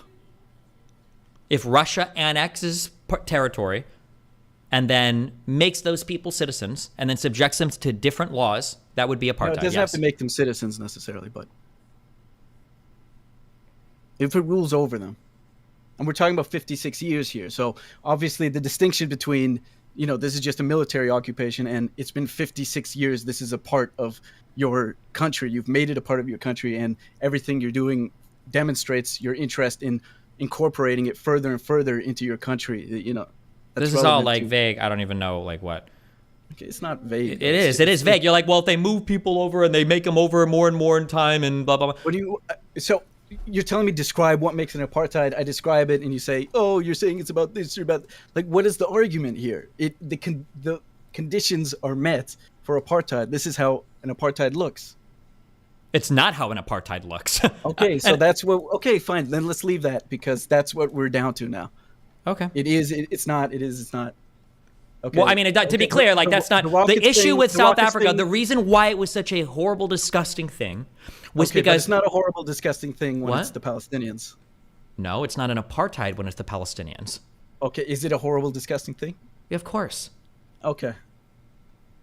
The problem with apartheid for South Africa was that they were treating their own citizens in their country like this, that this level of separatedness was existing, and they were treating different races of people on different levels. Yes. Okay. Yeah, exactly. But in a military occupation, you would never expect people to be treated the same. That's not how military occupations work. 56 years. Okay, it could be 2 centuries of military occupation. It could be 1,000 years of military occupation, and you don't expect them to treat these people any better. Yeah, I think that when the years have gone on, obviously running into an issue, but again... Yeah, okay, yeah, 56 years. Yes. The problem, though, isn't the apartheidness. That's a symptom of the occupation. That's what needs to end. It's one and the same. It doesn't matter if... It's literally not one and the same. Apartheid needs to end, but not the occupation. The occupation needs to end, but not the apartheid. If the occupation ends... Hold on. If the occupation ends, the apartheid goes away, because now it's a Palestinian state. They can do what they want with it. Yeah, they're related. Apartheid isn't saying it's this, not that. Okay, so apartheid is when bad things happen. Okay, I got it. No, it's not when bad things happen. Apartheid is when bad things happen. It's description of the conditions. It's literally describing nothing, because I'm literally trying to figure out like what you even think apartheid means. And like for Israel, you're like adding new things. Like, well, if they move in their own people, that's not apartheid. You told me to add more things. I did, and I asked you what separates this from every single military occupation ever being apartheid. Because it sounds like the definition you're giving me of apartheid could apply to every single. Give me an occupation that's been like this. If that's the game you want to play, show me an occupation that resembles the situation in Israel and the occupied territories. Plenty of people have occupied plenty of other people. It just hasn't gone on for this long. That's the big differentiator here is the time factor. Okay, so you're starting to find differences. You could add some more. If I find differences, I would probably say this is a really long occupation. Or maybe I would describe it as something unique or different. But I wouldn't use apartheid. Yeah, what a retarded term to use. Why would I draw something? Because you say so. No, it's retarded because apartheid was literally specifically created to describe the system of separation that existed. Yes. It literally means separate, I think, in Afrikaans or whatever. It literally has a word. It was specifically described for South Africa. Yes. So you're the retard when you're trying to bring it because you're like, well, this is an occupation and it's gone on for really long and it's really bad. So I'm going to go take it from South Africa. The crime of apartheid has to do with these conditions that we described, separating populations, subjecting them to different laws, discriminating against one of those populations. No, you keep saying populations. No, okay. No, okay. yes, Why no. you keep saying going over this. If you just because you keep adding or twisting the words a little bit because you either I'm not don't know what adding or twisting anything. Yes, it doesn't mean separating populations. It means separating your population. The citizens, the people in your country, not people of other countries and not people of occupied territories. If you rule over a people for 56 years, they're living under Israel's military rule. They can say indefinitely they're not our people, but they live under Israel's government. They live under their rule. Destiny, in your argument, so in South Africa, if they took away citizenship from all the black people, is it no longer apartheid? If they like took away citizenship and they like shipped them all to like another territory or some shit, then it would be. Didn't ship anywhere. Left them in the enclaves that they lived in their neighborhoods. Is it no longer apartheid? If you end up creating a word for it, it would probably still be, if you're literally like taking citizenship away from people that had citizenship or something and they're living like in your country and everything. So it's not apartheid. It probably still would be, I would imagine. Okay, so then the citizenship argument doesn't make sense. The what? The citizenship argument where they're different, they're not citizens of Israel, that doesn't disqualify it from being apartheid just because they're not Israeli citizens. Okay, you're trying to reapply something. You're changing some of the fundamental aspects of what apartheid was, and then you're doing it because you just want to apply it to this situation of a very long, I admit, military occupation. That's what you're doing. What are the fundamental aspects? The fundamental aspects are people of your own country, your own citizens that you were treating. You've got like a caste system for different races of people in your country. Netanyahu holds up. Look at what do the Israelis refer to the West Bank as? Judea and Samaria. They filled it with their settlements. It's theirs. They don't acknowledge there's an occupation. Are you aware of that? I mean, obviously They they, don't do say because there's they an haven't annexed it formally, No. and they're not part of their like No, voting. they functionally annexed it, and they don't acknowledge that they're occupied territories. Okay. Okay, so we can put that. I think we've settled that. You Now haven't let's settled talk it. about- You haven't settled. To be clear, you don't have a functional Okay, so- definition of apartheid. You still can't give it to I me. gave you the definition. Oh, okay. I'm sorry. Just We'll do keep this one more ignoring time. me. Okay, I'm not paying attention because I'm too emotionally invested in this point. Give me then your qualifying points for what makes us an apartheid. Tell me. Go ahead. You have two populations that you've separated. In this case, based on ethnicity. Wait, when you say And- separated, what do you mean by that? It means they're segregated. You got walls between them. Certain people can live here. Certain people can live there. You have military making sure that they don't cross between those areas. Okay, two populations are separated by walls. Walls, military, however you're going to do it. It's a combination, but they're segregated, separated populations. Okay. Okay, they're subject to different laws, different living conditions. They have different rights. That's different laws and living conditions. Yeah. I'll say different rights. Okay, that's the basis of apartheid. Okay. Then my question is how is every single military occupation then not apartheid? Okay, give me a military occupation that's like that then. When And I don't know all the background. We can go also- look this up. Okay, now I'm Israel doing your homework for you. doesn't- But my question is, when Okay, Germany, but say when also- Germany invaded and occupied Poland, were all the Wait, Polish for- people given the same rights and privileges as normal German citizens? Well, you could potentially try to say that the Jewish people were stuck into ghettos, were living under an apartheid system, but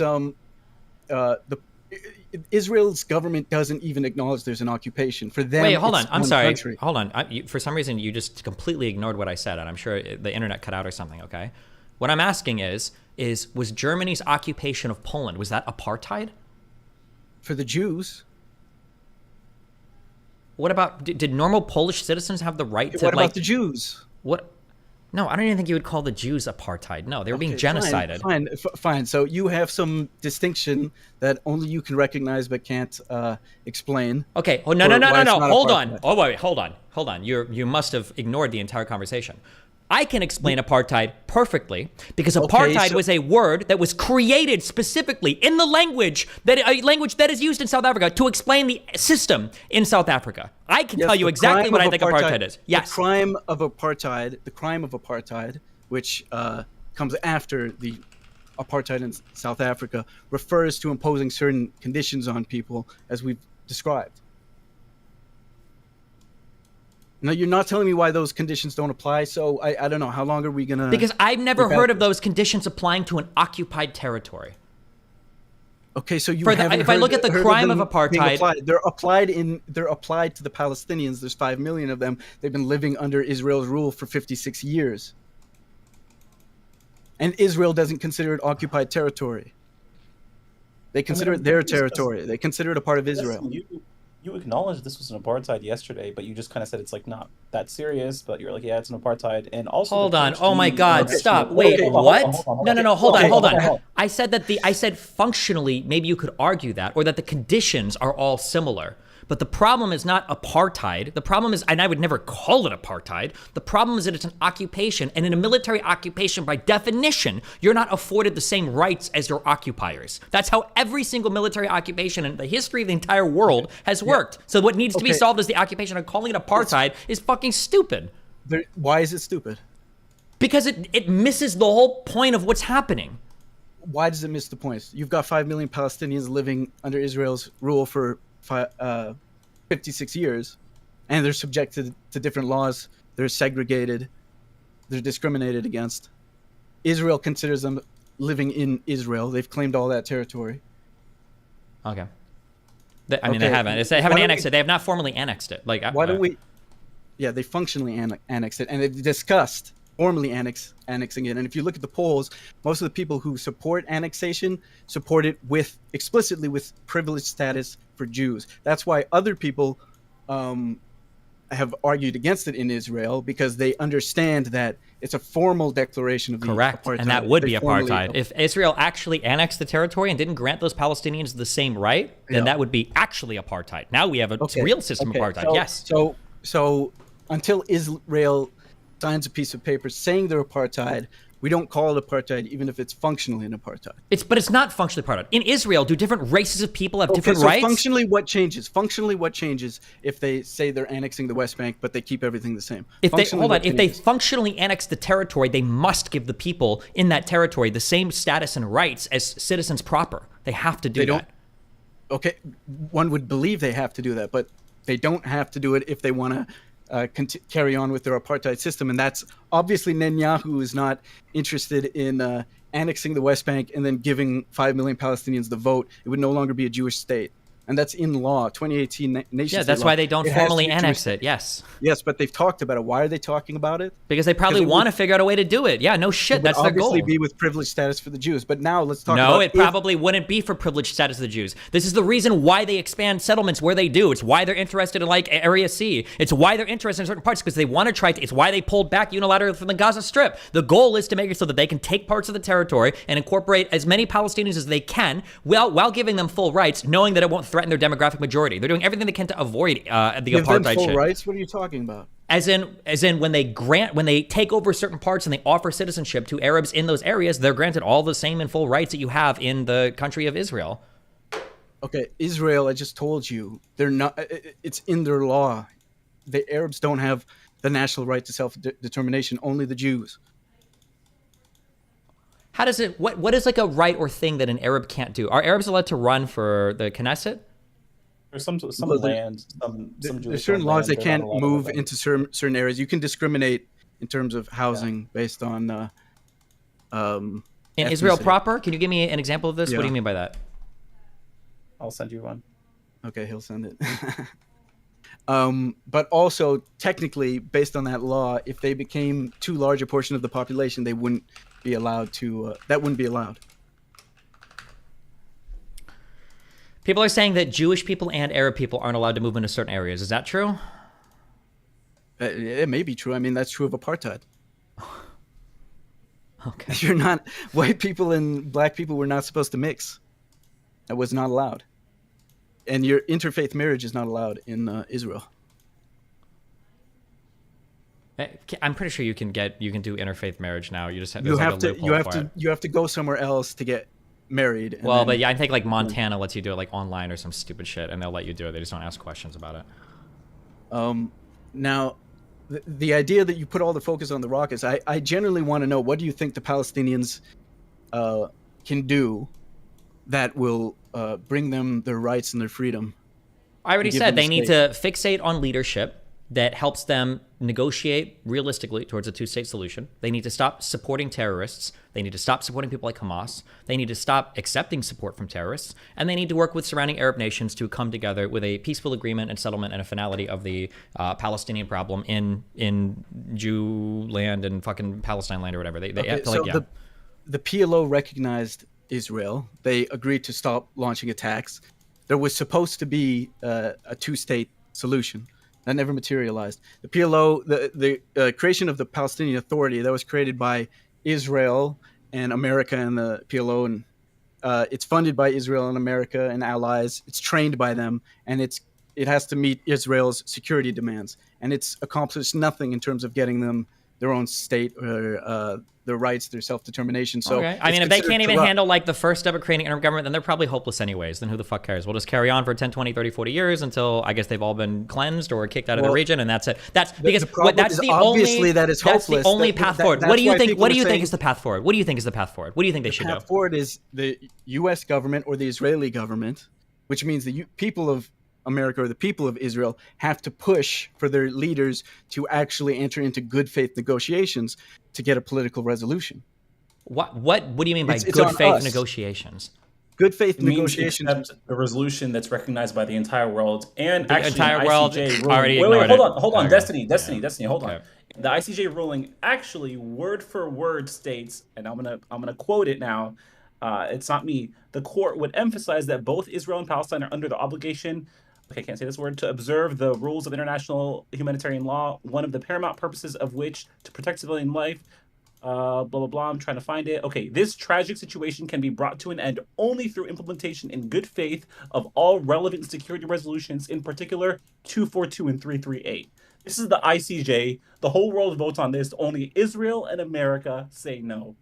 Everyone has agreed to this except those two. Well, the United States. Then Also we should just. supports I think the every single establishment of year. two states and the Green Yeah, Line, I think but they every don't single actually year. Okay. Put any pressure on Israel. They have to put actual pressure on them. You to, guys win. I concede. We enforce- should just keep voting on the resolution over and over again every year, and maybe we'll come back in No, I 50 think years the and that'll fix population everything. of There we go. Boom. America- There we got The it. population of America should push. I the think we're American one or government. two resolutions away. We just need like one or two more of these unanimous resolutions that everybody except No, for the Israel and the United States population votes of on, and then America we've needs got to it, push- dude. Boom. The population It's of so America easy. needs to push the U.S. government to put serious pressure on The Israel. population of the United States is not going to do that when Hamas is a fucking terrorist group. So that's never happening. Well, so eject that from your brain right now, number one. And the population of Israel isn't going to support it when Palestinians broadly support terrorism and attacks against Israeli Except there are citizens. a lot So of ignore people- that too. So that's There are never a going to lot of happen. people So who are there are a lot of people who are pushing for that, and the Really? A lot? state Oh. solution. The two-state solution is considered like the default. Like the problem is the U.S. never puts pressure on Israel to actually make serious enter into serious negotiations. To what are make you it talking? possible. The U.S. has hosted so many fucking like Yeah, accords but and if you camps and actually shit to look try at to what get was people over here to offered, figure it's out something else. If you look at these so-called peace talks, what was offered, it's separating West Bank into enclaves. Yeah, it's not as Israel good as it could have taking been, over but you East know what? Yeah, Jerusalem. listen, when No, you no, try to not just- no, genocide not a somebody viable 50 state. times and you've No, lost over and no, over not again, a you kind of viable lose a state. lot in your Not a negotiating viable position. That's what state. happens. Not a viable state, period. They want to retain control over the area between Jordan and the West Bank. It would be completely surrounded by Israel's territory and military. There would be enclaves completely surrounded by Israel. Now, if you call that a peace offering, then we can compare that to Gaza. Gaza was a peace offering, except it's surrounded by Israel's military. It's controlled by land, air, and sea. They control the Rafah crossing. They call that Egypt's border with Gaza, or Gaza's border with Egypt. Really, it's Israel's border with Egypt. Gaza cannot survive without Why do you think Israel's, Israel has control over the Rafah crossing? What do you mean why? Because they do. Because they've maintained control with Egypt. They treat it as Israel's border with Egypt. Wasn't there The point is, if you completely No, surround, hold on. Didn't something happen around 2017 where Egypt had like a really big reason for wanting to shut down that crossing and not allow Palestinian terrorists to cross back and forth between that anymore, which is why Egypt is pretty hands-off and doesn't give a fuck about ever trying to open or secure that for the Palestinians? Didn't something happen around 2017 for this? Or no, no, you have to go back to the beginning of the blockade. That border has never been controlled by Gaza. I didn't say it wasn't controlled by Gaza. I'm saying it's not controlled by controlled completely by Egypt and Egypt. Israel. Yeah, there you go. It's By also Egypt and controlled Israel. by Okay. Egypt. Yeah, Okay. because that's how every border works. It's controlled by. So the why two does Egypt countries, have it because locked off as Gaza- well? Why does because Egypt? That's Egypt's prerogative, but also Egypt can't unilaterally decide what goes in and out of that border, just like Canada can't unilaterally decide what comes in and goes across the American border. The border clearly is between Egypt and Israel, not Egypt and Gaza. Gaza is not an independent entity, and that's my point is that's their idea of a peace offer. Completely surround them, control them, and pretend that you've given them a peace offer and they have independence. You can't have independence if you don't have your own borders, if you're completely surrounded by a hostile force that controls everything. I'm asking that enters and leaves your I'm territory. asking why. First of all, Egypt absolutely can let things in and out. They choose not to for good No. reasons because of terrorists that move in and out of there. Egypt No, used to they send. can't. What do you mean they can't? They can't without Israel say so. Israel has a military base that gets to check everything that goes into through the Rafah crossing. Why? Why does it matter? The point that's Why? not It's the- because what we're terrorists debating used right to now. smuggle shit in and out It's of there, because some of does which it- would cause attacks in Egypt. There's a reason it's why because Egypt it doesn't matter. It's because it doesn't matter. We're What do you talking mean it's about because it doesn't matter? We're talking about what is a so-called peace offering. What is their so-called independence that they're going to offer? No, hold on. I'm just saying not a it's true just peace offering. interesting It's that not you true completely independence. you can't say Israel controls all sides of the border. Egypt absolutely, if they wanted to fight for their side of the Rafah border, they absolutely could. They don't want to deal with those people anymore. In 2014, they literally fucking demolished every fucking Palestinian house that was on their side of the border of the Gaza Strip. There's a reason they did this. It's not for Egypt or Israel to decide unilaterally what goes in and out of that border. It functions like most borders do. Any border does. Both countries get to decide what comes in and out of their country. Okay. Gaza doesn't get to decide. Israel decides. It's Yeah, of Israel's course, border because with they're ran Egypt. by a terrorist group, and they've kind of ceded the right to do that. Yeah. Because doesn't matter. The point is that's the idea of independence. That's the peace offering. These so-called peace offerings are actually plans to legitimize the status quo, which is Israel retaining control over the entirety of the region and over the enclaves which are enclosed by the Israeli military and Israeli territory. That's not a peace offering. Why are you against? I'm just curious. Maybe you have a good reason for it, but why are you, or maybe you're not against? But what do you think of the pre-67 borders? Do you think that is not a reasonable solution with some land swaps? I think pre-67 is fine, like because that's probably why doesn't Israel accept it? Why does Israel accept it? Hold on, I said pre-67 is fine as like a starting point. But like obviously you're going to be negotiating from the Palestinian side pretty down from this position. So I don't know what percentage of land they always have done. They've always made the concessions. Israel Okay. has never made concessions. What do you mean? So What do you mean? Israel has never made concessions. Name one concession outside of 242 that Israel has made. What is a land swap? That's not a concession. That is an illegally built settlement imposed on the Palestinians. They didn't have a choice, and now Israel's going to have to give them land back for that land that they illegally took. Is recognized by the ICJ. So there is no concessions being made by Israel. It's not like Palestine. Wait, hold on. What is land illegally took recognized by the ICJ? Can you point me to that? That means when I say settlements built in East Jerusalem illegally and in the you're West saying Bank just the the construction of the settlements are illegal. Well, yeah. So now Israel de facto wants sovereignty over those settlements and not dismantle them, right? They want to retain 80% of the settlers, or 80% of the settlers living there are all in East Jerusalem, from what I understand, and they want to keep that land. So by default, they have. It's not the Palestinians' fault that they're giving land swaps. I think that in at any point, Israel land swapping or making deals is making concessions. Like if they wanted, they could just formally annex. They could just cut away and formally annex whatever they want and say, "Fuck it, you guys, here's your state, good luck," and then pull out and everything and abandon it if they wanted to. So you think Israel's concession is giving land back that they had stole from the Palestinians? Nobody stole land from the Palestinians. When was land stolen from the Palestinians? What are you talking about? I mean, it was all stolen. Like the majority of it was stolen from the Palestinians when they massacred their villages and pushed 700,000 people out. No, I sure didn't say that. I never said that.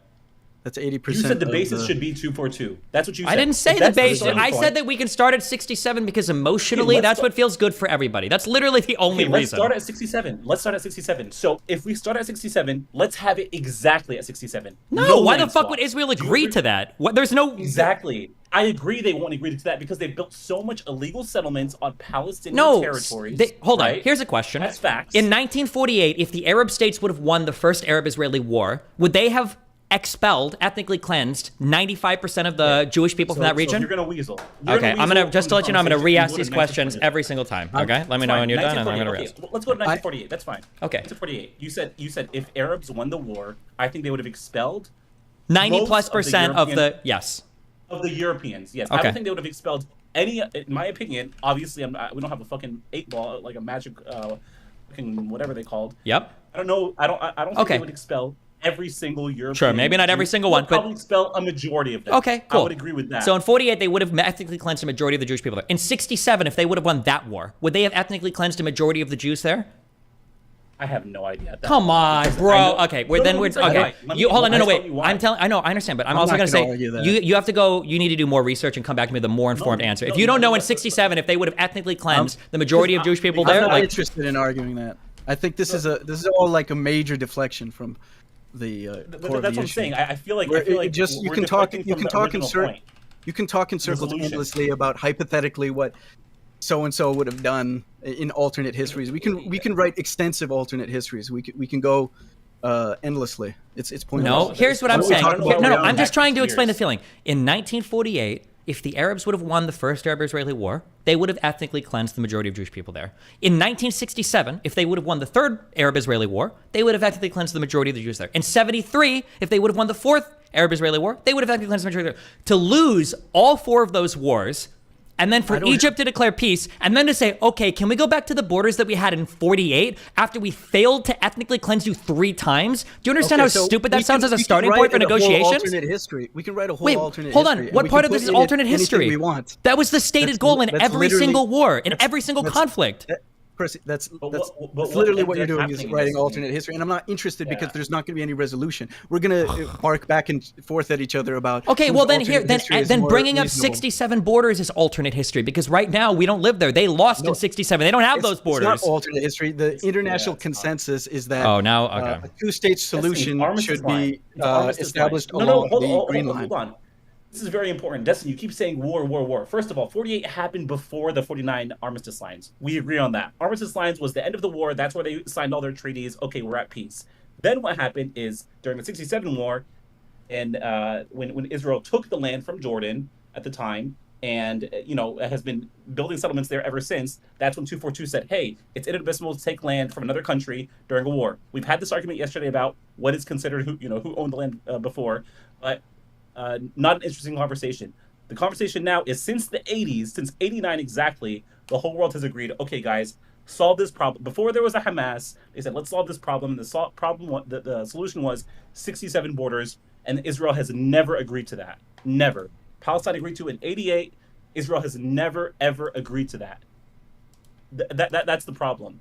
And until Israel agrees to that, they have no moral standing because they're the ones They maintaining have the perfect occupation. moral standing, bro. They've got moral standing to kick even more people out. Fuck, these guys tried to genocide them 3 or 4 times, and now that they've lost, and now that the Soviet Union has collapsed, and the only people backing them are terrorist Listen, groups, if they're I- like, can wait, hold we on. roll the clock back 70 years and pretend that we're back there again? Of course you don't have any. Hold on. wait, I just want to be ultra clear. Hold on, wait. standing of- Just to be ultra clear, Palestinians have 0 moral standing right now for any territory. They should probably just leave and go to the surrounding countries. They tried genocide 4 times and they lost every single time, and now the people that were backing them are gone, and now they're saying, can we roll the clock back? Where's the moral standing there? That's insane. Yeah, okay. Palestinian children being bombed into a million pieces have no moral standing. You're right. No, but 5 the million Israeli people living partiers under that come military from rule. Germany and shit, they absolutely should get raped and No, shoved into fucking 5 Gaza million and people- executed. And 5 million people born under military rule, living under military rule for 56 years. They have no moral standing. Yeah. I'm sorry, do you think being a victim gives you moral standing to make negotiations for borders? You have a moral standing to advocate for your own rights. With your own rockets? freedoms. Forget moral standing. I'm not What you talking said, about Destiny, with rockets if or with this or that, because my belief is that nothing is getting them closer, and that it's entirely on the United States and Israel to produce a solution. Okay, well, when you look at the history of the region, as much as I hate to appeal to it, conflict lost the Arabs over and over and over again. The only thing that helped any of these states secure a lasting peace was them saying, hey, Israel, maybe we should stop fighting. And then when they did it, Israel was like, okay, sure. And then they stopped. Okay. So you're falsely assuming that the Zionists, when they conceived of the whole Zionist movement, were willing to collaborate with the native population. They had 0 interest in that. If you read their writings, they refer to them as the natives, but they never once talk about negotiating some kind of settlement with them. That's Then why not is of it that in interest. 47, why did they Only- accept a partition plan that had 45% of the Arabs living in their territory? Okay, so if you read Ben Gurion, he's the first prime minister of Israel. If you read what he wrote about it, it was very unpopular. Just so you know, the partition plan among the Zionists, it was not popular. Ben Gurion approved of it because he said it's going to make us stronger to have a partial state. And from that point, from that position of strength, we will go on to conquer the country in its entirety. And of course, they did do that. In 1947, you told me, you said they didn't want to work with or live with any of the Arabs. And in 47, they accepted a partition plan where 45% of their population would have been Arab Palestinians. Okay, firstly, that would have been their population if they didn't ethnically cleanse the Palestinians, if there was no population transfer, which there was a lot of talk about. The population ethnic cleanse transfer. came after the Civil War. It was a response to the Civil War from No, it was 47 to during. 49. It was during. Yes, It was because before there was a the- Civil it was War. before Yes. the war. Yeah. No. 100,000 Hold on. Palestinians. It was before the 48 War of Independence. Yes. It was during the 47 to 49 Civil War of Palestine. Yes. No, 47 to 48. Yeah, that's when they ethnically cleansed 100,000 Palestinians. The Arabs didn't enter until after the Zionist forces had already ethnically cleansed over 100,000 people. And that 47 partition plan, it was giving away the major cities, coastline. hundreds of thousands of Arabs live there, and also it simply would not have been possible. Zionism would have failed if they maintained a 50% Arab population. It would have been a complete, unambiguous failure. Well, of damn, Zionism. then maybe The they whole should have point was to tried. a Jewish Now state. imagine if they tried that and accepted it, and then after accepting it, Israelis started to ethnically cleanse people from within their own borders. Why should we imagine if they agreed to give away their cities and their land and their homes? Because right and be now, colonized? Why earlier should we you got imagine because that? earlier you got mad at me about giving you the hypothetical. What would have happened if the Arabs would have won any of the 4 Arab-Israeli wars? You're like, well, I can't imagine a different history. Now you're giving No, me I'm a not trying to fantastic. imagine a You different are. history. You're giving me I'm a not- history of when No, the I'm Arabs not. never attacked. Israel would have expelled all those Arabs anyway. You don't know that. You have no proof of that. And I can Okay, give you fine. some proof to the wanna get me on contrary. that? Yeah, we can assume that maybe they would have just stopped right there at 80%, obviously well beyond what was in that partition plan, but they would have stopped right there and left it alone. Except they did go on to take it all. But After again, everybody okay, declared that's war why- against them. That's why they attacked their neighbors.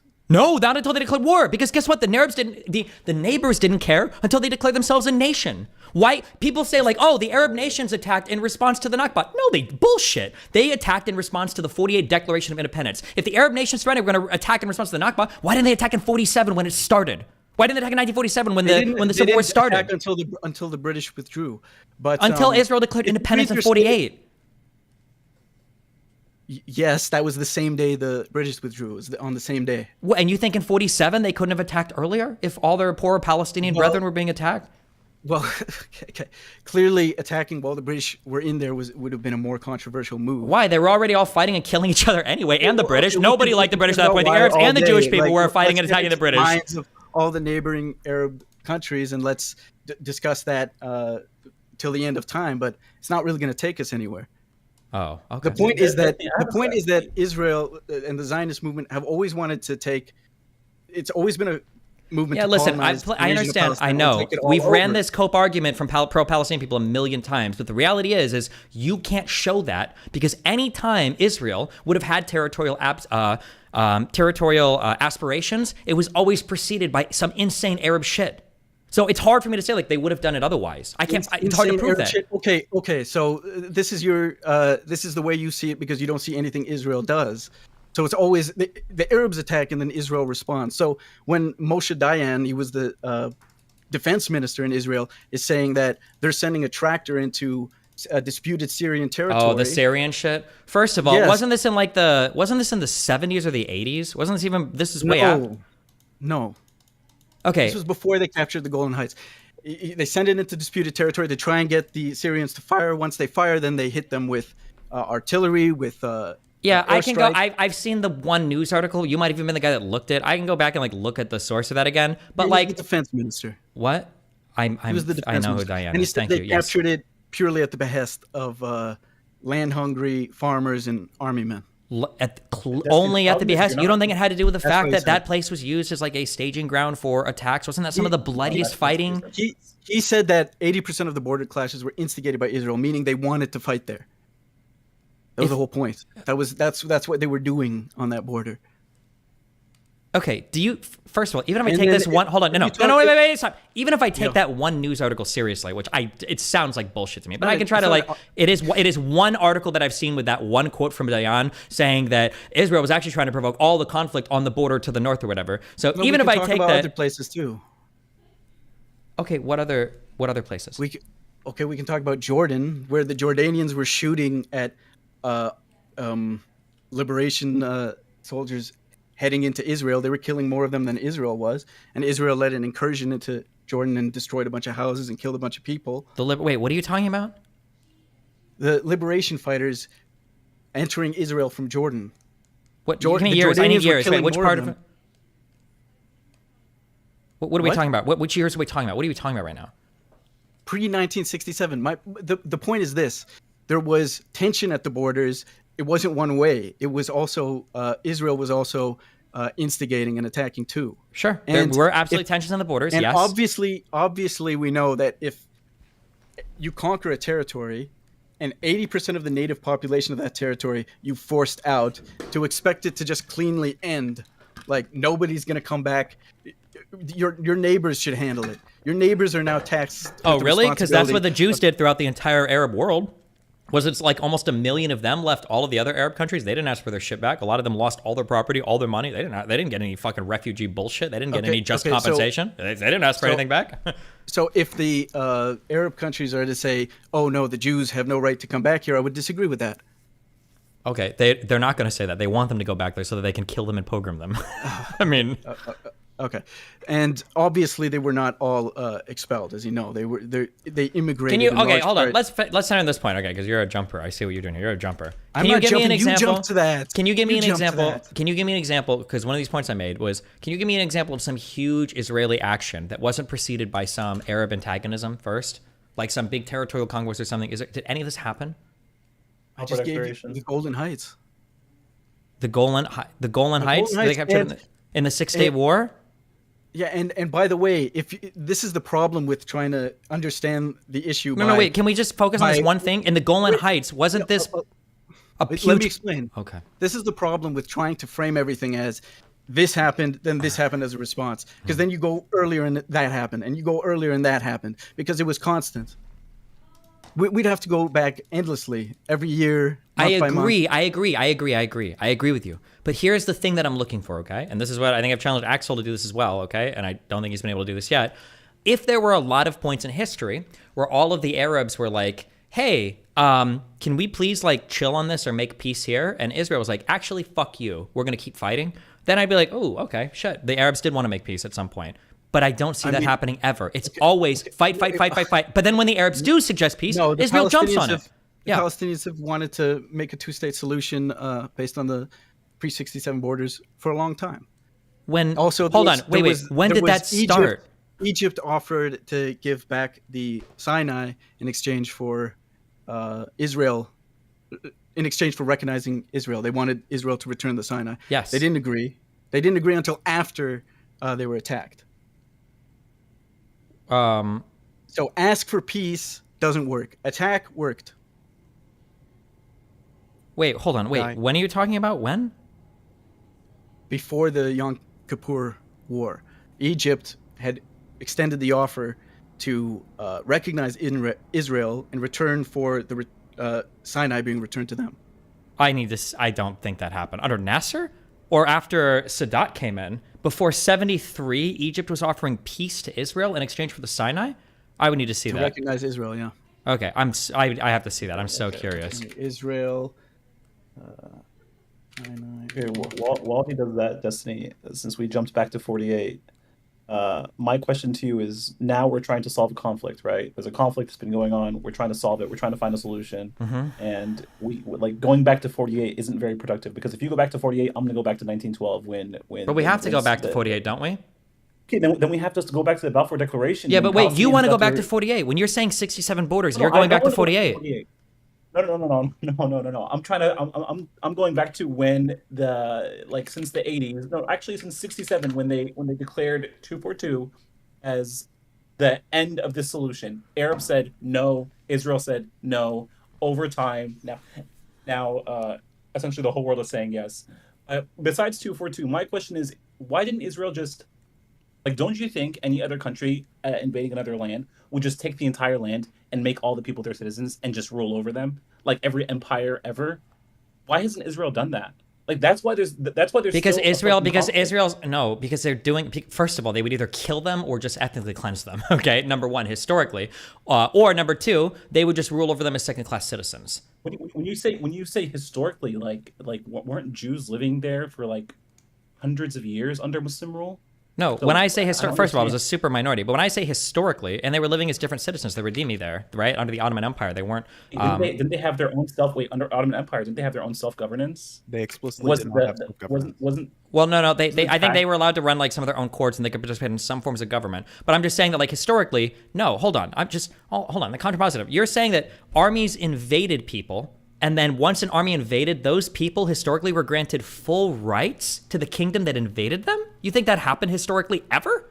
I'm saying I don't know a single time where until today, actually, like. Oh, let me give you a that's been counter going on argument. I would say probably every time. I would say probably every single time in history when somebody invades and takes over like a whole bunch of territories and conquest, they don't give them. First of all, democracy is a relatively recent invention, okay, in terms of the way that it's applied today. I don't think that countries conquered other tons of people and then immediately granted all of them full rights to the process to elect their leaders or monarchs. I don't think that happens. What do you think? No, not like their own leaders, but become a part of the country. Yeah, in apartheid Like, conditions, right now, they didn't become normal citizens, my dude. Wait. So right now in the U.S., when we talk about Native Americans, they eventually became U.S. citizens, right? Are you telling me that eventually, like, Palestinians are going to become Israeli citizens that are living there? Do you think that's ever going to be the plan? No, but if there were 250 million or if there were 400 million Native Americans, I don't know if we would have made all of them equal citizens either.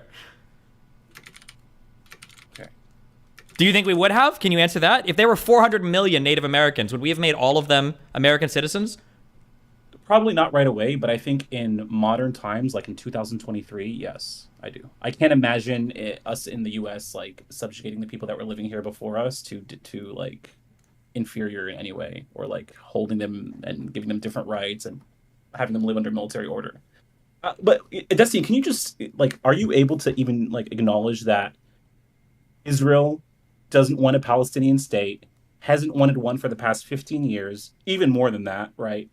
The Likud government hasn't showed any interest in the Palestinian state, and what's happening today on the ground in the West Bank and Gaza Strip is horrendous, and it's being perpetrated by Israel.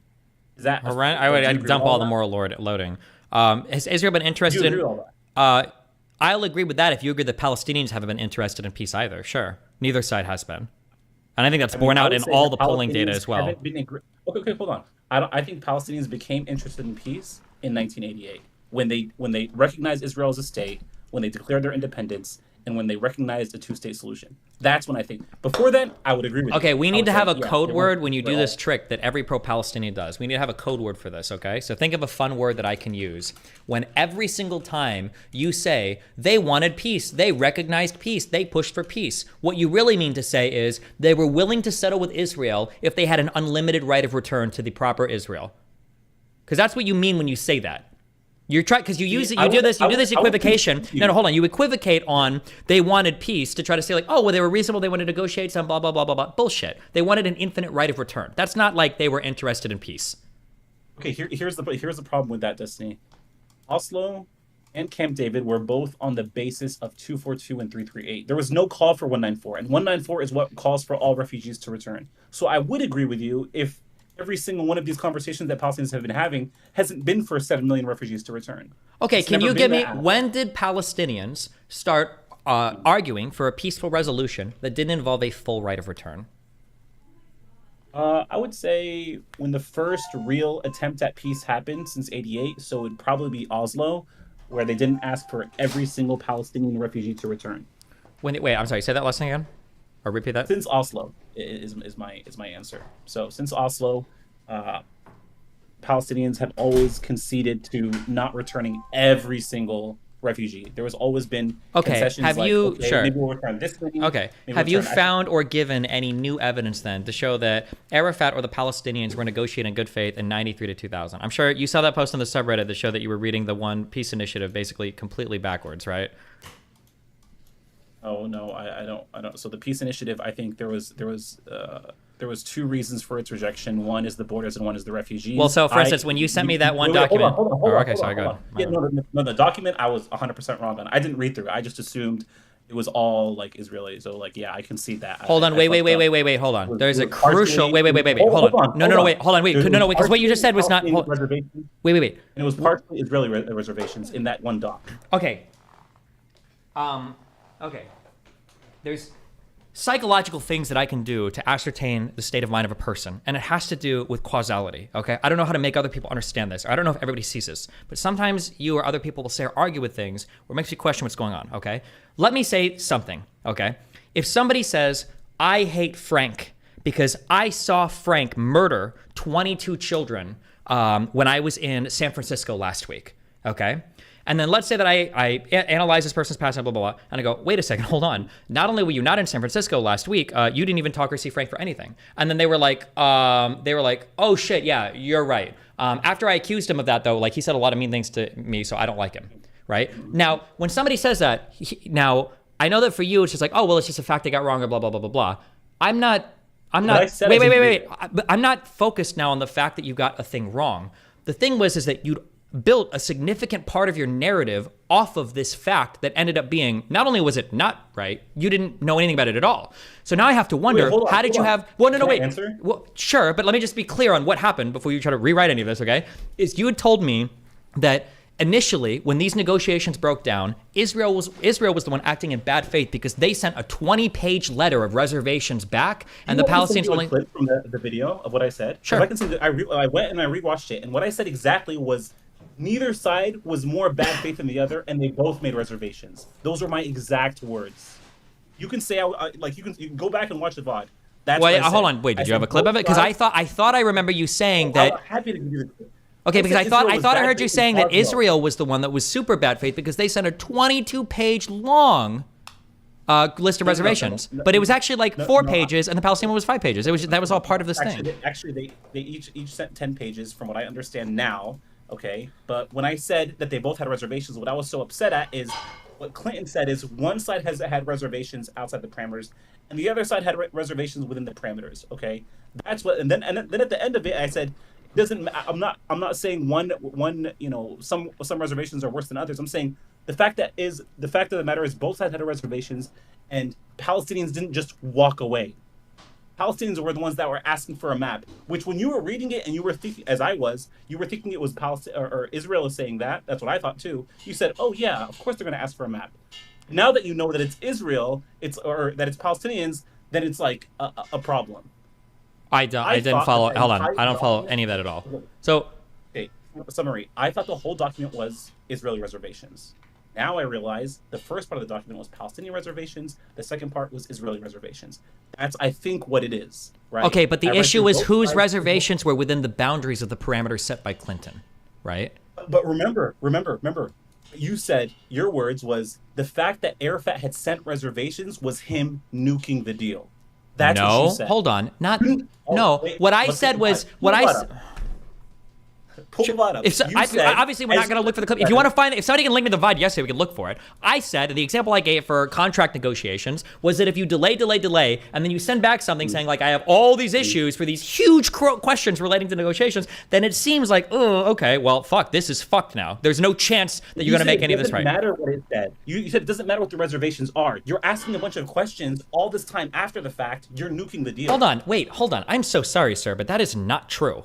Because again, I literally gave an example of negotiated contract. If you are trying to wiggle on a few times, like, hey, well, what about, can we change this cash advance here? Can we change this particular deal here? You can absolutely have some reservation to let it go back. But the issue that I have, and I remember specifically reading on the Wikipedia, the issue I had was he was asking super broad questions. And then my question was, well, hold on, was anything negotiated at all, or what the fuck happened? Then you brought up the lack of maps. And then I was like, oh, okay, well, maybe nothing was negotiated at all. But if you want, now that we have the actual letter and we can sit here and read it, and I've seen the review here, it seems like the issue was the Israeli people had some reservations that did seem to fit inside of the Clinton parameters, but the Palestinians had reservations that, whoa, guess what, had to do with right of return, and that they said that they weren't going to accept any deal. On page 5 of the PDF, the Palestinian side still wants to give refugees a choice to return to their homes, and says that this choice is a prerequisite for the closure of the conflict. Oh, the whole infinite right of return comes up again. Wait, hold on. Actually, I don't think that they asked for a full right of return. I think there was just a reference to it saying that, I think in Bill Clinton's parameters, he was calling for the right of return to the newly found Palestinian state. The Palestinians were like, wait, well, we need to have some kind of right of return to also Israel proper, because that's what 194 calls for. Now, I don't know if you're against full right of return or not. Obviously, I'm against it, yes. My whole point of with the Clinton parameters as a whole was that Palestinians didn't walk away. That was my whole point. Okay, that was the point I was trying to Wait, what? It's not like they just walked away from it and said, fuck you guys. Wait, for which thing? In the Clinton parameters. Well, they did. If the Clinton parameters were these, and you're trying to negotiate outside the parameters, that's called walking away.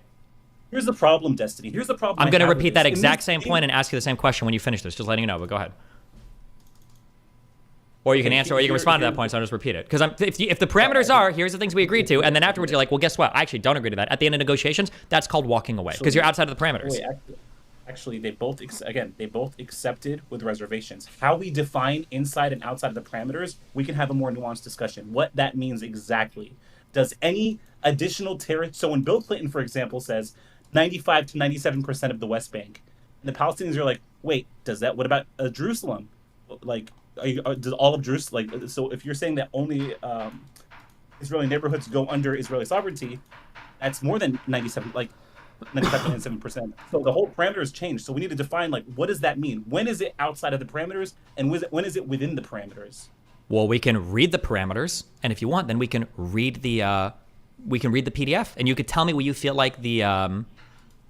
Sure, I can tell you what I feel like the Israeli side is outside of the parameters, and you can tell me what the Palestinian side is outside of the parameters. The two of you are basically just like re-arguing the peace talks among yourselves. There's no point. My final point is this. So I see details. I see here Jerusalem. According to the parameters, Israel would gain sovereignty over the Western Wall. The Palestinians would gain sovereignty, and Israel would gain symbolic ownership over the rest of the Temple Mount, with both parties sharing sovereignty over the issue of excavations under the Temple Mount. East Jerusalem and its old city would be divided according to ethnic lines, with Israel gaining sovereignty over Jewish settlements and the Palestinians gaining sovereignty over Arab neighborhoods. Boom! Wait, stop right there. Stop right there. Okay. So you just read a very crucial part, with both parties sharing sovereignty over the issue over the excavations under the Temple Mount. Hold on. East Jerusalem and its old city would be divided according to ethnic lines.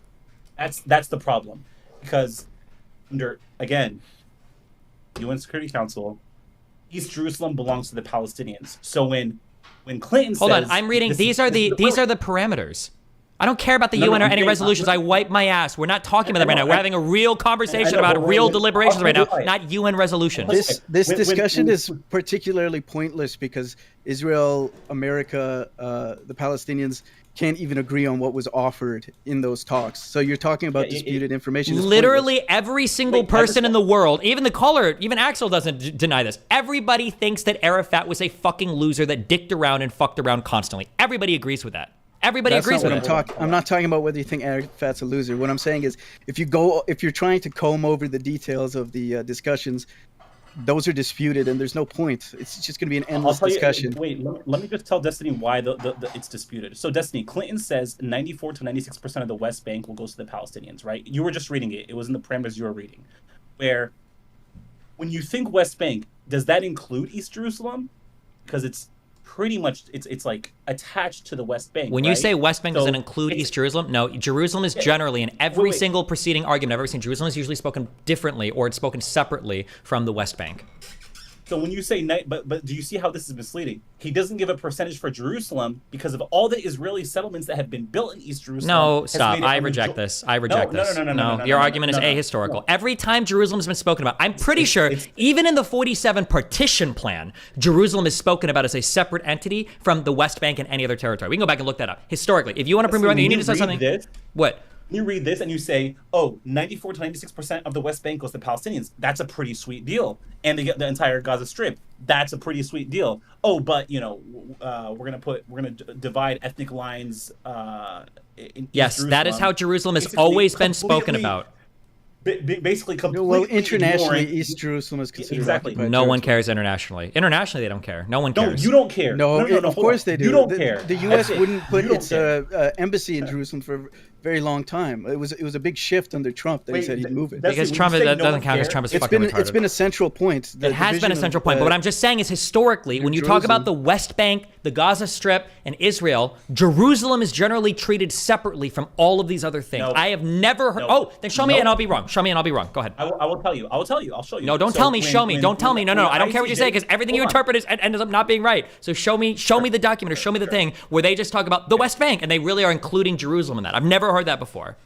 I'm pretty sure in the 47 partition plan, when Jerusalem was talked about, Jerusalem as a whole was going to be a UN administrated territory. Like, Jerusalem is going to be like a non-controlled zone. Like, it's always treated separately from every other part of the negotiations. It's the whole thing. I see what you're saying. You're saying that like like in terms of like language, they say East Jerusalem and the West Bank. Okay, yeah, Yes, no, I understand. I'm saying that No, like I'm I saying agree that with if somebody said in 1980, okay, well you're gonna get 100% of the West Bank. If you heard that as a Palestinian, you would think I get 100% of the West Bank. Okay, fine, that's cool. What are we doing about Jerusalem though? You would never assume that the West Bank includes East Jerusalem. Jerusalem as a whole has always been treated separately in all of these agreements. It did include East Jerusalem originally before it was captured. It included East Jerusalem. No, in 47, in the initial partition plan, Jerusalem I'm saying before it was captured, when you had the armistice lines, that part of West Bank was East Jerusalem. Sure, but that's just because it was all part of the Israelis captured it. One of the first things they did when they took East Jerusalem is they bulldozed the Moroccan quarter to make a plaza for the Western Wall. Yeah, I mean, okay, those are just all like incidences. There's a lot of incidences that happened, but the point that I'm trying to make, and the main point that I'm trying to make, is since '88, only Israel and the U.S. has consistently rejected a solution to this conflict. Only those two.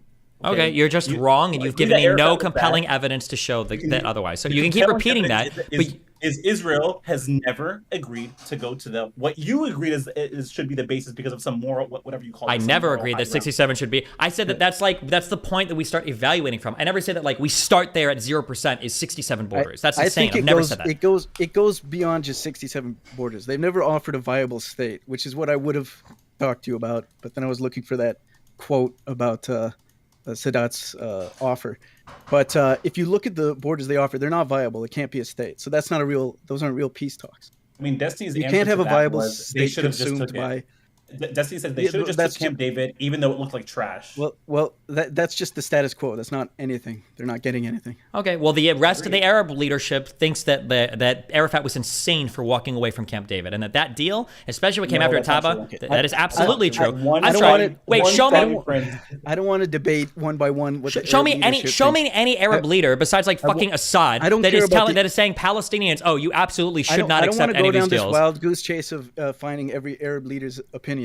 I don't care. The point is, it's not a viable state if you're completely consumed by the territory of Israel.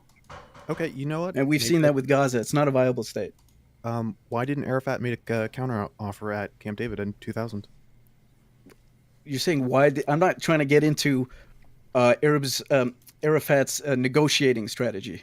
I can answer that. I'm not interested in negotiate. Yeah, we can talk endlessly about why didn't Arafat do this, why didn't Arafat do that, and we can do that with Hamas too. Let's talk endlessly about why didn't Hamas do this, why didn't Hamas do that. What's the point? Okay, so this is just a really simple question. The important thing is that Israel obviously is the powerful party in this. I don't give a fuck.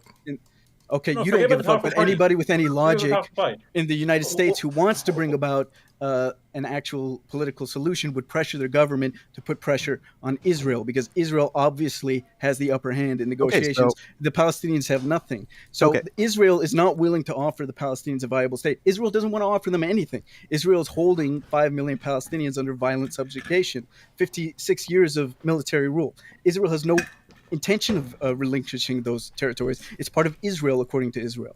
Okay, so in that case, if Israel makes an offer for some sort of territory, shouldn't it be a good idea for Palestinians to negotiate? If Israel makes an offer for some sort of territory? Yeah, if they're making an offer. What does that mean, makes an offer for some sort of territory? Like the 2000 Camp David Accord. I just said it wasn't an offer. It was the status quo, except getting the Palestinians to sign off on the status quo. That's not an offer. They need if it's not a viable state, if they want to separate West Bank into enclaves surrounded by Israeli territory, then that's not offering anything. That's what they had. Okay, so make a counter argument. It's a joke. It's a joke of what it was. What do you mean? That's what they've had. To be clear, the Palestinians never had anything. They don't. So they're starting from nothing. They really had nothing ever, and now it's giving them something.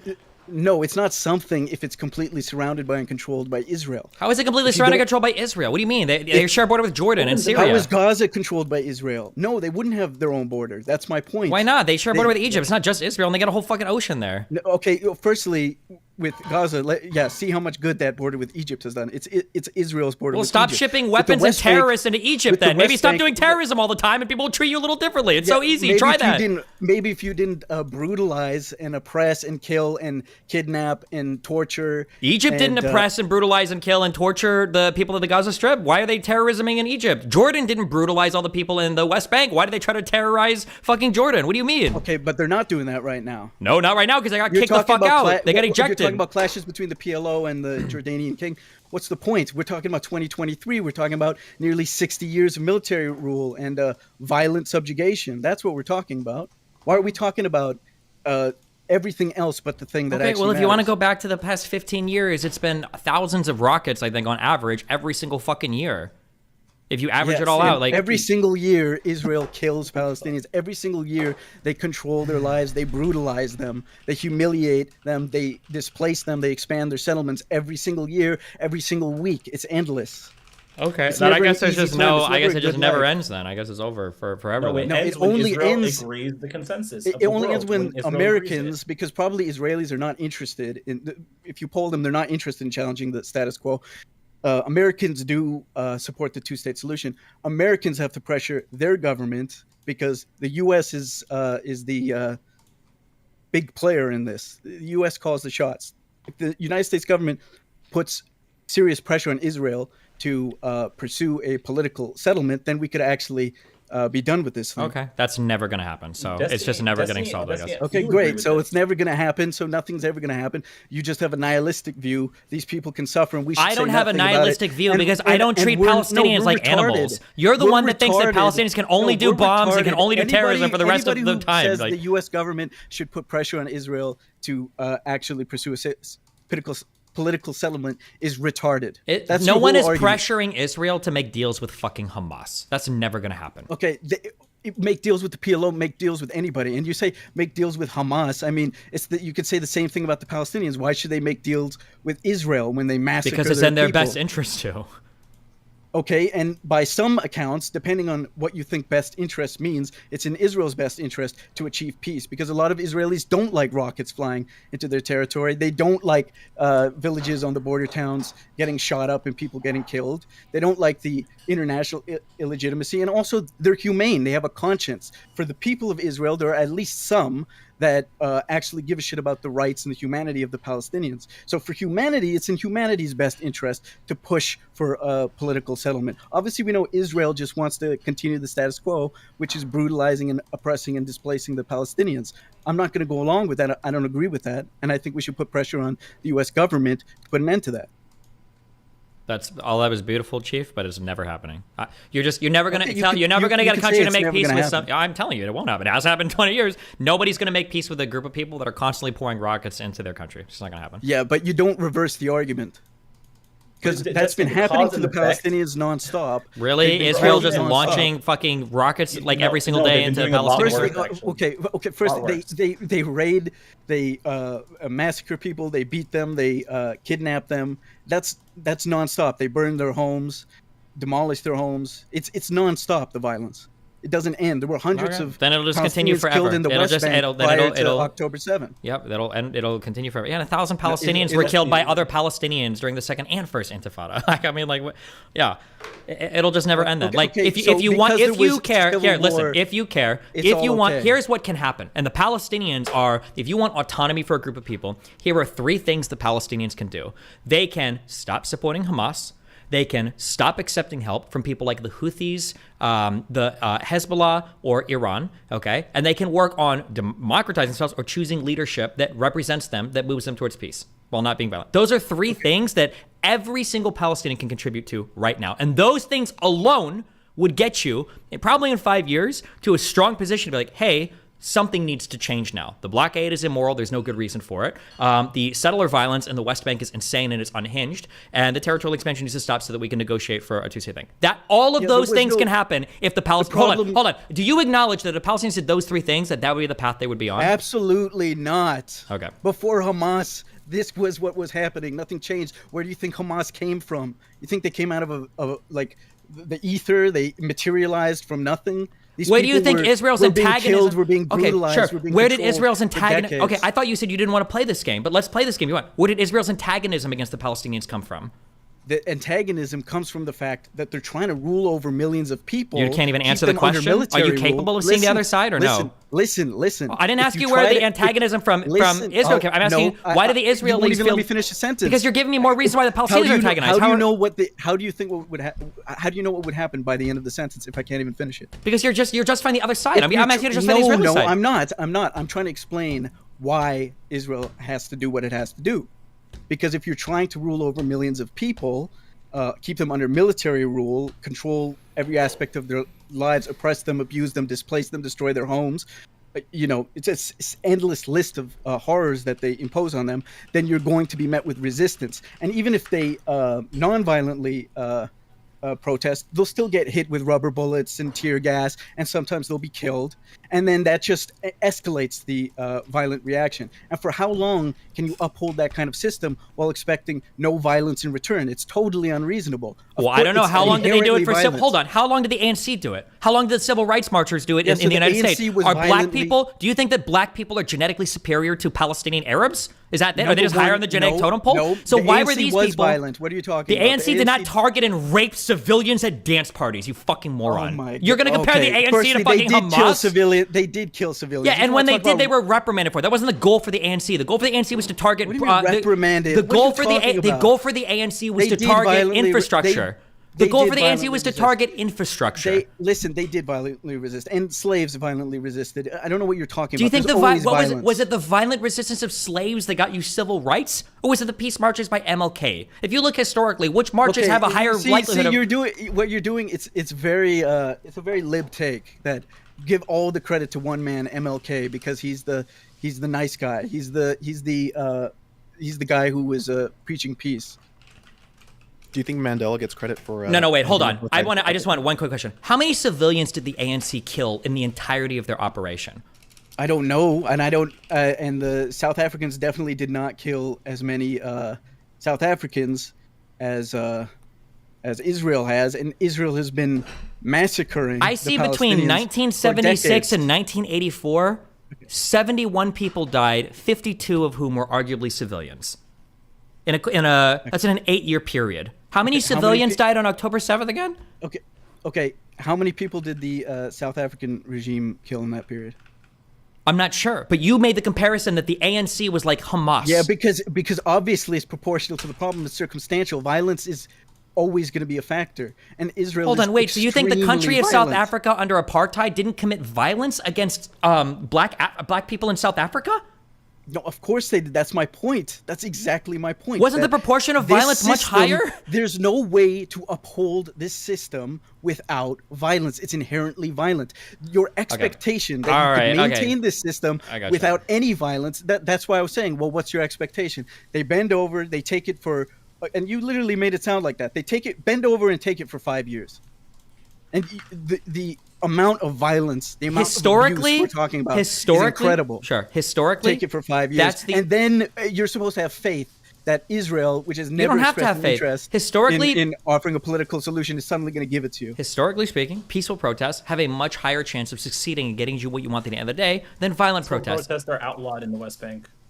Okay, and guess what? If you do a bunch of civil protests and people are arresting you, you look good. And you get support for it. No, we don't have to disagree on that. I do think that they would be better off being a counterpoint to Israel's violence, because Israel's very violent, very racist. If the Palestinians decided to be the opposite of that, reject racism, reject violence, but it is a tall order because it would be sacrificial. They have to find ways to disrupt Israel's society while being boxed into these territories surrounded by military. Oh yeah, they'd have to cause a disruption. Listen, you say it would be hard, it would be sacrificial. Why can't they do that shaheed shit? Isn't that the whole point? Is to be a fucking martyr for the cause of the nation of Palestine? That's why I think that either way, because they're going to sacrifice themselves either way, that if I were the guy calling the shots, I might say, hey, let's go this way. But my expectation when I look at the scenario isn't, well, the Palestinians, they're violent. In return, they return a fraction of the violence that Israel imposes They on return them. a fraction So of the violence because fuck that's them, all it's they're their fault. capable. They return them, it's their 100% of the fault. violence they can. They just can't do much. Yeah, they can't do much. Yes, But they do as much as they can, and if they had the opportunity to do more, they would. Well, if you talk about like the Palestinian Authority or the PLO, then they tried the other path and they got fucked. Tried the other path when in the 70s? What do you mean they tried the other path? What do you mean? No, what do you mean? The creation of the Palestinian Authority was based on recognizing Israel and meeting Israel's security demands, which the Palestinian Authority does, but they're corrupt. They don't do anything for the Palestinians. They're Gotcha. considered a puppet of Israel. That's why people voted for Hamas, because of how rampant corruption was in the Palestinian Authority, and it got them nowhere. Okay, gotcha. Any final points?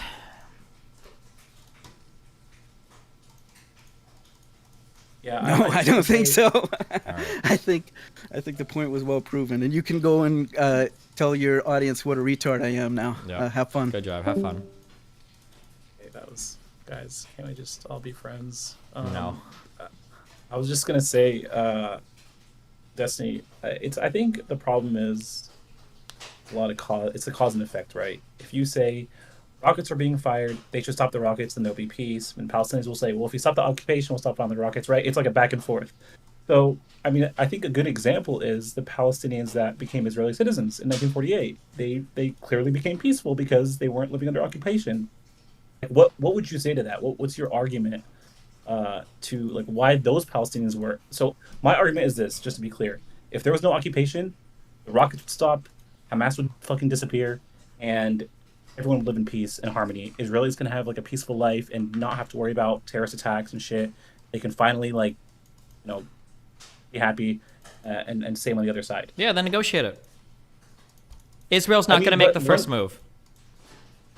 Palestinians have made the first move, right? Where? When Mahmoud Abbas in 2018 he offered to start negotiating, Israel didn't want to start negotiating. Okay, let's hold on. No, wait. Because every single time, every single time you've done this, you've been wrong. So let's go over right now. Maybe this will be the first time you're correct. Show me the good faith negotiations in 2018, because I thought 2018 is when isn't that when the PLO stopped recognizing Israel as a country? So let's show me these 2018 Abbas negotiations. Link me something and we'll read about them. Okay.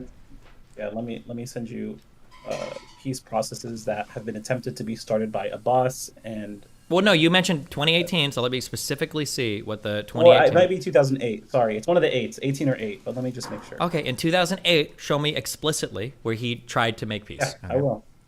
Okay, hold on. I mean, Destiny, obviously, he's like... You argue that Palestinian PLO wouldn't accept 67 borders, like, literally today? Of course they would accept it today. It would be more than they could ever hope for. Are you telling me that was his peace deal? We go back to the 67 borders? I don't know what his exact peace deal. Let me check his peace deal. But I'm sure the peace deal is based on 67 borders because that's what they're entitled to under Security Council. Okay. Okay, then we're just not going to agree on the starting point. That's never going to be the start. It hasn't been in any prior negotiation. I don't know. What should the starting point? Probably 91 to 93% land swaps or something. Should it just be what Israel wants? Like, is that it?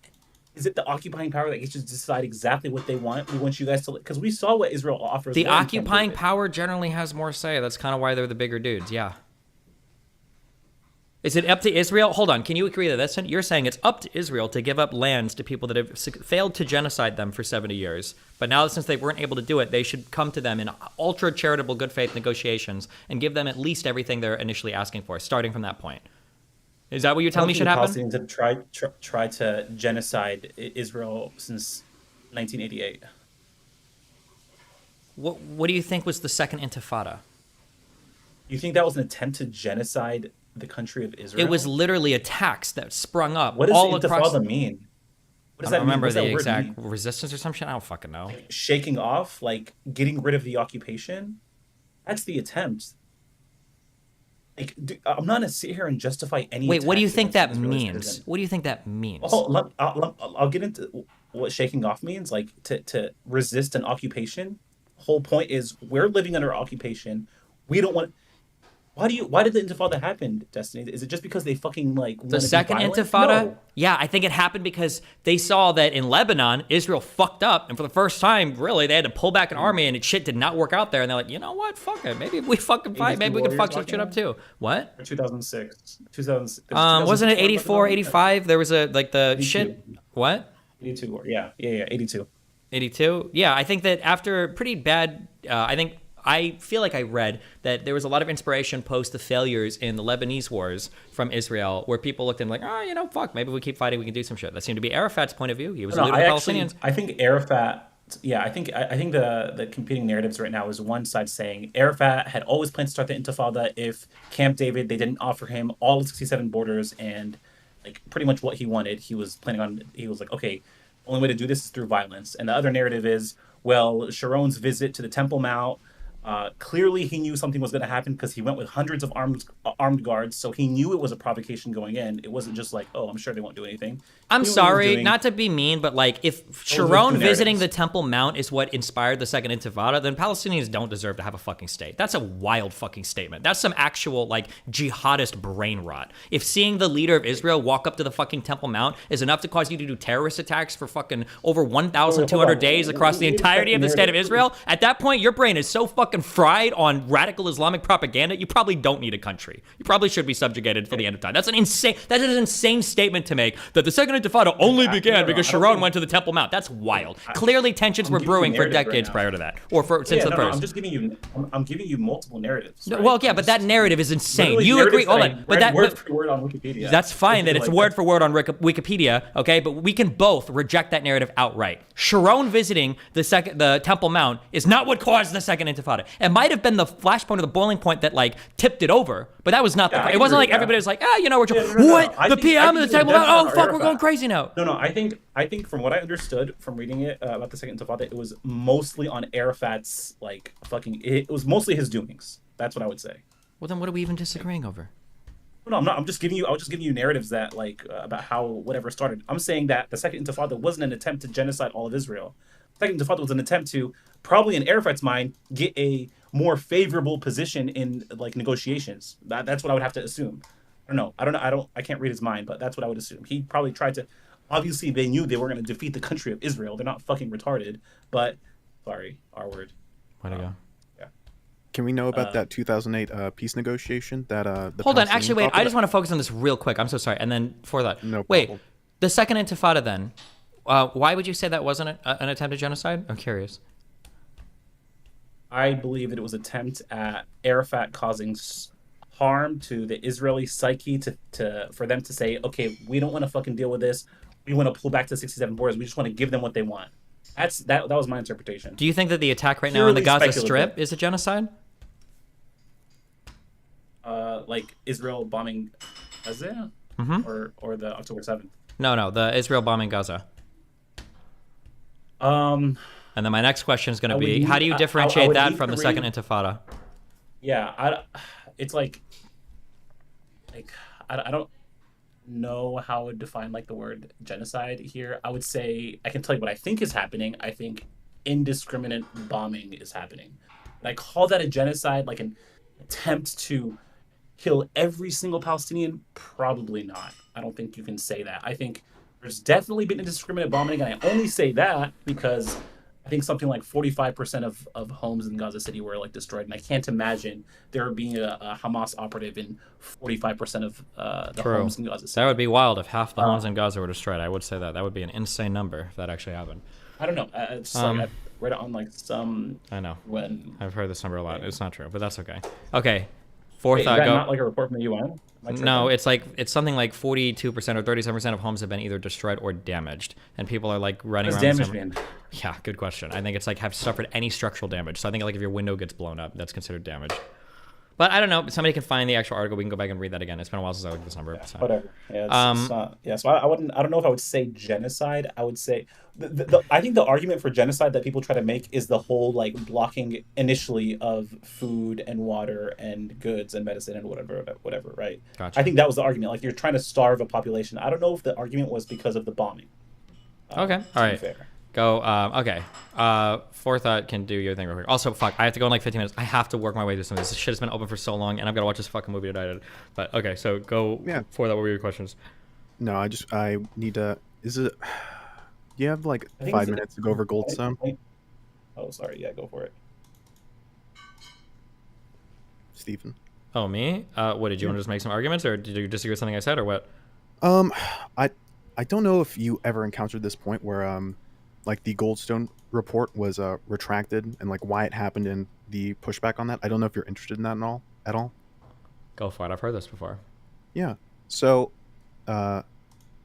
basically, Goldstone goes to Gaza. Actually, no. He's made an offer from the UN specifically to investigate Israeli war crimes. He rejects that offer and demands the ability to investigate both sides.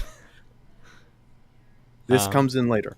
Okay. So wait, have you debated liking on this or? No, I haven't. This is. Why don't you liking it? You two should argue about this. Isn't that this is liking the point, right? There's no. He's not. No, there's no point. This is the only like good point that actually got any of my interest, and it wasn't from him. It was from Finkeldick. So this is all really from Finkeldick. Okay. So he goes to Gaza, and his expectation going in was that because he is Jewish, because he is not from Israel, that he has just this huge track record of doing these really robust prosecutions of war crimes both in South Africa and Yugoslavia, that he expected going in that Israel would cooperate because he felt that he met their requirements for getting some sort of cooperation within the international community. And even going prior to his going, he's like, the ICC and the UN are pretty biased against Israel. Hopefully they will cooperate. Stuff like that. He goes, they don't cooperate. The report comes out. It says what it says. Israel releases a report after doing some investigation. And then sometime later in 2011, they release more documentation and specifically around a drone strike. And on the other side of that, Hamas obviously does nothing. So that's why he writes his retraction.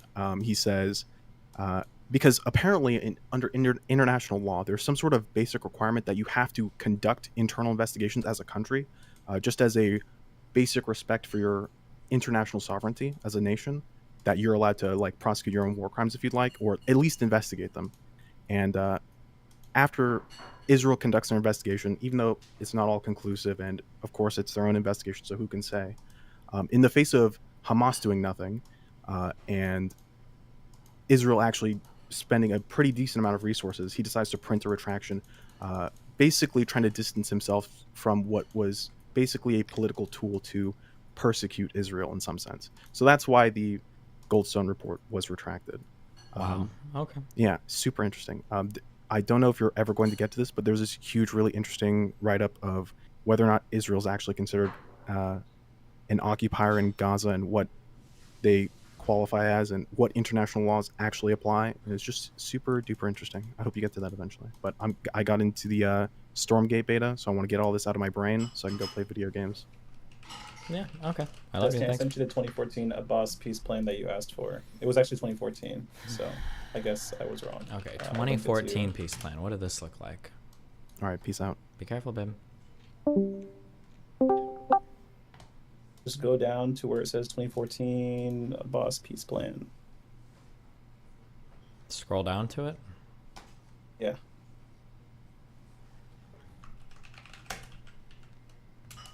I don't see a scroll down to it. Can you help me with what the title of the section is or what it's called, or? Okay, hold on. It's yeah. Go scroll down, keep going. Like go through the timeline until you get. Oh, to Abbas's 2014 peace plan.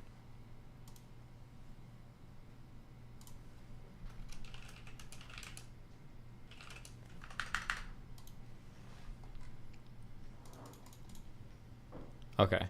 On September 2014, Abbas presented a new proposal with the peace process to John Kerry. The plan called for 9 months direct talks followed by a 3-year plan for Israel to withdraw to the 67 lines, leaving East Jerusalem as Palestine's capital. The resumption of talks was contingent on an Israeli freeze on construction on the West Bank and East Jerusalem, as well as the release of the final batch of prisoners from the previous talks. The first 3 months of the plan would revolve around the borders and potential land swaps for the 67 lines. The following 6 months focused on issues, including refugees, Jerusalem, settlement, security, and water. The administration rejected the initiative, saying it was opposed to any unilateral move that could negatively impact the Israeli-Palestinian peace process. Abbas stated that if Israel rejected the claim, he would push for charges against Israel in the International Court of the 2014 Israeli-Gaza conflict issue if rejected. Abbas stated he would turn to the UN Security Council for a unilateral measure for a Palestinian state. On the 1st of October 2014, Abbas stated he'd be presenting his plan to the UNSC within 2 to 3 weeks with an application to the ICC to follow if it failed to pass UNSC. In 2014, Jordan submitted the proposal to UNSC, which failed when voted on later that month. Later that month, as previously threatened, Abbas signed the treaty to join the ICC. Israel responded by freezing $127 million in Palestinian tax revenues, in response to which the PA banned the sale on the Palestinian territories of products of 6 major Israeli companies. Okay, what is the peace plan? I mean, his peace, like his attempt at like, yo, let's negotiate peace based on 67 with some land swaps that like Israel didn't want to, wasn't interested, America wasn't hold interested. up. What was the what were the plans? What were the negotiations? Israel wasn't interested in negotiating. Well, what was his starting point? His starting point is right there. By a 3-year plan for Israel to withdraw to the 67 lines, leaving East Jerusalem as the Palestinian capital. Does that mean a full disengagement of all? Like he says land swaps here. No. I'm asking from East Jerusalem. Is that a full disengagement of every Jewish neighborhood in East Jerusalem? That's what I'm asking. There's got to be like a more detailed plan or something here, right? Usually when they talk about land swaps, the biggest Israeli settlements, as I understand them, are in East Jerusalem. And those are the ones that are usually talked about. Okay, how do we swap for those? Because I believe those make up like 80% of the settlers. Wait, can I ask a question? And I truly don't know. I could be wrong. Yeah. Oh, no. Oh, shit. You're good. Sorry. You're just when people talk about settlements, do they consider the things in East Jerusalem settlements? I thought that these were all just like ethnic neighborhoods and enclaves and shit. Are those considered their own settlements? I thought settlements were the constructions of new cities. I truly don't know. Yeah, I believe. Yeah, I'm not 100% sure too. Maybe somebody in the chat can answer. But from what I understand, there's been a lot of new construction also in East Jerusalem, and a big initiative. I think even the Jerusalem municipality tried to make the demographics of Jerusalem. Like this was like a goal. Politically, to make it 70% Jewish, 30% Arab. They realized, okay, this is too hard to do, like this is not realistic, so then they settled for 60-40. Okay, I'm just curious what these negotiations looked like, or what this was. If this was like fair, if this was like a decent starting point, or if this was like obviously like a flex and it was like way too far or whatever. Do you also remember when John Kerry like submitted parameters and Netanyahu responded by saying something like, yeah, we're fine with the Palestinian state as long as we can keep building settlements and keep doing what we want to do, and kind of fucking trolled John Kerry. So I mean, you would agree that Israel hasn't been interested in any kind of peace plan since the Taba summit. Like, actually, Olmert was one in 2008 where they wanted to give Palestinians, I think 8%. They wanted to retain 8% of the West Bank, not including East Jerusalem. They also wanted to retain portions of East Jerusalem. But that was the only attempt since the Taba summit by Israel. Like, I wouldn't even say by Israel. Only attempt where Israel was willing to negotiate at all or come to the table. Yeah, I've said this. I don't know how to say. I'll say this again. Like, obviously, there are probably going to be times where people start off with like certain negotiations, but it's clearly a non-starter, and it's not. There's nothing happening here that's like really. So let's try. Like, if it's 2014. You have to be fair. No, there's 60. Going back to pure 67 borders Israel, are. Okay. I don't think Israel we're just. can't choose the starting point. Of course they can. They're the occupying power. Of course, it's like basically up to them. Yeah. Who should choose the starting point? The people that failed to ethnically cleanse. Well, I mean, like, if one side tried to kill the other side over and over and over and over and over and over and over again, and then they failed, and like, okay, fuck, let's figure some shit out. You're not going to go back to where you were before you started to do all the killings. When did the Palestinians try to ethnically cleanse Israel since 67? Like, wasn't Yom Kippur Syria and Egypt and maybe a little bit of Jordan? I don't remember Palestinians constantly trying to ethnically cleanse the No, but all the surrounding states on behalf of the Palestinians were trying to, right? Okay, but those eventually stopped, and how are you going to blame the Palestinians? Don't say that. They didn't. What do you mean? Why don't they take? Wait, they didn't eventually stop. stop. Land from Jordan then. They tried to punish Jordan, punish Egypt. They tried to. They did that. That's why Egypt closes the Rafah crossing. Is because the Muslim Brotherhood tries to fucking kill Egyptian leaders. And yeah, they tried to do it in Jordan. That's why they assassinated the king in 55, I think, in Jerusalem, and tried to appeal up. Yeah.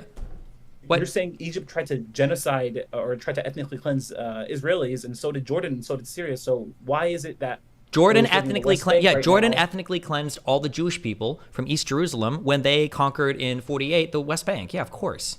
You know who's living in those? Who ended up living in a lot of those homes? Palestinians that were ethnically cleansed from Haifa and Nazareth and all these other places. Okay, so if you swap, it's ethnically swapping cleansing. No, but you realize that was the Sheikh Jarrah problem that happened in 2018. I don't know if you heard of it. That was the whole thing, right? They're saying that those homes historically belonged to the Jews, but it's like, yeah, well, their homes were they were kicked out of their homes, so are they just fucking sitting in the street? All right. Listen. Anyway, good talk. Enjoy yeah. your California trip. Try to come out to San Francisco if you can. I know it's only an 8-hour drive. Take you to a best ramen spot you ever had in your life. Actually, you've been to Japan. Never mind. I'll take it. All right, take I care. have not been Bye. to Japan, but okay, have fun. Love you. Before you go, you still there? Oh, I'm here. Oh, it's Abby. What's up? No, I was asking for Axel. Did you want to go over the prisoner list? The last time we talked, you wanted to go over the data on that. Prisoner list. What prisoner list are we talking about? Sorry. When they did the swap for the hostages. You said you wanted to go over. There was contention. Oh yeah. I was curious, like, how many of those prisoners were like actually like killing Israeli civilians or stabbing Israeli civilians. Yeah. And I asked specifically civilians because I have my own belief on what you can do against either settlers attacking you or Israeli soldiers. I don't believe that they have immunity. Yeah. Okay, so I don't know if I can give you the exact numbers on stabbing civilians. I didn't go into the data knowing that was your question. I thought the question was more so to the proportions of administrative detention versus remand detention versus military conviction versus civilian conviction and what they were convicted for. So the problem with this data, and I'll tell you, and you can say that I'm weaseling, that's fine. But the problem with this data is these are people going through Israeli military court, right? If I were to tell you that Ukrainians getting charged through Russian military court, not Russian courts. Wait, Axel, no, not all of them are. That's the whole point of the proportions. That there's a certain so there's different categories. Okay. The first category is administrative detention. You're familiar with that, right? Sure, yeah. Okay. The second that category means like you get arrested without conviction. No. Administrative detention means you are okay. So, administrative detention means you are. It's a similar thing that like a Guantanamo Bay sort of thing. Like you are detained for reasons of national security. You are not even like told what your charges are. The claim is not that you don't have charges against you. The claim is just that you have charges and they're so egregious we can't even share that with you, or share that to the public. Sure.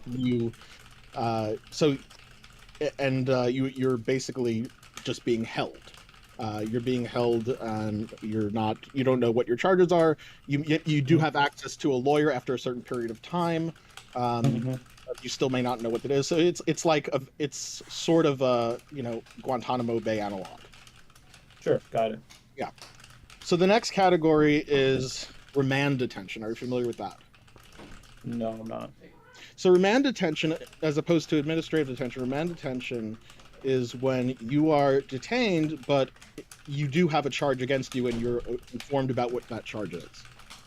So that could be either in a military court or a civil court. So you're being detained, you can't go, but you are going through a legal process.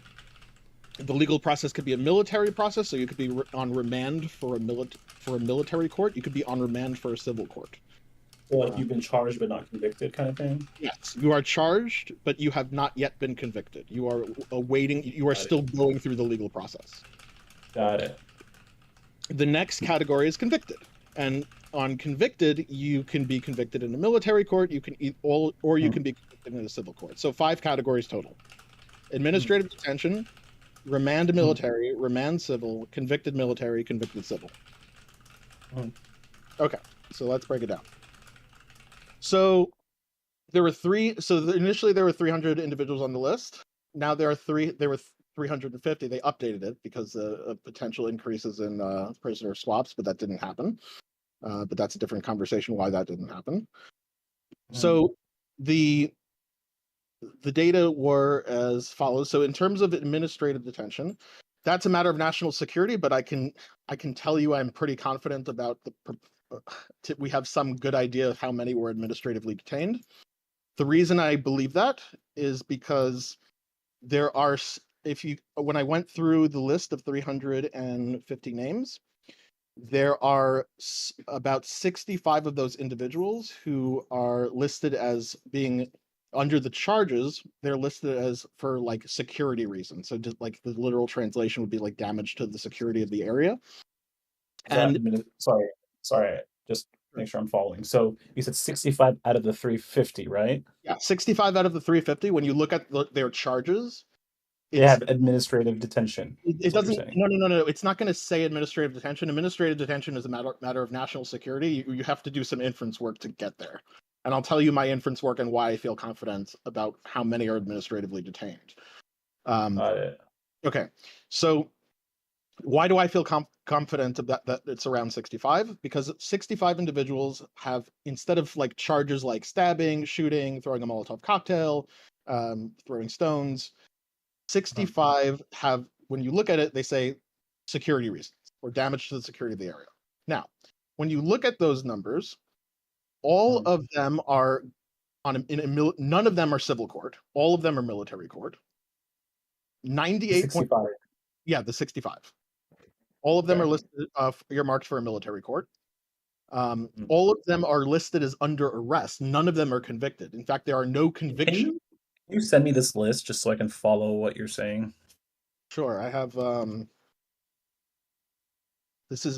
have a series of. Here, hold on. I'm messaging you. So this is my rationale for administrative detention calculations, and we'll go through that together. Okay, so of the 65, the charges are listed, instead of listing charges, they are listed as security reasons. Now, that in and of itself is suspicious for administrative detention, but you need something more to get there. So if you look at the background demographics of who Israel administratively detains, it really matches. So a couple of supporting evidences. First off, they're all listed as military court. They're not listed as civil court.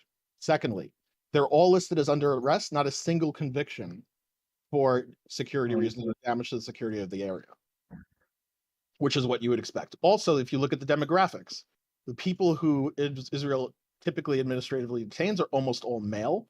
98.4% who have that just listed charge are male. So 64 out of 65. The other thing is most of them are adults, or 17 years old. Almost all of them. So 43 out of 65 are 18 or up.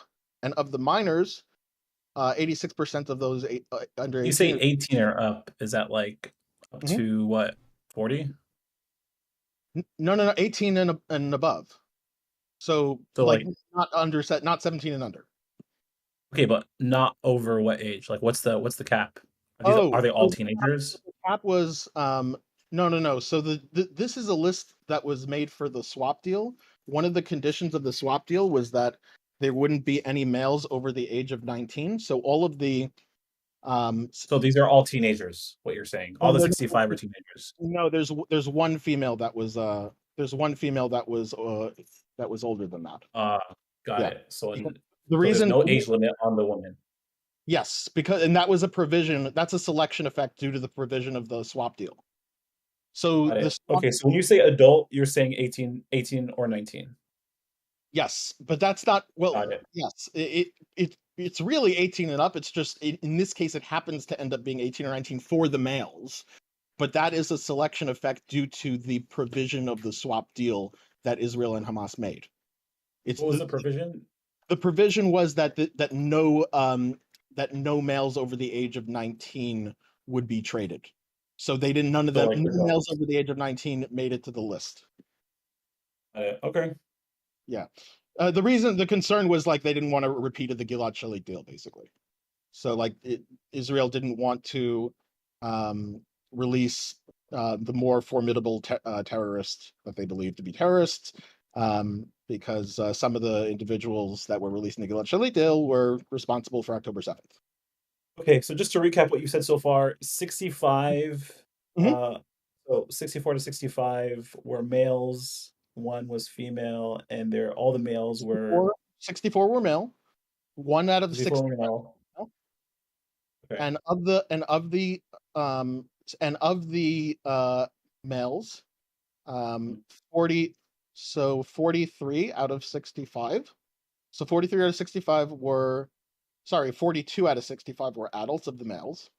Of the minors, it kind of feels like you're kind of trying to okay, so I mean 18, 19, 17, it's all the same shit, right? Teenagers, a bunch of teenagers up to the age of 18 and woman. Yes, that was for the provision of the deal. That's what you would expect. Yeah. So the 65 and who else? Yeah. What are the other numbers? So those who are 17. So three individuals were 16. No one was below 16. So 3 individuals who are 16, some individuals who are 17, and the majority of which were 18. For administrative detention. And the other reason supporting why I think it's an administrative detention is that there was a disproportionate increase in listed affiliations with various terrorist organizations, such as Hamas or PIJ. 31 out of 65 were listed as being members of either Hamas or PIJ. Can you send me like the actual list? Like you sent me a tweet, but can you send me like the list that Israel had released of the names and the charges? Oh yeah, that's been public information for. Yeah, here. Yeah, I think that'd be more helpful to follow. Yeah, you're Hopefully gonna. yeah. Well, I mean, I don't know if it will be more helpful to follow because it took me like days to go through that list and compile this data. But sure, I can send you that. It's a publicly released site. Blah, blah, blah, blah, blah. Let me just find that. The reason I'm doing this is because there have been, so I spent like days going through like what all the numbers are and what they aren't, because there have been a lot of just insane reports on the numbers on this prisoner list. So some things that like CNN has gotten the numbers wrong on this. I have a question. Yeah. Okay, so okay, I see you just sent it to me. Okay, so 65 administrative detention. What are just like quickly going over the charges for the rest? Like, what are the portions of like those convicted and what they were convicted of? Okay, so the other categories, so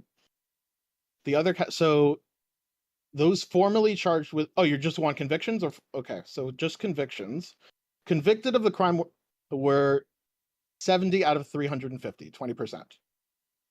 Those who were not convicted were formally charged with the crime but not convicted. Those were 285 out of 350. Not convicted but formally charged and awaiting a trial were 215 out of 350. Of those, 96 out of 215 were formally charged and awaiting trial in a civil court. So that is remand detention on civil. 119 out of 215 were formally charged awaiting trial in a military court. Now, of those convicted, 215 were not convicted, but formally and half charged of and them. awaiting trial. Okay, and okay, Yeah. and about half of them you're saying were civil, half of them were military, Yes. give or Of take. those who are charged but not convicted but going through a legal process. When you say going through a legal process, like how long have these people been held? Like a month, a week? Almost none of them were over. Very few of them were over a year. Virtually none were over 2 years. I can go. One of the projects I have yet to do is Okay, so all of them like over 6 months, would you say? No, that's not true. Not all of them. So yeah, whenever you get that information, that'd be very helpful, because if people are sitting in jail for a year with like no lawyer, No, most people most people were not sitting in jail for a year. There were some that were between 1 year and 6 months, or some people between 6 months. Virtually no one was over 2 years. Very, very few, and the majority were under 1 year. Okay, and the other 100 or so, I'm assuming they got convicted. Wait, is it 100 that got convicted? 70 out of 350. So the split is 70, 215 not formally charged but awaiting a trial. 96 out of 215 formally charged and awaiting trial in civil court. 119 out of 215 were formally charged and awaiting trial in military court. So about a 55 to 44 split. 55.3446. Convicted of a crime was 70 out of 350, 20%. Of which, of those 70, civil court is Israeli civil court, right? It's not like PLO or anything. Okay. Yeah, it's Israeli civil court. Yep. So of which 31 out of 70, so 44%, were convicted in a civil court only, no military court. 38 out of 70, so 54%, were convicted in a military court only, and 1 out of 70, I don't know how this person did this. They were very accomplished. They managed to be convicted in both a military and a civil court. Okay. Okay, and are any of these people, the 350, are any of them Israeli citizens? I don't know if the data has Israeli. Let me just check right now, real quick. Oh yeah, Sure. no, though it does have that data. So yes, some of the individuals, I do see that some of the individuals on that list are Israeli citizens. What would you say the percentage would be? Like, are you saying, like, Not a lot of. I would say it looks, just going over real quick, it looks like the majority are not citizens. There are some citizens that are showing up though. so a majority of them are not citizens going to not Israeli citizens going through Israeli courts. Correct. Okay. Got it. Yeah. And then of those convicted, and I know the focal point will be of those convicted in a civil court because of the contention over military court. So of those on the prisoner list convicted of crimes and only convicted in a civil court specifically, there are 15 instances. Now these percentages can be over 100 because you can have multiple charges. 48.3, it says support of terrorism, additional details that are not provided. 14%, 14 instances, which is 45.1%, are serious or grievous. Wait. 48% are terrorist related, but details not Yeah, support of, available. yeah, details, further details of the charge are not It's kind of provided. sketch. Okay. No, I wish more details were provided. I mean, I say it's kind of sketch because I mean, look, it's just like, these are non-citizens Yeah, I being agree. tried by an occupying power. It's just like, like I mean, I'll tell you what I'm thinking right now. Just so there's like full transparency. Yeah. If you were telling me that 350, Russia and Ukraine are having a prisoner swap, and Russia is releasing Ukrainian prisoners, X amount of them have went through, half of them went through Russian civil court, half of them went through Russian military court, and there's X amount that were accused of terrorist activities, undisclosed the details. Well, it's not. I Well, hold on. honestly, Wait. Just to be clear, the support of terrorism details not provided. Almost none of them had just that charge. Like that could be a tack-on charge to other things, and those did have details. I'm just saying, like the tack-on charge of just supporting terrorism. This is just like a side thing you're saying, Yeah. like not the actual. All I did was what I did with the data is I just took every instance and I just like broke it down. So I said like, okay, here's a listed charge, support of terrorism. Like that could be now that could be just not a detail not provided, or that could be like, oh, attempted murder. It could subsume other things. So it could be a stabbing, it could be attempted murder, it could be serious grievous bodily harm or injury, it could be arson, weapons, ammunitions, or explosives. So that is, or it could just be a standalone charge. It almost never was a standalone charge. So 45.1% were listed as serious, grievous bodily harm or injury. I have not broken down to whether that was a police officer, a soldier, or a civilian, because I didn't know that was the question you had in mind. I can do that at some point if I'm able to, if the data is there. I mean, it's not in the database, but like you can track down the names and like what they were, like the stories behind them. Sure. 9 instances. So all of these are in civil courts, by the way.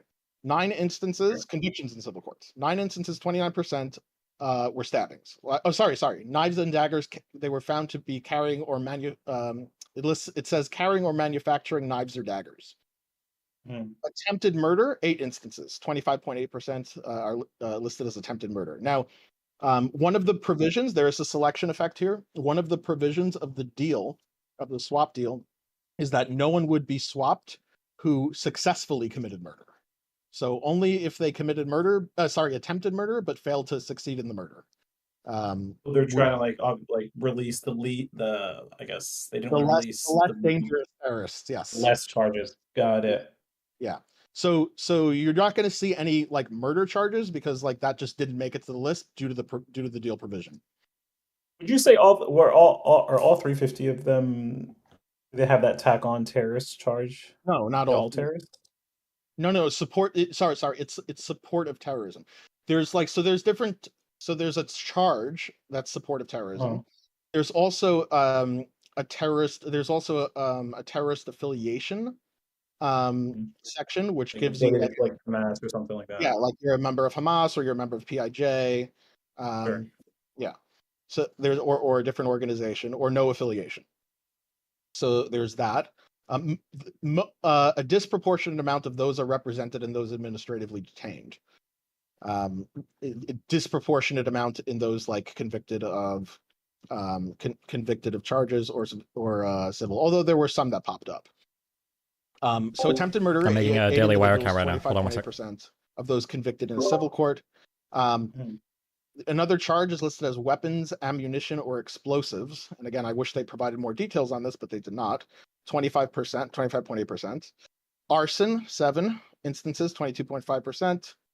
And then there's malicious or negligent damage to property, which may be also attack onto arson, which is 6 instances or 19.3%. Throwing a Molotov cocktail, 2 instances of that, 6.4%. Assaulting a police officer. So actually, this does give you some information. It doesn't say soldiers, but assaulting a police officer. Only 2 were convicted in civil court for assaulting a police officer. So 6.4%. Service to a legal organization. It didn't say which organization, but a legal organization, 2 instances. 1 instance was throwing a bomb, 3.2%. 1 instance was carrying or possessing an explosive device. Okay, never mind. Hold on. Too many people are fucking making me too paranoid. Listen, we need a conductor that I can host after that wants to stream this movie. Chat, find the conductor. Okay, find them and I'll just host them and we'll watch there. Stand out are the 8 instances of attempted murder, the 9 instances. The throwing a Molotov cocktail, the knives and daggers, serious bodily harm, injured, grievous bodily harm or injury, throwing a bomb, and carrying an explosive device. Those stand out, and those were convicted in. Okay, so let me just say this. Let me just say, like, look, I'm not going to absolve anybody of committing crimes. Okay. He's about to though. That's one.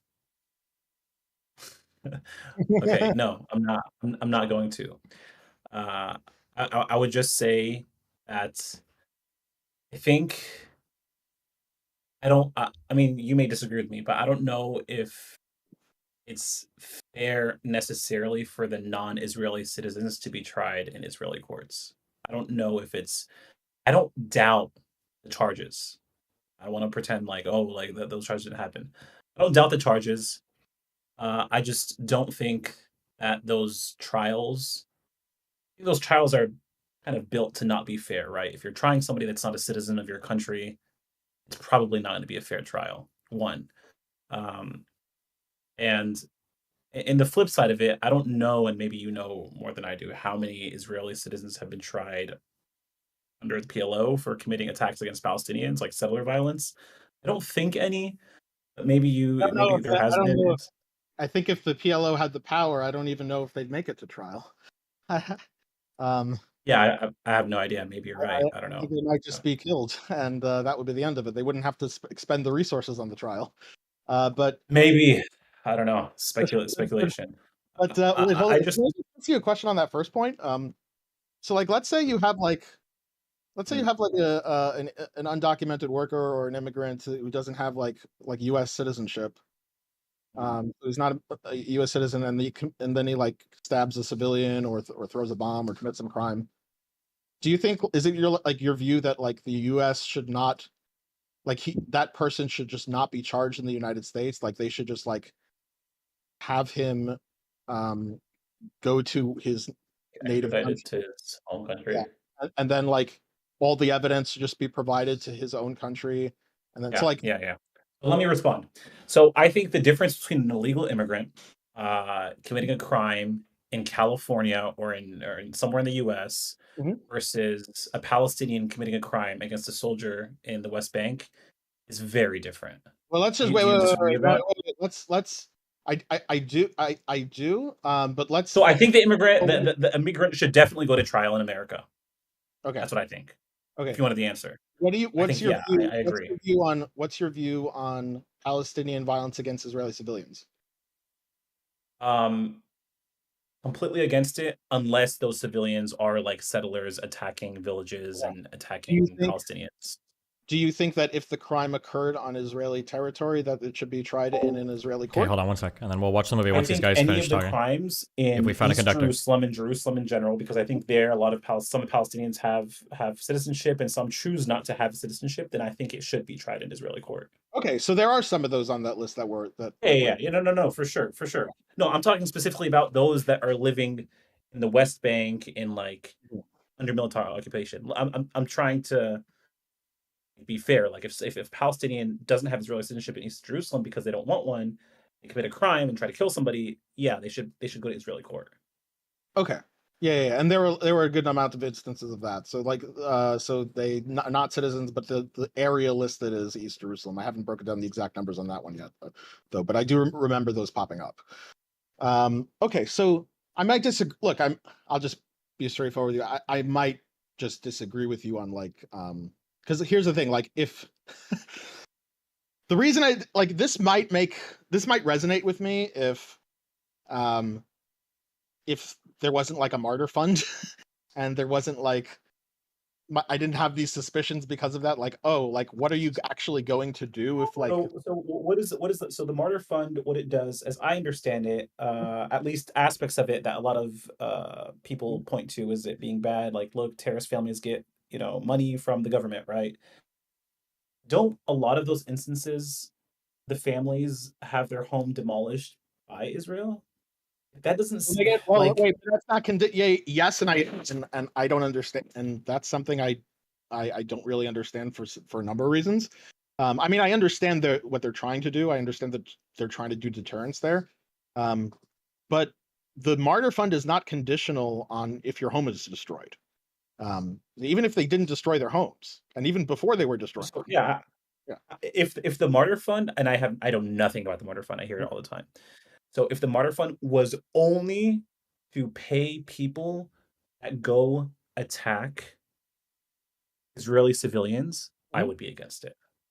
If the Martyr Fund is to pay martyrs, including 15,000 martyrs in Gaza, including any martyr that dies, like anybody that dies essentially to the country of Israel or the military or the settlers is considered a martyr, then it's like I don't know why there's like a hyper focus on one aspect. But if the one aspect, if the whole Martyr Fund is set up just for people that attack Israel, Israeli citizens specifically, then it's like, yeah, I can't really justify that. I think that's a bad You would idea. justify it if like, wait, so I just want to understand your view on this. So if you have a fund Rewarding Palestinians that are attacking Israeli civilians that are minding their own business is a terrible, unproductive, right, but the immoral idea. Martyr Fund does that though. It just does Yeah. it Yeah, discriminate. sure, go ahead. Yeah.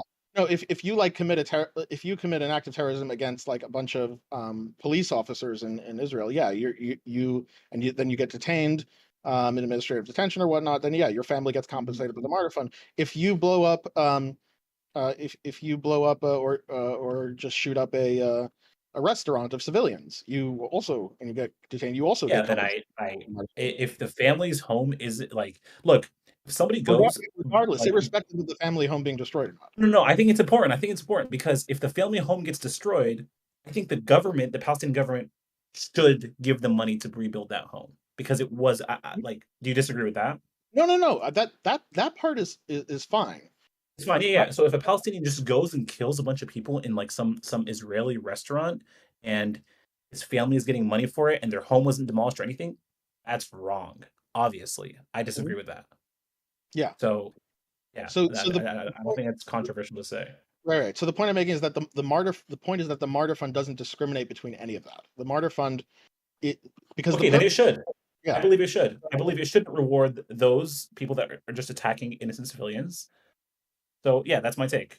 Okay. So where that gets us back to is that when you have like if you tell me, and again the purpose of it goes to the purpose of the Martyr Fund. The purpose of the Martyr Fund is not this benevolent cause of, at least not the way it's acting, is not this benevolent cause of, well, the family didn't do anything wrong, the family's home was destroyed, let's compensate the family, because it's not provisional on the family's home being destroyed. It also is also it's not provisional on whether you attacked a soldier or a police officer or a civilian or a baby for that matter. You get compensated all the same. It seems like the purpose is just pay for slay, just commit. That's the Okay, criticism so again. I'm looking at this Wikipedia article from 2023. It could be wrong. It says in 2017, 160 million was paid for 13,000 beneficiaries.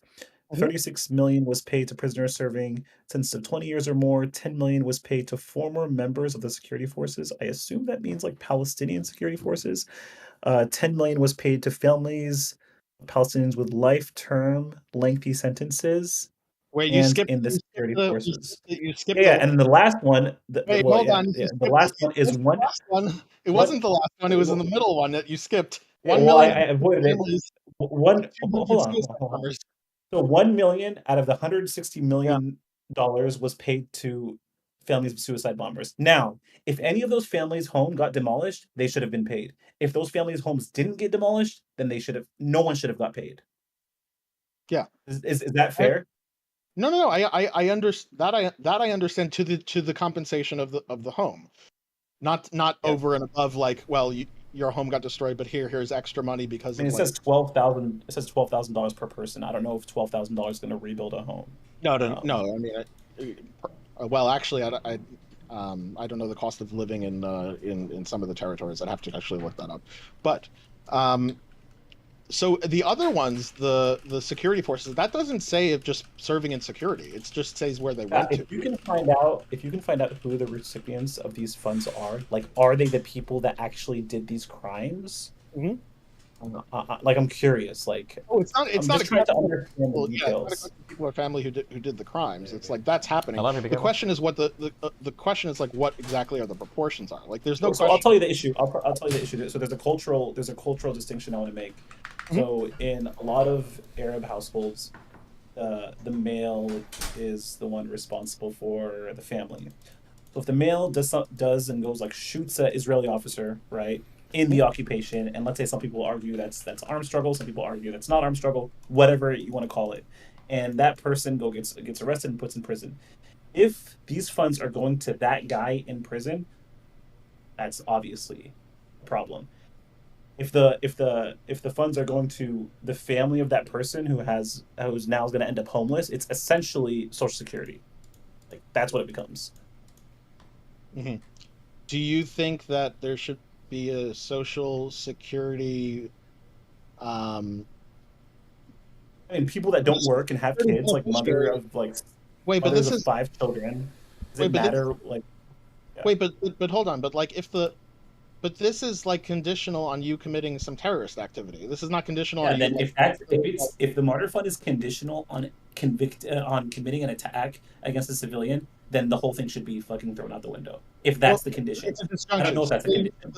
Civilian or like just Israelis, really. But it's not like Social Security where it's like, oh well, you worked for us and now you're too old to work, or you worked for us and you're retired, or you worked for us and now Okay, like I guess it's more like welfare then. like we'll have some like security We can call it like you can call it welfare. Right? Like you did some action here, and that's why your family's getting paid. And the action is if the martyr fund only pays people that commit terrorist attacks against Israeli civilians, then the whole thing. No, Israelis, including civilians.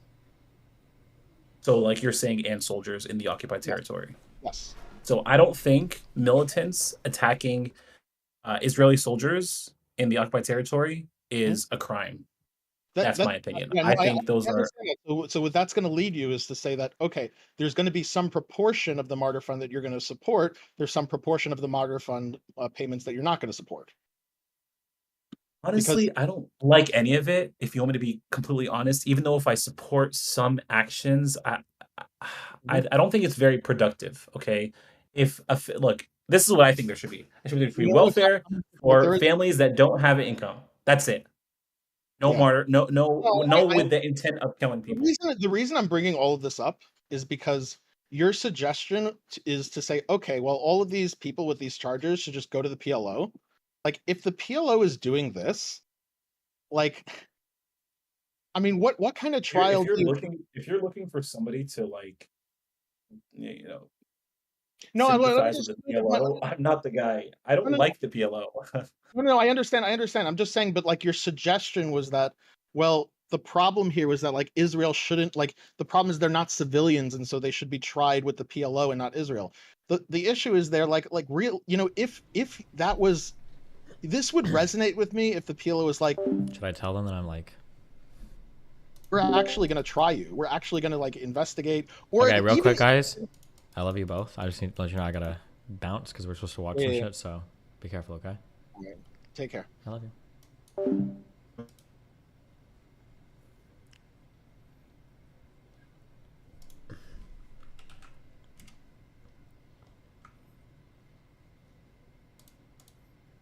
The fuck is this?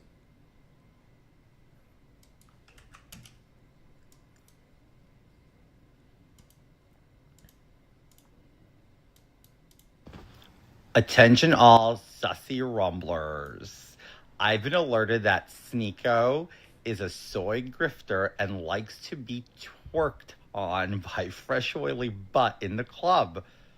Love Speech wants to thank you for being a cock and helping us escape the Matrix. Lots of love, George Santos. He's doing cameo. Okay.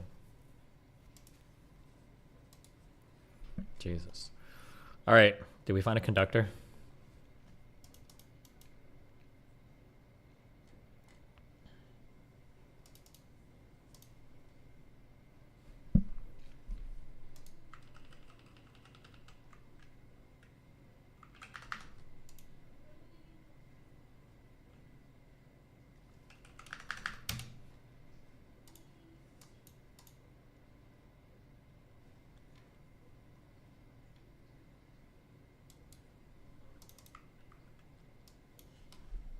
Oh. All right. Okay, listen. We're going to go to cake.com/Aslan is adorable. Okay. We're going to go watch feature length, wonderful social commentary.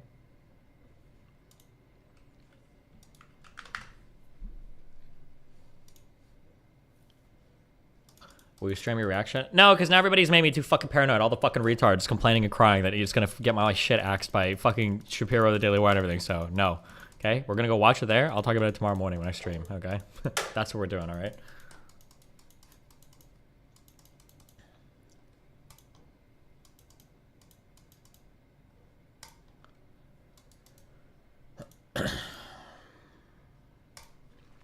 All right. I'm gonna host the Aslan guy. I love you guys. I'm gonna be there. Be careful. Stay safe. I love you. What's the point? Then there is no point. Then don't watch it. Here, don't do it at all. Boom, easy.